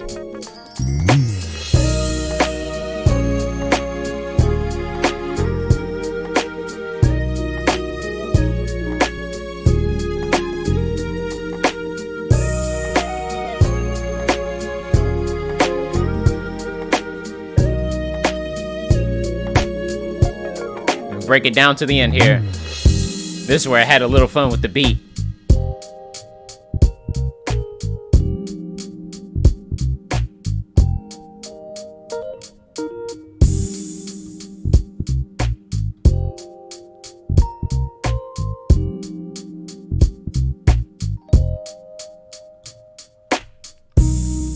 final breakdown here.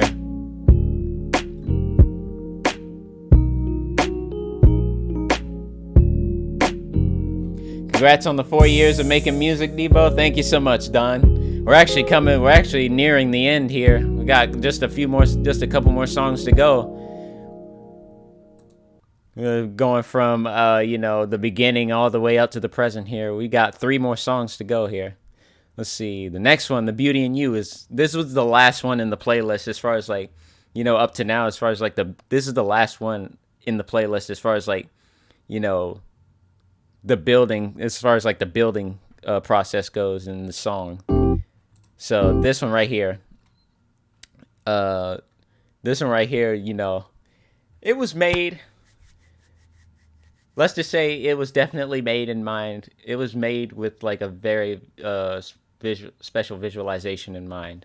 Not gonna say it out loud on stream, but let's just say I did have something, or rather someone in mind when I was making this. But that's the kind of thing I'm gonna keep to myself, because I'm not trying to get made fun of for that kind of shit. But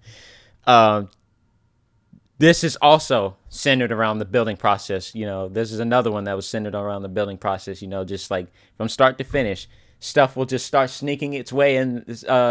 Hidden note patterns and rhythms will just start sneaking its way in there, and just like build up to like this grand finish for like the last part of the song. So like, again, got the keys. This time I started out with both keys and bass line.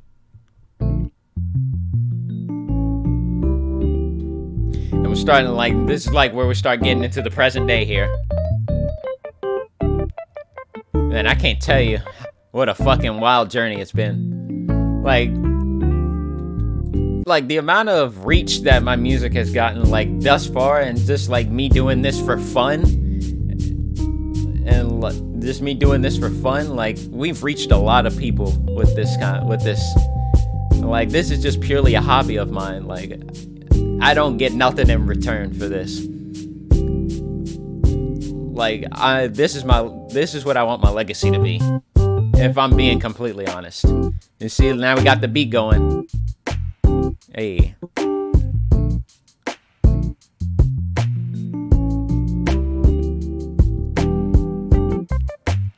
And then like how the guitar was making its way in there, even before the beat dropped.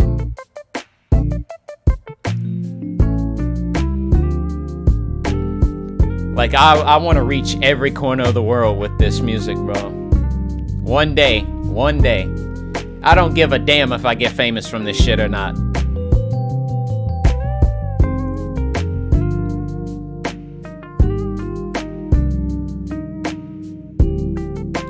Although that would be an added bonus.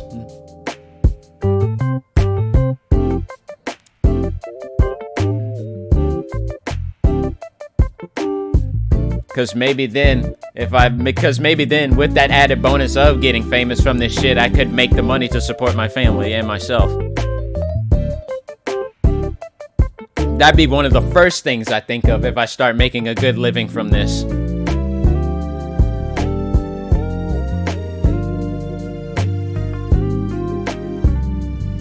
You got the strings in there now too. I love this background so much too. Shout outs to Double A VFX.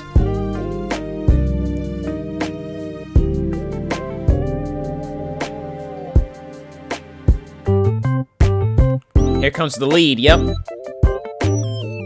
And the sine wave was already in there too, in the previous build.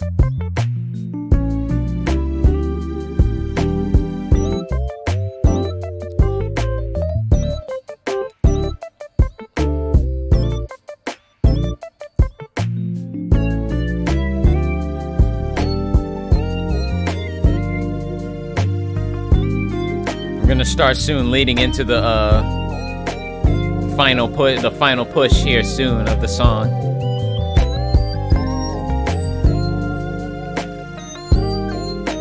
As high as that was, I had to like turn it down a bit to like keep the balance. Here's where we start to like finish it off. before we lead into the final breakdown.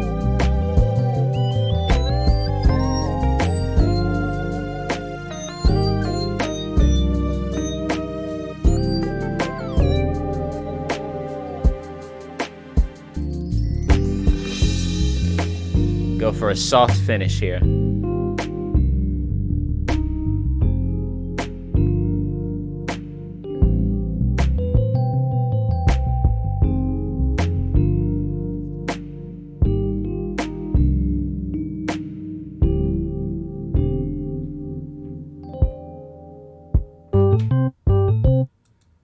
So yeah, basically those past 4 songs were like mainly focused around just like having the start, just be like a little subtle, just kind of like kind of like just, very laid back.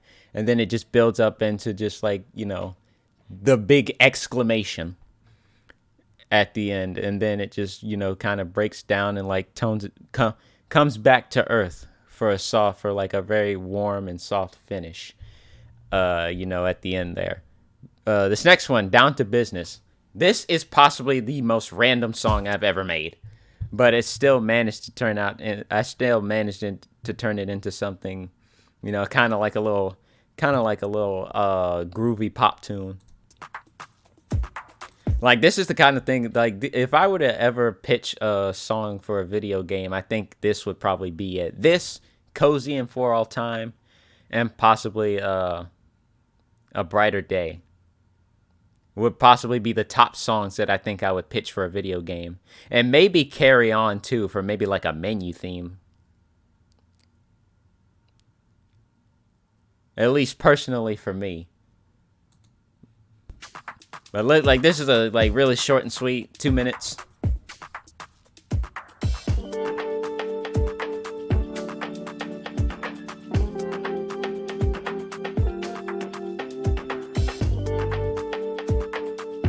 You can hear the bass in the back too.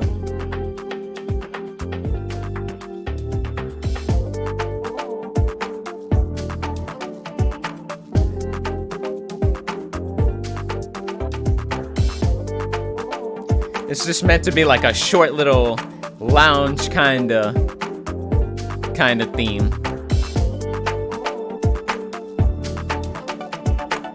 You got the synth there, the bouncy synth.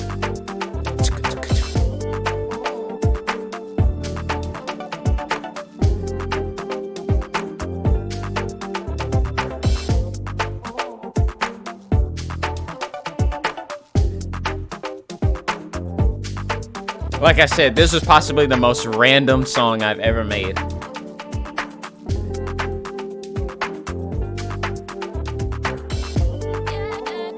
You got a little vocal sample there.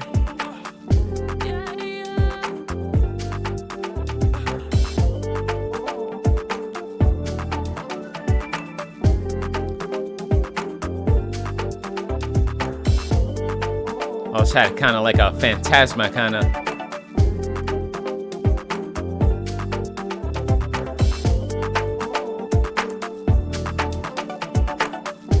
Start getting funky with it.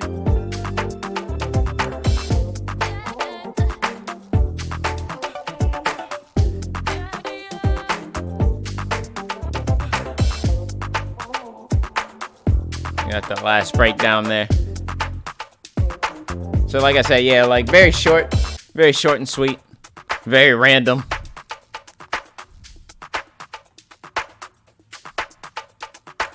And here we are at the end here with the last song. This is a drums only version of Come With Me, which I released today. So if you haven't checked that out yet, here we go. So if you haven't checked that out yet, this is it right here. This is the newest entry here that I've got for the present day as far as celebrating the anniversary goes. So this was just meant to be a little mix here, because I really love the groove of the original Come With Me. For those that haven't heard that yet, you can check it out. But this is just basically the drums only version, But before I play this, I just want to say thank you all so much for being a part of this journey with me thus far. Like, it really has been a crazy ride. Like, ever since that day, ever since, this day 4 years ago where I first gained the courage to start sharing my music with people, you know, it wasn't something that I went about lightly. I felt like if I was going to make an opening statement, I'd better make a very damn good one. And just, you know, all the constructive feedback and criticisms that I've gotten that have helped me to, hone this craft even further. It's been absolutely incredible. And, I say this, my biggest goal and my biggest dream is to reach every corner of the world with my music here before I die, because this is essentially what I desire my legacy to be. This is what I want to leave behind, and this is what I want to be remembered for. Out of pretty much anything or everything about me, my music is pretty much the one thing that I want to be remembered for when I leave this world.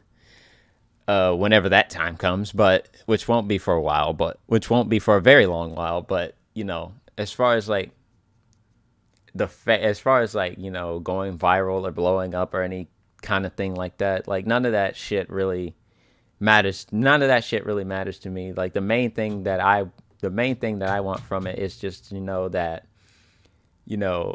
people enjoy what I do. People offer constructive feedback and give me pointers and tips on how I can reach more people, make even better music. It's just I'm more focused on the work behind it rather than trying to get a certain result from it. Like I'm very grateful. And I'm very blessed to know that there are people out there who, actually love and enjoy what I create almost as much as I do. This has been, music has been a part of my life ever since, even before I was born. My whole life revolves around it. I feel like I wouldn't be able to live or do many of the things that I've done without music in my life. So, and I owe it to y'all too for the support y'all have given me. That has given me the motivation to keep doing this. And trust me, I'll keep doing it for as long as I can. I'll take it to the grave with me I'll take it to the grave with me. And I'm serious. So, thank you guys all so much for everything thus far. And cheers to many more years together. I ain't got no damn wine glass. Like this is all I can do. So much love, everybody, and I hope you enjoy this last song here, the drums only version of Come With Me.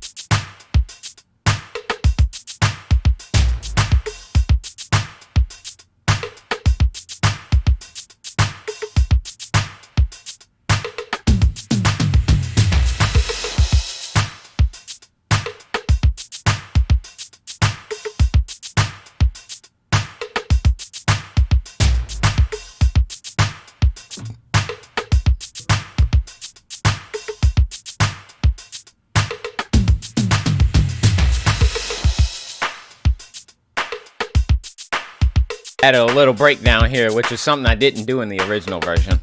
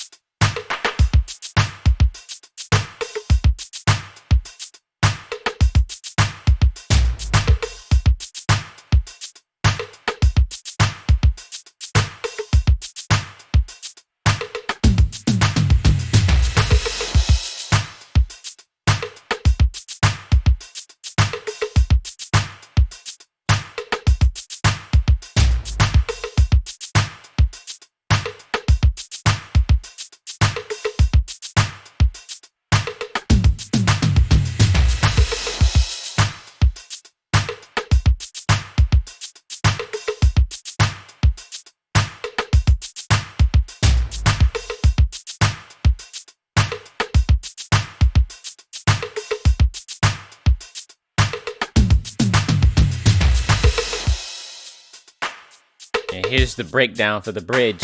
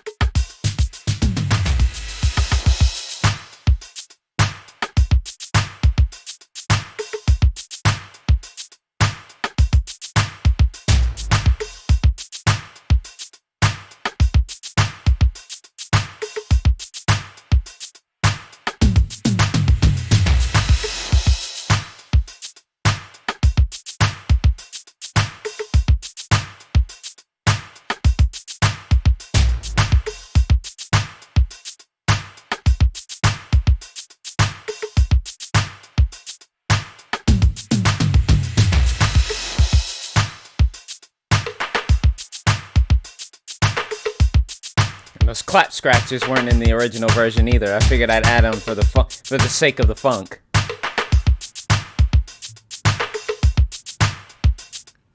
And this is actually the end here.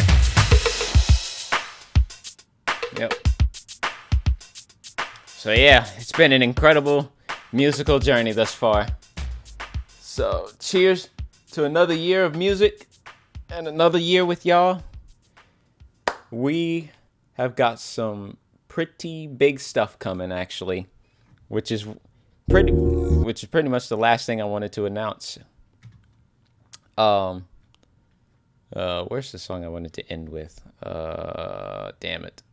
Let me go at a full screen here. All right, let me find the song I wanted to end with. We've actually got a big announcement before I go here.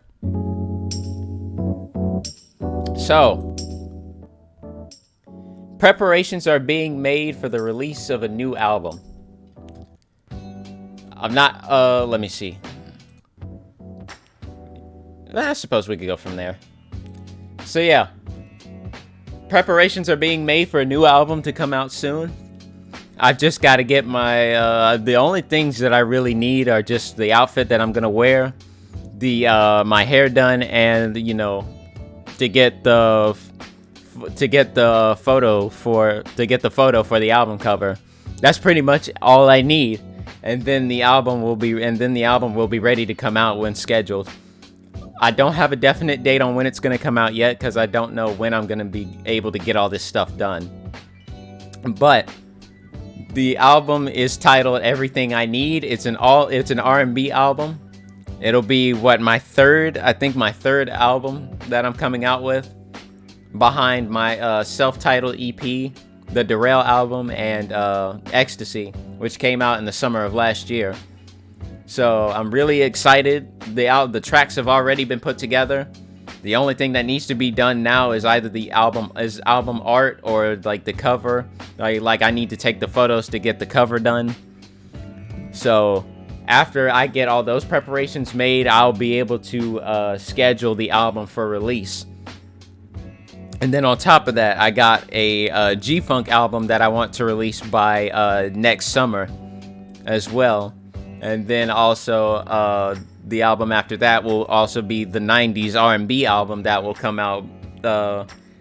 Right now, it looks like it'll come out by the holidays next year. So, got a lot in the works. Got a lot that's coming. So, I hope you guys look forward to further news and updates on that. I'm really stoked to put these out finally, officially. So, like I said, I will be posting more updates about it on Twitter.